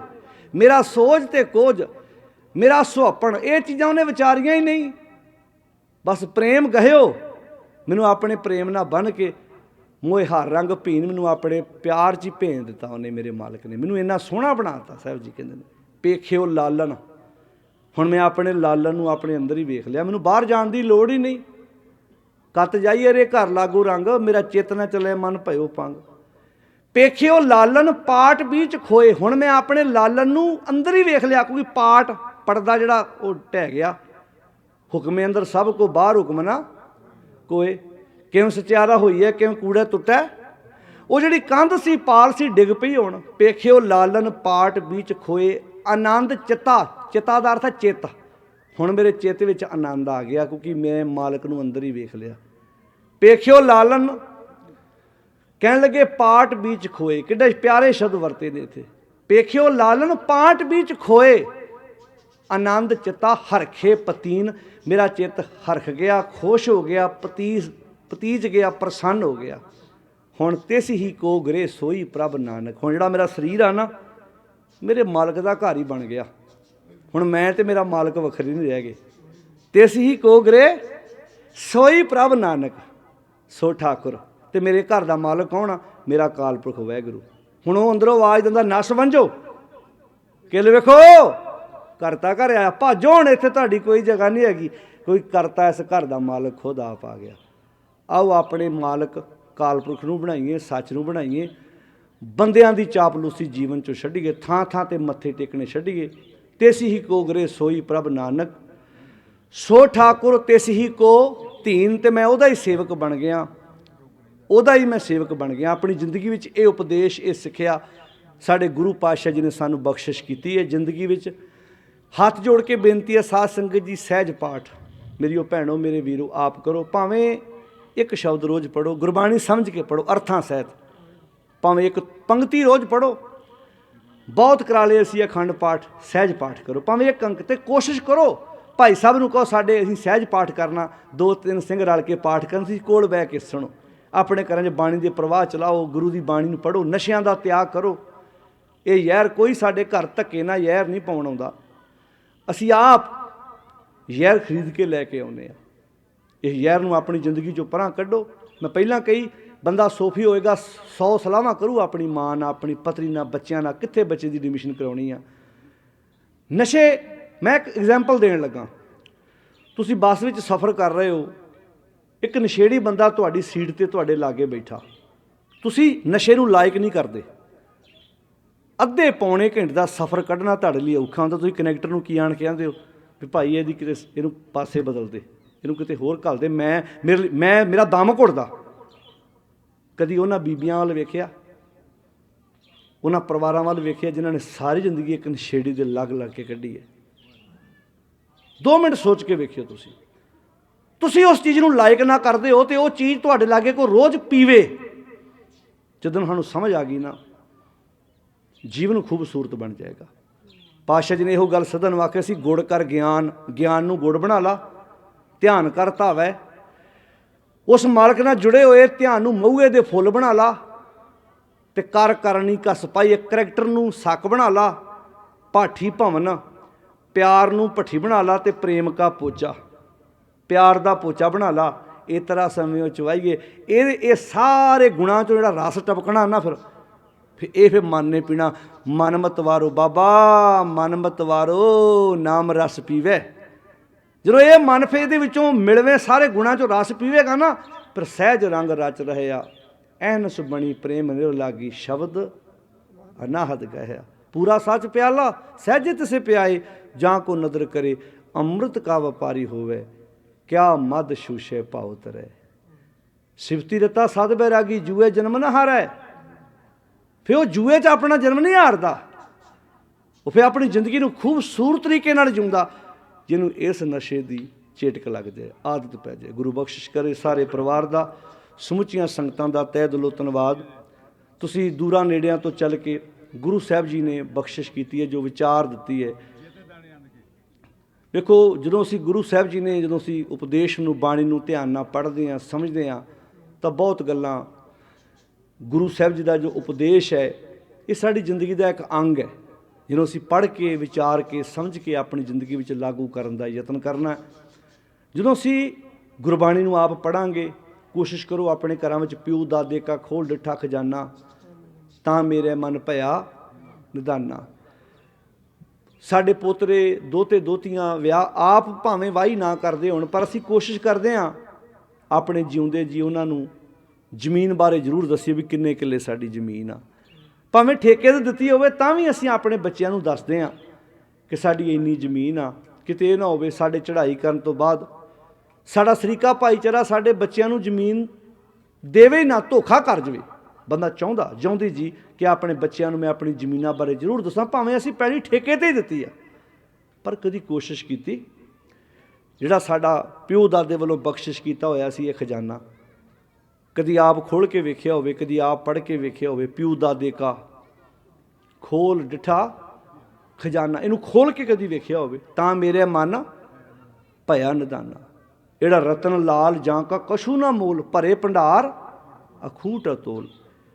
ਖਾਵੇਂ ਖਰਚੇ ਰਲ ਮਿਲ ਭਾਈ, ਜਦੋਂ ਇਹਨੂੰ ਖਾਵਾਂਗੇ, ਖਰਚਾਂਗੇ। ਵੇਖੋ, ਦੁਨੀਆ ਦੀਆਂ ਦੌਲਤਾਂ ਨੇ, ਉਹ ਜਿੰਨੀਆਂ ਵਰਤੀਆਂ ਉਨੀਆਂ ਘਟਦੀਆਂ ਨੇ, ਪਰ ਇਹ ਦੌਲਤ ਇੱਦਾਂ ਦੀ, ਇਹਨੂੰ ਜਿੰਨਾ ਵਰਤੀਏ ਉਨੀ ਵੱਧਦੀ ਹੈ। ਮੰਨ ਲਓ ਤੁਹਾਡੇ 'ਚ ਕੋਈ ਗੁਣ ਵਾ, ਇੱਕ ਟੀਚਰ ਹੈ, ਉਹਨੂੰ ਮੈਥ ਬਹੁਤ ਕਮਾਲ ਦਾ ਆਉਂਦਾ, ਉਹਦਾ ਗੁਣ ਹੈ, ਉਹਦੇ ਕੋਲ ਉਹਨੇ ਸਿੱਖਿਆ ਵਾ, ਉਹ ਜਿੰਨਿਆਂ ਸਟੂਡੈਂਟਾਂ ਨੂੰ ਰੋਜ਼ ਮੈਥ ਪੜ੍ਹਾਊਗਾ, ਉਹਦਾ ਆਪਣਾ ਮੈਥ ਘਟਣਾ ਥੋੜ੍ਹਾ, ਹੋਰ ਵਧਣਾ ਉਹਦਾ, ਕਿਉਂਕਿ ਉਹਨੇ ਜਿੰਨੀ ਵਾਰੀ ਅਗਲੇ ਨੂੰ ਪੜ੍ਹਾਉਣਾ ਉਨੀ ਵਾਰ ਨਾਲ ਆਪ ਵੀ ਪੜ੍ਹਨਾ ਉਹਨੇ। ਇੱਦਾਂ ਹੀ ਜ਼ਿੰਦਗੀ ਦੇ ਸਾਡੇ ਗੁਣ ਵਾ। ਜਦੋਂ ਮਾਂ ਆਪਣੀ ਧੀ ਨੂੰ ਕੋਈ ਕਲਾ ਸਿਖਾਉਂਦੀ ਹੈ, ਕੋਈ ਗੁਣ ਸਿਖਾਉਂਦੀ ਆ, ਉਹ ਜਿੱਥੇ ਧੀ ਨੂੰ ਸਿਖਾਉਂਦੀ ਆ, ਆਪ ਹੋਰ ਸਿੱਖਦੀ ਆ, ਰੋਜ਼ ਸਿੱਖਦੀ ਆ, ਰੋਜ਼ ਆਪਣੀ ਜ਼ਿੰਦਗੀ 'ਚੋਂ ਗੁਣ ਧਾਰਨ ਕਰਦੀ ਆ। ਤਾਂ ਪਾਤਸ਼ਾਹ ਜੀ ਨੇ ਸਾਰੇ ਬਚਨ ਸਾਡੀ ਝੋਲੀ ਵਿੱਚ ਪਾਏ ਆ। ਵੇਖੋ, ਜਦੋਂ ਅਸੀਂ ਕਾਰੋਬਾਰ, ਬਿਜ਼ਨਸ, ਵਪਾਰ ਦੀਆਂ ਗੱਲਾਂ ਕਰਦੇ ਹਾਂ, ਸਾਡੇ ਕੁਝ ਸ਼ਬਦ ਇੱਦਾਂ ਦੇ ਪੱਕੇ ਹੋਏ ਆ ਜਿਹੜੇ ਕਹਿੰਦੇ, ਵੇਖੋ ਜੀ, ਇਹ ਸਾਡੇ ਮਾਲਕ ਨੇ ਸਾਡੀ ਕਿਸਮਤ 'ਚ ਇੱਦਾਂ ਦਾ ਕਾਰੋਬਾਰ ਲਿਖਿਆ ਸੀ। ਸਾਡੇ ਨਸ਼ੇ ਵੇਚਣ ਵਾਲੇ ਆ, ਡਰੱਗ ਵੇਚਦੇ ਆ, ਸਮੈਕਾਂ ਵੇਚਦੇ ਆ, ਉਹ ਫਿਰ ਸੱਚੇ ਹੋ ਜਾਂਦੇ ਇੱਥੇ ਆਣ ਕੇ। ਉਹ ਕਹਿੰਦੇ, ਵੇਖੋ ਜੀ, ਰੱਬ ਨੇ ਆਰੇ ਲਾਇਆ ਸਾਰਿਆਂ ਨੂੰ, ਸਾਡੇ ਕੰਮਾਂ 'ਚ ਸਾਡੇ ਕੰਮ ਧੁਰ ਤੋਂ ਇੱਦਾਂ ਦੇ ਲਿਖੇ ਹੋਏ ਸੀ। ਨਾ ਨਾ, ਇਹ ਗਲਤ ਗੱਲ ਹੈ। ਜੇ ਕਿਸਮਤ ਦੀ ਗੱਲ ਕਰੋਗੇ ਤਾਂ ਕਿਸਮਤ ਬੰਦਾ ਰੋਜ਼ ਆਪਣੀ ਖੁਦ ਆਪ ਲਿਖਦਾ। ਕੇਰਲਾ ਦੀ ਇੱਕ ਬੱਚੀ ਸੀ, ਉਹਦੇ ਪਿੰਡ ਇੰਟਰਨੈਟ ਨਹੀਂ ਆਉਂਦਾ, ਉਹ ਰੋਡ ਦੇ ਉੱਤੇ ਝੌਂਪੜੀ ਪਾ ਕੇ ਦੂਜੇ ਪਿੰਡੋਂ ਇੰਟਰਨੈਟ ਲੈ ਕੇ ਤੋਂ ਸਟੱਡੀ ਕਰਦੀ ਹੈ, ਇੱਕ ਬਹੁਤ ਵੱਡੀ ਅਫਸਰ ਬਣਦੀ ਹੈ ਉੱਥੇ। ਜੇ ਉਹ ਕਿਸਮਤ ਨੂੰ ਰੋਂਦੀ, ਉਹ ਕਹਿੰਦੀ ਲਾਈਟ ਹੈ ਨਹੀਂ, ਇੰਟਰਨੈਟ ਹੈ ਨਹੀਂ, ਮੈਂ ਕਿੱਦਾਂ ਪੜ੍ਹ ਸਕਦੀ ਹਾਂ। ਜਿਨ੍ਹਾਂ ਨੇ ਪੜ੍ਹਨਾ ਹੁੰਦਾ, ਉਹ ਜਿਹਨੇ ਪਿਆਸ ਬੁਝਾਉਣੀ, ਉਹ ਖੂਹ ਦੇ ਕੋਲ ਆਪੇ ਚਲਾ ਜਾਂਦਾ, ਉਹ ਖੂਹ ਨਹੀਂ ਉਡੀਕਦਾ। ਹੁਣ ਮੰਨ ਲਓ ਜਿਹਦਾ ਪੜ੍ਹਨ ਨੂੰ ਜੀ ਨਾ ਕਰਦਾ ਹੋਵੇ, ਉਹ ਬਹਾਨਾ ਮਾਰੂ, ਚੰਗਾ ਹੋਇਆ ਲਾਈਟ ਨਹੀਂ ਆਉਂਦੀ, ਵੀ ਚੰਗਾ ਹੋਇਆ ਲਾਈਟ ਨਹੀਂ ਆਈ, ਵੀ ਮੈਂ ਤਾਂ ਨਹੀਂ ਪੜ੍ਹ ਸਕਿਆ, ਲਾਈਟ ਨਹੀਂ ਆਈ। ਨਾ ਜੀ ਨਾ, ਇਹ ਗਲਤ ਗੱਲਾਂ। ਉਹ ਧੀ ਬਹੁਤ ਵੱਡੀ ਅਫਸਰ ਬਣਦੀ ਹੈ। ਤੁਸੀਂ ਵੇਖੋ, ਕਈ ਸਰਕਾਰੀ ਸਕੂਲਾਂ 'ਚ ਪੜ੍ਹੇ ਬੱਚੇ ਵੀ, ਆਪ ਮਹਿਣਾ ਪਿੰਡ ਸੀ ਮੋਗੇ ਦੇ ਲਾਗੇ, ਸਰਕਾਰੀ ਸਕੂਲ ਦੀ ਪੜ੍ਹੀ ਬੱਚੀ ਜੱਜ ਬਣੀ ਸੀ। ਤੋ ਇਹ ਪਤਾ ਲੱਗਦਾ ਸਾਨੂੰ ਵੀ ਇਹ ਗੁਣ ਆਪਣੀ ਜ਼ਿੰਦਗੀ 'ਚ ਕਮਿਟਮੈਂਟ ਹੈ। ਇਹ ਸਾਡੀ ਦਿਮਾਗ 'ਚ ਵਿਆਖਿਆ ਕਰ ਕਰਕੇ ਦੇਹਧਾਰੀ ਬਾਬਿਆਂ ਨੇ ਉਹੋ ਜਿਹੀ ਵਿਚਾਰ ਬਿਠਾਤੀ, ਕਿਸਮਤ 'ਚ ਲਿਖਿਆ, ਭਾਗਾਂ 'ਚ ਲਿਖਿਆ। ਜੇ ਇਹ ਕਿਸਮਤ ਇਹੋ ਗੱਲ ਹੈ, ਫਿਰ 84 ਜੋ ਕੁਝ ਸਾਡੇ ਨਾਲ ਹੋਇਆ, ਫਿਰ ਕਿਸਮਤ ਮੰਨ ਲਈਏ ਵੀ ਇੱਦਾਂ ਸਾਡੇ ਲਿਖਿਆ ਸੀ, ਫਿਰ ਆਪਣੇ ਭਾਗਾਂ 'ਚ ਰੱਬ ਨੇ ਇੱਦਾਂ ਲਿਖਿਆ ਸੀ, ਆਪਾਂ ਮੰਨ ਲਈਏ ਗੱਲਾਂ। ਕਿਸਮਤ ਰੋਜ਼ ਬਣਾਉਣੀ ਪੈਂਦੀ ਹੈ। ਫਰੀਦਾ ਜੇ ਤੂੰ ਅਕਲ ਲਤੀਫ, ਕਾਲੇ ਲਿਖ ਨਾ ਲੇਖ, ਆਪ ਨੜੇ ਗਰੀਵਾਨ ਮੈਂ ਸਿਰ ਨੀਵਾਂ ਕਰ। ਦੱਸੋ, ਹੁਣ ਇੱਥੇ ਕਹਿੰਦੇ ਨੇ ਜੇ ਤੂੰ ਅਕਲ ਲਤੀਫ, ਕਾਲੇ ਲਿਖ ਨਾ ਲੇਖ। ਇਹ ਕਾਲੇ ਲੇਖ ਰੱਬ ਲਿਖਦਾ, ਕਾਲੇ ਲੇਖ ਖੁਦ ਬੰਦਾ ਆਪ ਲਿਖਦਾ। ਆਪ ਲੇਖ ਲਿਖਦਾ। ਜੇ ਸਾਰਾ ਕੁਝ ਰੱਬ ਇਦਾਂ ਕਹਿੰਦੇ ਪਰਮੇਸ਼ਰ ਨੇ ਕਰਾਇਆ, ਫਿਰ ਤੇ ਕਾਲੇ ਕਾਨੂੰਨ ਵੀ ਪਾਸ ਪਰਮੇਸ਼ਰ ਨੇ ਕਰਵਾਏ ਸੀ। ਫਿਰ ਇਹ ਮੰਨ ਕੇ ਚੱਲੀਏ ਫਿਰ ਤਾਂ ਸਰਕਾਰ ਦਾ ਕਸੂਰ ਹੀ ਕੋਈ ਨਹੀਂ ਹੈਗਾ। ਫਿਰ ਤਾਂ ਧਰਨੇ ਆਪਾਂ ਕਿਉਂ ਦਿੱਤੇ ਉੱਥੇ? ਉੱਥੇ ਮੰਨਣਾ ਪੈਣਾ ਇਹਨਾਂ ਦੀਆਂ ਬਦ ਨੀਤੀਆਂ ਸੀ। ਅਸੀਂ ਜਾਗੇ ਹਾਂ ਤੇ ਪੂਰਾ ਦੇਸ਼ ਨਾਲ ਜਗਾਇਆ, ਪੂਰੀ ਦੁਨੀਆ ਜਾਗੀ ਹੈ ਭਾਈ। ਜੇ ਇੱਦਾਂ ਕਹਾਂਗੇ ਫਿਰ ਤਾਂ ਬੜਾ ਸੌਖਾ। ਹੁਣ ਮੱਝ ਤੁਹਾਡੀ ਦੁੱਧ ਦਿੰਦੀ, ਮੰਨ ਲਓ ਸੌਖੀਆਂ ਗੱਲਾਂ ਜਦੋਂ ਅਸੀਂ ਇੱਦਾਂ ਮੰਨਦੇ ਹਾਂ। ਅੱਛਾ ਜੇ ਫਿਰ ਸਾਰਾ ਕੁਝ ਇੱਦਾਂ ਹੀ ਆ, ਫਿਰ ਉਹ ਸੱਸਾਂ ਨੌਂ 'ਚ ਕਸੂਰ ਕਿਉਂ ਕੱਢਦੀਆਂ ਜਿਹਦੇ ਘਰ ਔਲਾਦ ਨਹੀਂ ਹੁੰਦੀ? ਫਿਰ ਉੱਥੇ ਮੰਨ ਲਓ ਉਹਨੂੰ ਤਾਂ ਤੁਸੀਂ ਮਿਹਣੇ ਮਾਰ ਮਾਰ ਕੇ ਮਰਨ ਵਾਲੀਆਂ ਕਰ ਦਿੰਦੇ ਉਹਨਾਂ ਧੀਆਂ ਨੂੰ ਸੱਸਾਂ, ਵੀ ਤੇਰੇ ਘਰ ਪੁੱਤ ਨਹੀਂ ਹੋਇਆ, ਤੂੰ ਧੀਆਂ ਹੀ ਮੱਥੇ ਮਾਰਨੀਆਂ ਸਾਡੇ। ਇੱਦਾਂ ਦੇ ਸ਼ਬਦ ਉਹਨਾਂ ਧੀਆਂ ਨੂੰ ਸੁਣਨੇ ਪੈਂਦੇ ਨੇ। ਸਾਡੇ ਕੋਲ ਐਜੂਕੇਸ਼ਨ ਦੀ ਘਾਟ ਹੈ ਬਹੁਤ ਵੱਡੀ। ਗੁੱਸਾ ਨਾ ਮਨਾਇਓ, 4-4 ਪਿੰਡਾਂ 'ਚ ਗੁਰਦੁਆਰੇ ਆ, ਬਾਣੀ ਦੀਆਂ ਪੋਥੀਆਂ ਤਾਂ ਘਰਾਂ 'ਚੋਂ ਬਾਹਰ ਕੱਢਦੀਆਂ ਸੀ ਤੇ ਬੰਦੇ ਵੀ ਪਿੱਛੇ ਉਹੋ ਜਿਹੇ ਨਾਲ ਲੱਗੇ ਹੁੰਦੇ। ਬੰਦਾ ਵੀ ਆਪਣੀ ਘਰ ਵਾਲੀ ਦੇ ਨਾਲ ਖਲੋਣ ਦੀ ਬਜਾਏ ਉਹਨੂੰ ਟੌਰਚਰ ਕਰ ਰਿਹਾ ਵਾ। ਤੇ ਦੇਹਧਾਰੀ ਬਾਬਿਆਂ ਕੋਲੋਂ ਜਾ ਕੇ ਅਰਦਾਸਾਂ ਕਰਾਉਂਦੇ ਫਿਰਦੇ ਵੀ ਸ਼ਾਇਦ ਅਰਦਾਸ ਨਾਲ ਹੀ ਸਾਡੇ ਘਰ ਪੁੱਤਰ ਹੋ ਜਾਣਾ। ਯਾਦ ਰੱਖਣਾ ਗੁਰੂ ਅੰਗਦ ਸਾਹਿਬ ਦਾ ਵਾਕ ਹੈ, ਨੱਕ ਨੱਥ ਖਸਮ ਹੱਥ ਕਿਰਤ ਧੱਕੇ ਦੇ, ਜਹਾਂ ਦਾਣੇ ਤਹਾਂ ਖਾਣੇ ਨਾਨਕਾ। ਸੌਖੀ ਗੱਲ ਹੈ। ਕਈ ਬੰਦੇ ਤੁਸੀਂ ਇਹ ਤੁਕ ਪੜ੍ਹਦੇ ਆਮ ਨਜ਼ਰ ਆਉਣਗੇ। ਜੇ ਕੋਈ ਸ਼ਰਾਬ ਵੇਚਦਾ, ਅਫੀਮ ਵੇਚਦਾ, ਭੁੱਕੀ ਵੇਚਦਾ, ਕੋਈ ਵੀ ਕਾਰੋਬਾਰ ਕਰਦਾ, ਦੇਸ਼ ਤੋਂ ਵਿਦੇਸ਼ ਗਿਆ, ਉਹ ਤੁਕ ਆ ਪੜੂਗਾ, ਉਹ ਭਾਈ ਜਹਾਂ ਦਾਣੇ, ਇਹ ਦਾਣੇ ਆ ਜਿਹੜੇ ਕਣਕ ਮੱਕੀ ਤੇ ਇਹਦੀ ਗੱਲ ਹੋ ਰਹੀ ਆ? ਨਹੀਂ, ਇੱਥੇ ਗੱਲ ਮਨ ਦੀ ਹੋ ਰਹੀ ਆ। ਤੇ ਮਨ ਦੇ ਦਾਣੇ ਕਿਹੜੇ ਆ? ਸੁਣਿਓ ਹੁਣ ਧਿਆਨ ਨਾਲ। ਨੱਕ ਨੱਥ ਤੇ ਖਸਮ ਹੱਥ। ਜਦੋਂ ਆਪਣੇ ਘਰਾਂ ਵਿੱਚ ਆਪਾਂ ਗੱਡੇ 'ਚ ਬਲਦ ਜੋਨੇ ਆ, ਪੰਜਾਲੀ 'ਚ ਬਲਦ ਜੋਨੇ ਆ, ਤੇ ਬਲਦ ਮਾਰਦਾ ਹੁੰਦਾ, ਉਹਦੇ ਨੱਕ 'ਚ ਨੱਥ ਕਿਉਂ ਪਾਈ ਦੀ ਭਲਾ? ਕਿਸਾਨੀ ਕਿੱਤੇ ਨਾਲ ਸੰਬੰਧ ਰੱਖਣ ਵਾਲੇ ਆਪਾਂ ਸਾਰੇ ਬੈਠੇ ਆ। ਬਲਦ ਦੇ ਨੱਕ ਵਿੱਚ ਨੱਥ ਕਿਉਂ ਪਾਈ ਦੀ? ਸਾਧ ਸੰਗਤ ਜੀ ਦੱਸਿਓ ਭਲਾ। ਕਿ ਬਲਦ, ਉਹ ਭਾਈ ਦੱਸ ਦਿਓ ਇਹ ਕਿਹੜੇ ਸ਼ਬਦ ਦੇ ਅਰਥ ਪੁੱਛ ਰਿਹਾ? ਕਿ ਬਲਦ ਸੌਖਾ ਫੜਿਆ ਜਾਂਦਾ। ਜੇ ਬਲਦ ਦੇ ਨੱਕ 'ਚ ਨੱਥ, ਕਈਆਂ ਨੇ ਮੱਝਾਂ ਦੇ ਨੱਕਾਂ 'ਚ ਵੀ ਨੱਥ ਪਾਈ ਹੁੰਦੀ, ਮੱਝਾਂ ਮਾਰ ਖੰਡੀਆਂ ਹੁੰਦੀਆਂ ਕਈ। ਗਾਵਾਂ ਦੇ ਵੀ ਕਈ ਵਾਰੀ ਪਾਉਣੀਆਂ ਪੈਂਦੀਆਂ। ਆਹ ਗਾਵਾਂ ਦੇ ਸਿੰਘ ਦਾਗੇ ਕਿਉਂ ਜਾਂਦੇ ਭਲਾ? ਵੀ ਇਹ ਕੱਲ੍ਹ ਨੂੰ ਮਾਰੇਗੀ ਤੇ ਨੁਕਸਾਨ ਨਾ ਕਰੇ। ਉਹ ਛੋਟੀਆਂ ਗਾਵਾਂ ਦੇ ਸਿੰਘ, ਵਲੈਤਨ ਗਾਵਾਂ ਦੇ ਦਾਗ ਦਿੱਤੇ ਜਾਂਦੇ ਆ। ਹੁਣ ਬਲਦ ਮਾਰਦਾ ਵਾ, ਉਹਦੇ ਨੱਕ ਦੇ ਵਿੱਚ ਉਹਦੀ ਰੱਸੀ ਨਿਘਾ ਕੇ ਨੱਥ ਪਾਤੀ। ਪਰ ਕਿਸਾਨ ਇੱਕ ਕੰਮ ਕਰਦਾ, ਬਲਦ ਦੇ ਨੱਕ 'ਚ ਨੱਥ ਪਾ ਕੇ ਤੇ ਉਹਦੀ ਰੱਸੀ ਓਨੀ ਕੁ ਖੁੱਲ੍ਹੀ ਛੱਡਦਾ ਜਿੰਨਾ ਕੁ ਉਹਦਾ ਮੂੰਹ ਖੁਰਲੀ ਤੱਕ ਚਲਾ ਜਾਵੇ, ਤੇ ਬਲਦ ਪੱਠੇ ਖਾਈ ਜਾਂਦਾ। ਪਰ ਇੱਕ ਬਲਦ ਨੂੰ ਭੈੜ ਹੁੰਦੀ ਨਾ ਬੜੀ ਵੱਡੀ, ਉਹਦੀ ਖੁਰਲੀ ਤੁਸੀਂ ਬਹੁਤ ਵਧੀਆ ਪੱਠੇ ਪਾਇਆ, ਗਤਾਵਾ ਕੀਤਾ, ਤੇ ਲਾਗੇ ਇੱਕ ਖੁਰਲੀ ਹੋਰ ਹੈਗੀ ਆ। ਬਲਦ ਜੇ ਤੇ ਆਪਣੀ ਆਪਣੀ ਖੁਰਲੀ ਤੱਕ ਮੂੰਹ ਲੈ ਕੇ ਜਾਵੇ ਤੇ ਉਹਦੀ ਨੱਥ ਤੱਕ ਕੋਈ ਜ਼ੋਰ ਨਹੀਂ ਪੈਣਾ, ਕਿਉਂਕਿ ਰੱਸਾ ਉਹਨੇ ਓਨਾ ਖੁੱਲ੍ਹਾ ਛੱਡਿਆ ਕਿਸਾਨ ਨੇ। ਜਦੋਂ ਦੂਜੀ ਖੁਰਲੀ 'ਚ ਮੂੰਹ ਖੜਦਾ ਤਾਂ ਰੱਸਾ ਹੁੰਦਾ ਛੋਟਾ, ਤੇ ਫੇਰ ਬਲਦ ਦੀਆਂ ਨਾਸਾਂ 'ਚੋਂ ਕੀ ਨਿਕਲਦਾ ਭਲਾ? ਉੱਚੀ ਬੋਲੋ। ਲਹੂ ਨਿਕਲਦਾ। ਫਿਰ ਕਿਸਾਨ ਲਿਆ ਕੇ ਡੰਡਾ ਨਹੀਂ ਮਾਰਦਾ ਉਹਨੂੰ, ਇੱਦਾਂ ਕਹਿੰਦਾ ਵੀ ਇੱਚੋਂ ਖਾਈ ਜਾ ਪੱਠੇ, ਇਹ ਤੇਰੀ ਖੁਰਲੀ ਹੈ, ਜਿੰਨੇ ਮਰਜ਼ੀ ਖਾਈ ਜਾ, ਇੱਕ ਟੋਕਰੀ ਹੋਰ ਪਾ ਦੂੰ। ਹਾਂਜੀ, ਬਲਦ ਦੇ ਨੱਕ 'ਚ ਪਾਈ ਨੱਥ ਤੇ ਨੱਥ ਨਾਲ ਬੱਧਾ ਰੱਸਾ ਤੇ ਕਿਸਾਨ ਨੇ ਬੰਨ੍ਹਤਾ ਕਿੱਲੇ ਨਾਲ। ਪਰ ਬਲਦ ਦਾ ਸੁਭਾਅ ਥੋੜ੍ਹਾ ਕਿੱਲੇ ਨਾਲ ਬੱਧਾ ਉਹਨੇ। ਸੁਭਾਅ ਤੇ ਬਲਦ ਦੇ ਆਪਣੇ ਕੋਲ ਹੀ ਆ ਨਾ, ਸੁਭਾਅ ਤੇ ਆਜ਼ਾਦ ਆ ਨਾ ਉਹਦਾ।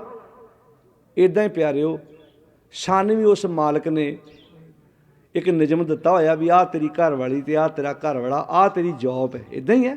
ਹੁਣ ਤਾਂ ਬੰਦਾ ਨੌਕਰੀ ਕਰਦਾ, ਤੇਰਾ ਇੰਨਾ ਕੁ ਰੱਸਾ ਖੁੱਲ੍ਹਾ ਛੱਡਿਆ ਵਾ ਕਿ 50,000 ਤੇਰੀ ਤਨਖਾਹ ਵਾ ਨਾ, ਇੱਥੋਂ ਤੱਕ ਨਹੀਂ। ਜਦੋਂ ਤੂੰ ਇਹ ਰੱਸਾ ਤੜਾ ਕੇ 50 ਤੋਂ 55 ਤੇ 55 ਤੋਂ 60 ਤੇ 60 ਤੋਂ 70 ਰਿਸ਼ਵਤ ਲੈਣਾ, ਫਿਰ ਉਹ ਰੱਸਾ ਟੁੱਟਦਾ ਕਿ ਨਹੀਂ? ਉੱਚੀ ਬੋਲੇ ਹੁਣ। ਟੁੱਟਦਾ ਨਾ, ਜ਼ੋਰ ਪੈਂਦਾ ਨਾ ਨਾਸਾਂ ਤੇ, ਕਿਉਂਕਿ ਸਰਕਾਰ ਨੇ 50,000 ਦੀ ਸੈਲਰੀ ਦੇ ਕੇ ਤੈਨੂੰ ਤੇ ਆਪਣੇ ਕਿੱਲੇ ਨਾਲ ਬੰਨ੍ਹਤਾ ਨੌਕਰੀ ਦੇ। ਪਰ ਤੇਰਾ ਸੁਭਾਅ ਥੋੜ੍ਹਾ ਬੱਧਾ। ਸੁਭਾਅ ਤੇ ਕਹਿੰਦਾ ਵੀ ਕਿਤੇ ਇੱਦਾਂ ਨਹੀਂ ਪੁੱਛਦੇ ਉੱਤੋਂ ਕਿੰਨੇ ਬਣ ਜਾਂਦੇ ਆ? ਉੱਚੀ ਬੋਲੋ। ਅੱਛਾ ਮੰਨ ਲਓ ਇੱਕ ਬੰਦੇ ਦੀ ਤਨਖਾਹ ਵਾ 70,000 ਤੇ ਉੱਤੋਂ ਪਾ ਲਾ ਕੇ ਬਣ ਜਾਂਦੀ ਆ 1 ਲੱਖ, ਐਗਜ਼ਾਮਪਲ ਦੇਣ ਲੱਗਾ ਹੈ ਨਾ, ਠੀਕ ਹੈ। ਉਹਨੂੰ ਇਹ ਆ ਵੀ ਇਹ 60 ਵਾ ਤੇ 40 ਉੱਤੋਂ ਲਵਾਂ ਤੇ ਫੇਰ ਵਧੀਆ ਵਾ। ਤੇ ਜੇ ਕੱਲ੍ਹ ਨੂੰ ਸਰਕਾਰ ਨੇ 1 ਲੱਖ ਸਿੱਧੀ ਕਰਤੀ, ਉੱਤੋਂ ਵਾਲੀ ਫਿਟਕ ਫੇਰ ਨਹੀਂ ਜਾਣੀ। ਉੱਚੀ ਬੋਲੋ ਹੁਣ ਪਿਆਰਿਓ। ਹੁਣ ਤੁਸੀਂ ਟਾਈਮ ਵਧਾਈ ਜਾਂਦੇ, ਗੱਲਾਂ ਤਾਂ ਸੁਣਨੀਆਂ ਪੈਣੀਆਂ ਤੁਹਾਨੂੰ। ਮੈਂ ਤਾਂ ਸਮਾਪਤੀ ਕਰਨ ਲੱਗਾ ਸੀ, ਕਿਉਂਕਿ ਮੈਂ ਸੰਗਤ ਦੇ ਚਿਹਰੇ ਵੱਲ ਵੀ ਵੇਖਣਾ ਨਾ, ਕਿਉਂਕਿ ਕਈ ਬਹੁਤ ਟਾਈਮ ਦੇ ਆਏ ਆ, ਕਈ ਆਏ ਮਗਰੋਂ ਤੇ ਕਈ ਆਏ ਬਹੁਤ ਪਹਿਲਾਂ, ਤੇ ਜਿਹੜੇ ਬਹੁਤ मतलब ਪਹਿਲਾਂ ਦੇ ਆਏ ਉਹਨਾਂ ਵਾਸਤੇ ਚੌਂਕੜਾ ਮਾਰਨਾ ਥੋੜ੍ਹਾ ਜਿਹਾ ਔਖਾ ਹੁੰਦਾ। ਤੁਸੀਂ ਤਾਂ ਹੁਣ ਮੈਂ 11 ਵਜੇ ਦਾ ਤਾਂ ਦੀਵਾਨ ਸ਼ੁਰੂ ਕੀਤਾ ਅਤੇ ਹੁਣ 2 ਵੱਜ ਚੱਲੇ ਆ। 3 ਘੰਟੇ ਲਗਾਤਾਰ ਬਹਿਣਾ ਔਖਾ ਹੁੰਦਾ। ਸਾਨੂੰ ਤਾਂ ਨਹੀਂ, ਮੈਂ ਤਾਂ ਭਾਵੇਂ ਹੋਰ ਲਾ ਦੂੰ, ਸਾਡੇ ਦਾ ਰੋਜ਼ ਦਾ ਪ੍ਰੈਕਟਿਸ ਆ, ਅਭਿਆਸ ਆ, ਪਰ ਅਸੀਂ ਨਾਲ ਤੁਹਾਡੇ ਵੱਲ ਵੀ ਵੇਖਣਾ। ਤੁਸੀਂ ਵੀ ਬਾਹਰ ਸਬਜ਼ੀਆਂ ਭਾਈ ਬਣਾਈਆਂ ਵਾ, ਭਾਜੇ ਬਣਾਏ ਆ, ਸਿੰਘਾਂ ਨੇ ਛਕ ਕੇ ਵੀ ਜਾਣੇ ਜਿਹੜੇ ਆਏ ਆ ਹੈ ਨਾ, ਉਹ ਜਾਣ ਲੱਗਿਆ ਤੁਹਾਨੂੰ ਲਾਮਾ ਦੇ ਕੇ ਜਾਣ ਵੀ ਇਹ ਭਾਈ ਤੁਸੀਂ ਤਾਂ ਸ਼ਾਮਾਂ ਹੀ ਪਵਾਤੀਆਂ। ਇਹ ਵੀ ਨਹੀਂ ਆਪਾਂ ਚਾਹੁੰਦੇ। ਅਤੇ ਚਲੋ ਮੈਂ ਇਹ ਗੱਲ ਦੱਸ ਰਿਹਾ ਵੀ ਹੁਣ ਮੰਨ ਲਓ ਵੀ ਇੱਕ ਬੰਦੇ ਦੀ ਸੈਲਰੀ 50,000 ਆ, ਉਹਦੀ ਸਰਕਾਰ ਨੇ ਨਿਯਮ ਬਣਾਤਾ ਹੀ ਨਾ, ਉਹ ਜਦੋਂ ਉੱਤੋਂ ਲੱਭਦਾ 5-7 ਹਜ਼ਾਰ ਰਿਸ਼ਵਤ ਫੜਿਆ ਜਾਂਦਾ ਨਾ। ਇਹਨੂੰ ਬਾਣੀ 'ਚ ਲਿਖਿਆ ਨੱਕ ਨੱਥ, ਨੱਕ 'ਚ ਪਾਈ ਨੱਥ ਬਲਦੀ ਉਹ ਤੇ ਖਸਮ ਹੱਥ ਵਾ, ਪਰ ਕਿਰਤ ਕਹਿੰਦੇ ਸੁਭਾਅ ਨੂੰ, ਸੁਭਾਅ ਧੱਕੇ ਦੇ, ਸੁਭਾਅ ਧੱਕਦਾ ਅੰਦਰੋਂ, ਸੁਭਾਅ ਕਹਿੰਦਾ ਨਹੀਂ 5 ਉੱਤੋਂ ਦੀ ਆਉਣ ਦੇ, 10 ਆਉਂਦਾ ਆਉਣ ਦੇ, 20,000 ਆਉਂਦਾ ਆਉਣ ਦੇ। ਇੱਦਾਂ ਹੀ ਪਤੀ ਪਤਨੀ ਆ, ਤੇਰੀ ਨੱਕ ਨੱਥ ਇੰਨੀ ਖੁੱਲ੍ਹੀ ਆ ਨਾ ਵੀ ਆਹ ਤੇਰੀ ਘਰ ਵਾਲੀ, ਆਹ ਤੇਰਾ ਘਰ ਵਾਲਾ, ਇੰਨਾ ਕੁ ਤੇਰਾ ਰੱਸਾ ਖੁੱਲ੍ਹਾ ਛੱਡਿਆ, ਇੰਨਾ ਕੁ ਤੂੰ ਜੰਮ ਜਾ ਆਪਣੀ ਘਰ ਵਾਲੀ ਮਾਰਕੀਟ 'ਚ ਬਾਜ਼ਾਰ 'ਚ ਸ਼ਾਪਿੰਗ ਕਰਨ ਜਾ, ਤੇਰੇ ਸਹੁਰੇ ਪਰਿਵਾਰ ਵਾਲੇ ਮਿਲ ਗਏ, ਤੈਨੂੰ ਚਾਹ ਪਾਣੀ ਪੁੱਛਣਗੇ, ਤੇਰੇ ਪਿੰਡ ਵਾਲੇ ਮਿਲ ਕੇ ਉਹ ਪੁੱਛਣਗੇ ਸਾਡਾ ਜਵਾਈ ਭਾਈ ਆ। ਪਰ ਜੇ ਮਾफ़ ਕਰਨਾ, ਮੈਂ ਗੁਰੂ ਦੀ ਹਜ਼ੂਰੀ 'ਚ ਕਹਿਣ ਲੱਗਾ, ਜੇ ਤੂੰ ਗਲਤ ਕਿਸੇ ਔਰਤ ਨਾਲ ਜਾਂ ਗਲਤ ਮਰਦ ਨਾਲ ਬਾਜ਼ਾਰ 'ਚ ਘੁੰਮਦਾ ਜਾਂ ਘੁੰਮਦੀ ਫੜੀ ਗਈ, ਸਮਝ ਲਾ ਵੀ ਤੂੰ ਨੱਕ ਨੱਥ ਤੇ ਖਸਮ ਹੱਥ ਕਿਰਤ ਧੱਕੇ ਦੇ। ਉੱਥੇ ਫਿਰ ਹਰ ਇੱਕ ਬੰਦਾ ਜਲੀਲ ਕਰੇਗਾ। ਜਦੋਂ ਸਾਨੂੰ ਇਹਨਾਂ ਨਿਯਮਾਂ ਦੀ ਸਮਝ ਲੱਗ ਗਈ, ਅਸੀਂ ਤਾਂ ਗੁਰਬਾਣੀ ਦੇ ਪਾਠ ਪੜ੍ਹ ਕੇ ਬਸ ਇੱਦਾਂ ਸਰੂਪ ਬਿਰਧ ਕਰ ਦਿੱਤੇ ਆ, ਰਮਾਲੇ ਬਦਲ ਦਿੱਤੇ ਆ, ਗ੍ਰੰਥੀ ਬਦਲ ਦਿੱਤੇ ਆ, ਚੌਰ ਬਦਲਤੇ ਆ, ਪਰ ਆਪਣੇ ਆਪ ਨੂੰ ਬਦਲਣ ਦੀ ਕੋਸ਼ਿਸ਼ ਨਹੀਂ ਕੀਤੀ। ਪਿਆਰਿਓ, ਜ਼ਿੰਦਗੀ ਵਿੱਚ ਗੁਰੂ ਦਾ ਉਪਦੇਸ਼ ਲਈਏ, ਜੀਵਨ ਬੜਾ ਖੂਬਸੂਰਤ ਹੈ, ਦੁਬਾਰਾ ਨਹੀਂ ਮਿਲਣਾ।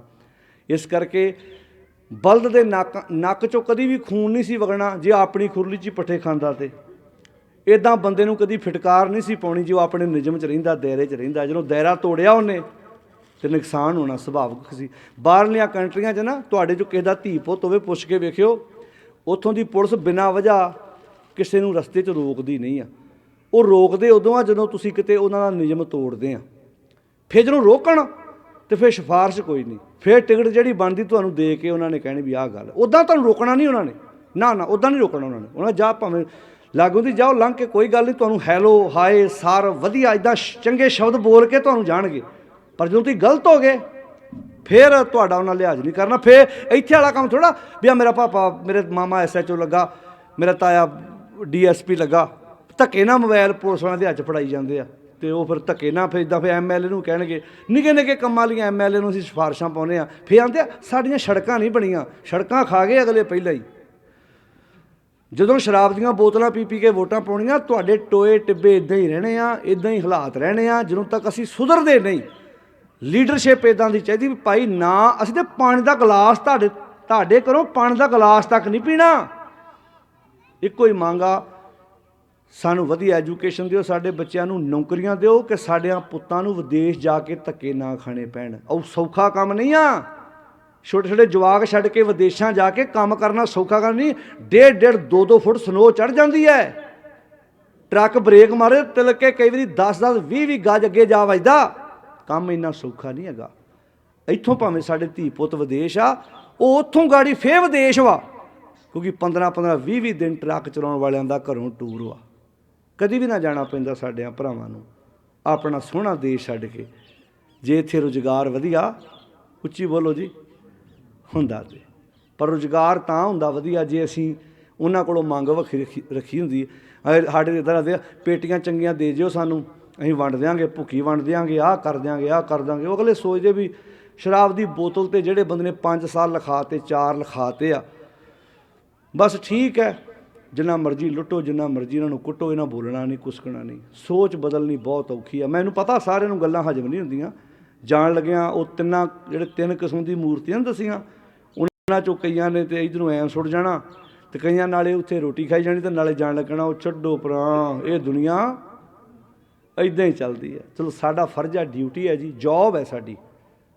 ਜਿਵੇਂ ਕੁੱਤੇ ਦਾ ਕੰਮ ਕੀ ਹੁੰਦਾ ਭਲਾ? ਭੌਂਕਣਾ। ਉਹ ਆਪਣੀ ਡਿਊਟੀ ਨਿਭਾਉਂਦਾ, ਭੌਂਕ ਕੇ ਵੀ ਜਾਗ ਜਾਏਗਾ ਅਤੇ 2 ਮਣ ਦਾਣੇ ਵੱਜ ਜਾਣਗੇ, ਅਤੇ ਜੇ ਘੇਸਲ ਮਾਰ ਛੱਡੀ ਅਤੇ ਜਿਹੜੀ 2 ਮਣ ਦਾਣੇ ਵੀ ਤੇਰੇ ਚੋਕੇ ਚੋਰਾਂ ਲੈ ਜਾਣੇ। ਅਸੀਂ ਤਾਂ ਇੱਦਾਂ ਆਪਣੀ ਜੋਬ ਸਮਝਦੇ ਹਾਂ, ਡਿਊਟੀ ਸਮਝਦੇ ਹਾਂ। ਹੁਣ ਜਿੱਥੇ ਮਿਲ ਜੇ ਦਾ ਲੱਗੇ, ਅਸੀਂ ਆਪਣੀ ਗੱਲ ਕਹਿ ਦਿੰਦੇ ਹਾਂ, ਰੋਡ ਤੇ ਜਾਂਦੇ ਹੋਈਏ ਤਾਂ ਜਿੱਥੇ ਸਾਨੂੰ ਕੋਈ ਲੱਗੇ ਆਪਣਾ ਫਰਜ਼ ਨਿਭਾਈਦਾ ਤੇ ਨਿਭਾਉਣਾ ਵੀ ਚਾਹੀਦਾ। ਨਾ ਇੱਥੇ ਅਸੀਂ ਕੇਸਰ ਅਹਿਸਾਨ ਕਰ ਰਹੇ ਹਾਂ, ਆਪਣਾ ਮੁੱਢਲਾ ਫਰਜ਼ ਵਾ। ਕੋਈ ਸਾਨੂੰ ਕਹਿੰਦਾ ਜੀ ਤੁਸੀਂ ਕਿਸਾਨੀ ਅੰਦੋਲਨ 'ਚ ਬੜੀ ਸੇਵਾ ਕੀਤੀ ਉੱਥੇ ਰਹੇ, ਮੈਂ ਕਿਹਾ ਨਾ, ਇਹ ਕੋਈ ਅਹਿਸਾਨ ਨਹੀਂ ਕੀਤਾ, ਅਸੀਂ ਆਪਣਾ ਫਰਜ਼ ਨਿਭਾਇਆ ਕਿਉਂਕਿ ਅਸੀਂ ਖੁਦ ਕਿਸਾਨ ਵਾਂ, ਅਸੀਂ ਰੋਟੀ ਖਾਂਦੇ ਹਾਂ, ਅਸੀਂ ਕਿਸਾਨਾਂ ਦੇ ਪੁੱਤ ਵਾਂ, ਸਾਡੀ ਵੀ ਜ਼ਮੀਨ ਆ, ਵਾਹੀ ਕਰਦੇ ਹਾਂ। ਹਰ ਇੱਕ ਜਦੋਂ ਆਪਣਾ ਕੰਮ ਆਪ ਸਮਝੂਗਾ, ਅਸੀਂ ਜ਼ਿੰਦਗੀ 'ਚ ਖੂਬਸੂਰਤ ਤਰੀਕੇ ਨਾਲ ਜ਼ਿੰਦਗੀ ਜਿਉਣੀ ਸ਼ੁਰੂ ਕਰ ਦੇਵਾਂਗੇ। ਪਰਿਵਾਰ ਦਾ ਧੰਨਵਾਦ ਹੈ, ਸਮੁੱਚੇ ਪਰਿਵਾਰ ਦਾ, ਰਿਸ਼ਤੇਦਾਰ, ਸਾਕ ਸੰਬੰਧੀਆਂ ਦਾ, ਜੋ ਅੱਜ ਦੇ ਸਮਾਗਮ ਵਿੱਚ ਤੁਸੀਂ ਹਾਜ਼ਰੀ ਭਰੀ ਹੈ। ਮੇਰੀ ਤਾਂ ਇੱਕੋ ਬੇਨਤੀ ਅਖੀਰ 'ਤੇ, ਵੀਰੋ ਭੈਣੋ, ਸਹਿਜ ਪਾਠ ਆਪ ਕਰੋ, ਅਰਥਾਂ ਸਹਿਤ ਬਾਣੀ ਪੜ੍ਹੋ, ਚੰਗੀ ਵਿਚਾਰ ਆਪਣੀ ਜ਼ਿੰਦਗੀ 'ਚ ਲੈ ਕੇ ਆਓ। ਕਮੀ ਅੱਜ ਦੁਨੀਆ 'ਚ ਕੱਪੜੇ ਦੀ ਨਹੀਂ ਆ, ਗੱਡੀਆਂ ਦੀ ਨਹੀਂ ਆ, ਘਰਾਂ ਦੀ ਨਹੀਂ, ਬਹੁਤ ਕੁਝ, ਸਾਰਾ ਕੁਝ ਵਧੀਆ ਵਧੀਆ। ਕਮੀ ਚੰਗੇ ਵਿਚਾਰਾਂ ਦੀ ਆ। ਚੰਗੇ ਵਿਚਾਰ ਆ ਗਏ ਤਾਂ ਜੀਵਨ ਖੂਬਸੂਰਤ ਬਣ ਜਾਊਗਾ। ਸ਼ੁਕਰਾਨਾ ਮਾਲਕ ਦਾ, ਜਿੰਨਾ ਕਰੀਏ ਉਨਾ ਥੋੜ੍ਹਾ ਹੈ। ਵੀਰ ਆਪਣੀ ਰਿਟਾਇਰਮੈਂਟ ਦੇ ਸੰਬੰਧ ਵਿੱਚ ਇਹ ਸਮਾਗਮ ਰੱਖਿਆ ਹੈ। ਖੂਬਸੂਰਤ ਤਰੀਕੇ ਨਾਲ ਆਪਣੇ ਪਰਿਵਾਰ 'ਚ ਆਣ ਕੇ ਜ਼ਿੰਦਗੀ ਜਿਉਣ, ਇਹੋ ਸਾਡੀ ਸਤਿਗੁਰ ਦੇ ਚਰਨਾਂ 'ਚ ਅਰਦਾਸ ਹੈ। ਇਹ ਬੜੀ ਵਧੀਆ ਗੱਲ ਹੁੰਦੀ ਜਦੋਂ ਅਸੀਂ ਉਸ ਮਾਲਕ ਦਾ ਧੰਨਵਾਦ ਕਰਦੇ ਹਾਂ, ਸ਼ੁਕਰਾਨਾ ਕਰਦੇ ਹਾਂ। ਸਾਨੂੰ ਕਰਨਾ ਵੀ ਚਾਹੀਦਾ। ਪੈਰ ਪੈਰ 'ਤੇ ਜਦੋਂ ਦਿਨ ਸਵੇਰੇ ਆਪਾਂ ਉੱਠਦੇ ਹਾਂ, ਸਵੇਰੇ ਉੱਠਦਿਆਂ ਸਾਰ ਜਦੋਂ ਅਸੀਂ ਪਾਣੀ ਦਾ ਗਲਾਸ ਪੀਂਦੇ, ਉਦੋਂ ਧੰਨਵਾਦ ਕਰੋ, ਦਾਤਾ ਤੇਰਾ ਸ਼ੁਕਰਾਨਾ, ਸਾਨੂੰ ਇੱਕ ਨਵਾਂ ਦਿਨ ਹੋਰ ਦਿੱਤਾ ਜ਼ਿੰਦਗੀ ਜਿਉਣ ਲਈ। ਕੋਸ਼ਿਸ਼ ਕਰਿਓ ਕਿ ਮੈਂ ਅੱਜ ਪੂਰੇ ਦਿਨ 'ਚ ਕੋਈ ਮਾੜਾ ਕੰਮ ਨਾ ਕਰਾਂ ਅਤੇ ਨਾ ਮੈਂ ਮਾੜਾ ਸੋਚਾਂ। ਅਸੀਂ ਚੰਗਾ ਸੋਚਾਂਗੇ, ਚੰਗਾ ਕਰਾਂਗੇ, ਮਾੜਾ ਸੋਚਾਂਗੇ ਤੇ ਮਾੜਾ ਕਰਾਂਗੇ। ਆਓ ਇੱਥੋਂ ਦੇ ਗ੍ਰੰਥੀ ਸਾਹਿਬਾਨ ਜਿਨ੍ਹਾਂ ਨੇ ਪਾਠ ਕੀਤਾ ਹੈ, ਰਾਗੀ ਜਥੇ, ਜਿੰਨੇ ਵੀ ਤੁਸੀਂ ਦੂਰਾਂ ਨੇੜਿਆਂ ਤੋਂ ਆਣ ਕੇ ਆ ਸਮਾਗਮ ਵਿੱਚ ਹਾਜ਼ਰੀ ਭਰੀ ਹੈ, ਜਿੰਨੇ ਵੀ ਮੇਰੇ ਵੀਰ ਭੈਣਾਂ ਭਰਾ ਤੁਸੀਂ ਗੁਰੂ ਦੀ ਗੋਚ ਬੈਠੇ ਹੋ, ਭੁੱਲਾਂ ਮੇਰੀਆਂ, ਬਚਨ ਗੁਰੂ ਦੇ ਜਾਣ ਕੇ ਹਿਰਦੇ 'ਚ ਵਸਾਉਣ ਦਾ ਯਤਨ ਕਰਿਓ। ਅਦਬ ਸਤਿਕਾਰ ਨਾਲ ਫਤਿਹ ਬੁਲਾਓ। ਬਸ 20 ਫਰਵਰੀ ਚੇਤਾ ਰੱਖਿਓ। ਇਹ ਮੈਂ ਦੁਬਾਰਾ ਫਿਰ ਰਿਪੀਟ ਕਰਦਾ, ਮੈਂ ਕਿਸੇ ਧੜੇ ਦਾ ਨਹੀਂ, ਮੈਂ ਨਹੀਂ ਕਹਿੰਦਾ ਆਹ ਪਾਰਟੀ ਚੰਗੀ ਹੈ, ਪਰ ਨਸ਼ਿਆਂ ਤੋਂ ਰਹਿਤ ਹੋ ਕੇ ਸੋਹਣਾ ਲੀਡਰ ਵੇਖੋ ਜਿਹੜਾ ਚੰਗਾ ਹੈ। ਇਹ ਹੁਣ ਤੁਸੀਂ ਵੇਖਣਾ ਕਿਹੜਾ ਚੰਗਾ ਜੀ, ਕਿਹੜਾ ਮਾੜਾ ਹੈ। ਸਾਨੂੰ ਕਈ ਪੁੱਛਦੇ ਜੀ ਕਿਹਨੂੰ ਪਾਈਏ ਵੋਟ, ਮੈਂ ਕਿਹਾ ਨਾ ਭਰਾ, ਮੈਂ ਨਹੀਂ ਇਹ ਕੰਮ ਕਹਿੰਦਾ, ਮੈਂ ਕਹਾਂ ਆਹ ਚੰਗਾ ਆਹ ਮਾੜਾ, ਪਰ ਉਹ ਚਿਹਰੇ ਜ਼ਰੂਰ ਚੇਤੇ ਰੱਖਿਓ ਜਿਨ੍ਹਾਂ ਕਰਕੇ ਸਾਡੇ ਬਜ਼ੁਰਗਾਂ ਨੂੰ 1 ਸਾਲ 13 ਦਿਨ ਦਿੱਲੀ ਦੇ ਬਾਰਡਰਾਂ 'ਤੇ ਰਹਿਣਾ ਪਿਆ। ਇਹਨਾਂ ਕਿਤੇ ਫਰਜ਼ ਨਿਭਾ ਲਓਗੇ ਕਿ ਨਹੀਂ ਜੀ? ਬੋਲੋ ਭੈਣੋ, ਵੀਰੋ, ਇਹਨਾਂ ਕੁ ਰਹੂ ਚੇਤਾ ਕਿ ਨਹੀਂ? ਅੱਛਾ ਵੇਲੋ, ਇੱਦਾਂ ਮੈਂ ਪੁੱਛਦਾ ਤਾਂ ਆਵਾਜ਼ ਹੌਲੀ ਹੌਲੀ ਕੱਢਦੇ ਆ। ਜਦੋਂ ਗੱਲਾਂ ਕਰਦੇ ਹੋਣ ਨਾ ਦੋ ਬੰਦੇ, ਉਦੋਂ ਲਾਗੇ ਚੇਤਾ ਕਰਾਉਣਾ ਪੈਂਦਾ ਵੀ ਨਿਆਣਾ ਸੁੱਤਾ, ਹੌਲੀ ਬੋਲੋ। ਹਾਂਜੀ, ਤੁਸੀਂ ਦੋ ਬੰਦਿਆਂ ਨੂੰ ਕਿਤੇ ਬੀਬੀਆਂ ਨੂੰ ਗੱਲਾਂ ਕਰਦਿਆਂ ਵੇਖਿਓ, ਮਤਲਬ ਐਂ ਘਰ ਚੁੱਕਣਾ ਲਿਆ ਹੁੰਦਾ। ਅਤੇ ਜਦੋਂ ਸਮਾਗਮ 'ਤੇ ਕਿਤੇ ਗੁਰੂ ਸ਼ਬਦ ਪੜ੍ਹਾਈਏ ਨਾ, ਉਦੋਂ ਹੌਲੀ ਹੌਲੀ ਬੋਲਦੇ, ਜਿਵੇਂ ਬੰਦੇ ਨੂੰ ਕਿਤੇ 102 ਬੁਖਾਰ ਨਹੀਂ ਚੜ੍ਹਿਆ ਹੁੰਦਾ, ਵੀ ਹਿੱਲਿਆ ਨਹੀਂ ਜਾਂਦਾ ਮੇਰੇ ਕੋਲ, ਵੀ ਮੈਂ ਹੁਣ ਮੇਰੇ ਕੋਲ ਬੋਲਿਆ ਨਹੀਂ ਜਾ ਰਿਹਾ। ਕੋਸ਼ਿਸ਼ ਕਰਿਆ ਇੱਥੇ ਐਨਰਜੀ ਪੂਰੀ ਫੁੱਲ ਰੱਖੋ। ਤੁਹਾਡੇ ਸਾਹਮਣੇ 1.5 ਪੌਣੇ 2 ਘੰਟੇ ਬੋਲਿਆ। ਸਵੇਰੇ ਸਫ਼ਰ ਵੀ ਕਰਕੇ ਆਏ ਹਾਂ, ਸਫ਼ਰ ਫਿਰ ਵਾਪਸ ਅਸੀਂ ਉੱਥੇ ਜਾ ਕੇ ਕਰਨਾ। ਸਵੇਰੇ ਉੱਠ ਕੇ ਵਾਕ ਵੀ ਕਰੀਦੀ, ਸੈਰ ਵੀ ਕਰੀਦੀ ਹੈ। ਐਨਰਜੀ ਆ ਜ਼ਿੰਦਗੀ 'ਚ, ਚੰਗੇ ਕਰੋ, ਟਾਈਮ ਨਾਲ ਉੱਠੋ ਸਵੇਰੇ, ਟਾਈਮ ਸਿਰ ਸਵੇਰੇ। ਸਾਡੇ ਪ੍ਰਿੰਸੀਪਲ ਸਾਹਿਬ ਇੱਕ ਲਫ਼ਜ਼ ਕਹਿੰਦੇ ਹੁੰਦੇ ਸੀ, ਜਿਹੜਾ ਵਿਅਕਤੀ ਸਵੇਰੇ ਟਾਈਮ ਨਾਲ ਉੱਠਦਾ, ਜਿਹੜੀ ਬੀਬੀ ਵਕਤ ਸਿਰ ਸਵੇਰੇ ਉੱਠਦੀ ਆ, ਉਹ ਆਪਣੇ ਘਰ ਦੇ ਝਾੜੂ ਨਾਲ ਸਾਰੇ ਘਰ ਦੀ ਗਰੀਬੀ ਹੂੰਝ ਕੇ ਅੱਗੇ ਲਾ ਲੈਂਦੀ ਹੈ। ਬਸ, ਤੇ ਜਿੱਥੇ ਹੁਣ ਫਰਕ ਵੇਖਿਓ, ਇੱਕ ਬੰਦਾ ਵਾਹੀ ਕਰਦਾ ਤੇ ਮੀਂਹ ਆ ਗਿਆ ਲੱਗਦਾ ਨਾ, ਚਲੋ ਇਹ ਵੀ ਖੁਸ਼ ਹੋ ਰਿਹਾ ਰੱਬ ਵਾਵਾ। ਹਾਂਜੀ, ਤੇ ਇੱਕ ਬੰਦਾ ਵਾਹੀ ਕਰਦਾ, ਸਵੇਰੇ ਲੋਕਾਂ ਦੇ ਉੱਠਣ ਤੋਂ ਪਹਿਲੇ ਪੱਠੇ ਲਿਆ ਕੇ ਉਹਨੇ ਐਂ ਟੋਕਰੇ ਭਰੇ ਹੁੰਦੇ ਆ, ਐਂ ਤਿਆਰ ਸਾਰਾ ਕੁਝ ਕੀਤਾ ਹੁੰਦਾ। ਤੇ ਇੱਕ ਬੰਦਾ ਸੂਰਜ ਸੁੱਖ ਨਾਲ ਕਿੱਡਾ ਚੜਿਆ ਹੁੰਦਾ, ਹੌਲੀ ਹੌਲੀ ਫਿਰ ਘਰ ਦੇ ਕਿਤੇ ਪੱਠੇ ਲੈ ਉਹਨੇ, ਆ ਕੋਈ ਗੱਲ ਨਹੀਂ, ਕਿਤੇ ਚੱਲਿਆ ਥੋੜ੍ਹਾ ਕੰਮ। ਮੱਝ ਵੀ ਤਾਂ ਦੁੱਧ ਦਊ ਜੇ ਉਹਨੂੰ ਟਾਈਮ ਨਾਲ ਪੱਠੇ ਪਾਓਗੇ, ਟਾਈਮ ਨਾਲ ਪਾਣੀ ਪਿਆਓਗੇ। ਬਸ ਇੰਨਾ ਚੇਤਾ ਰੱਖਿਓ। ਮੱਝਾਂ ਗਾਵਾਂ ਉਹ ਜਿਹੜੇ ਦੂਜੇ ਦੇ ਘਰ 'ਚ ਬਾਲਟੀ ਬਾਲਟੀ ਦੁੱਧ ਦੀਆਂ ਭਰ ਦਿੰਦੀਆਂ, ਸਾਡੇ ਘਰ ਕਿਉਂ ਨਹੀਂ ਦਿੰਦੀਆਂ? ਕੋਈ ਕਿੱਲੇ ਨਾਲ ਲਿਆ ਕੇ ਬੰਨ੍ਹਤੀ, ਪਰ ਪੱਠੇ ਕਦੀ ਉਹਨੂੰ ਪਾਏ ਨਹੀਂ। ਆਓ ਧਿਆਨ ਦਿਓ, ਸੁਚੇਤ ਹੋ ਕੇ ਆਪਣੇ ਘਰਾਂ ਦੀਆਂ ਜ਼ਿੰਮੇਵਾਰੀਆਂ ਖੁਦ ਚੁੱਕੋ। ਦੇਹਧਾਰੀ ਬਾਬਿਆਂ ਅੱਗੇ ਮੱਥੇ ਟੇਕਣ ਦੀ ਲੋੜ ਨਹੀਂ। ਸੱਸ ਨੂੰ ਗਰਮ ਰੋਟੀ ਲਾ ਕੇ ਦਿਓ, ਸਹੁਰੇ ਨੂੰ ਧਿਆਨ ਨਾਲ ਪੁੱਛੋ, ਜਲ ਪਾਣੀ ਛਕਾਓ। ਅਤੇ ਸਹੁਰੇ ਸੱਸ ਦਾ ਵੀ ਫਰਜ਼ ਬਣਦਾ, ਨੂੰਹਾਂ ਨੂੰ ਧੀਆਂ ਕਹਿ ਕੇ ਬੁਲਾਓ, ਪੁੱਤਰ ਕਹਿ ਕੇ ਬੁਲਾਓ, ਅਤੇ ਵਿਤਕਰਿਆਂ ਤੋਂ ਉੱਪਰ ਉੱਠੋ, ਕਿਉਂਕਿ ਤਾੜੀ ਇੱਕ ਹੱਥ ਨਾਲ ਨਹੀਂ ਵੱਜਦੀ। ਸਾਰਿਆਂ ਦਾ ਧੰਨਵਾਦ। ਫਤਿਹ ਬੁਲਾਓ ਜੀ। ਵਾਹਿਗੁਰੂ ਜੀ ਕਾ ਖਾਲਸਾ, ਵਾਹਿਗੁਰੂ ਜੀ ਕੀ ਫਤਿਹ। ਰਾਮ ਕੇ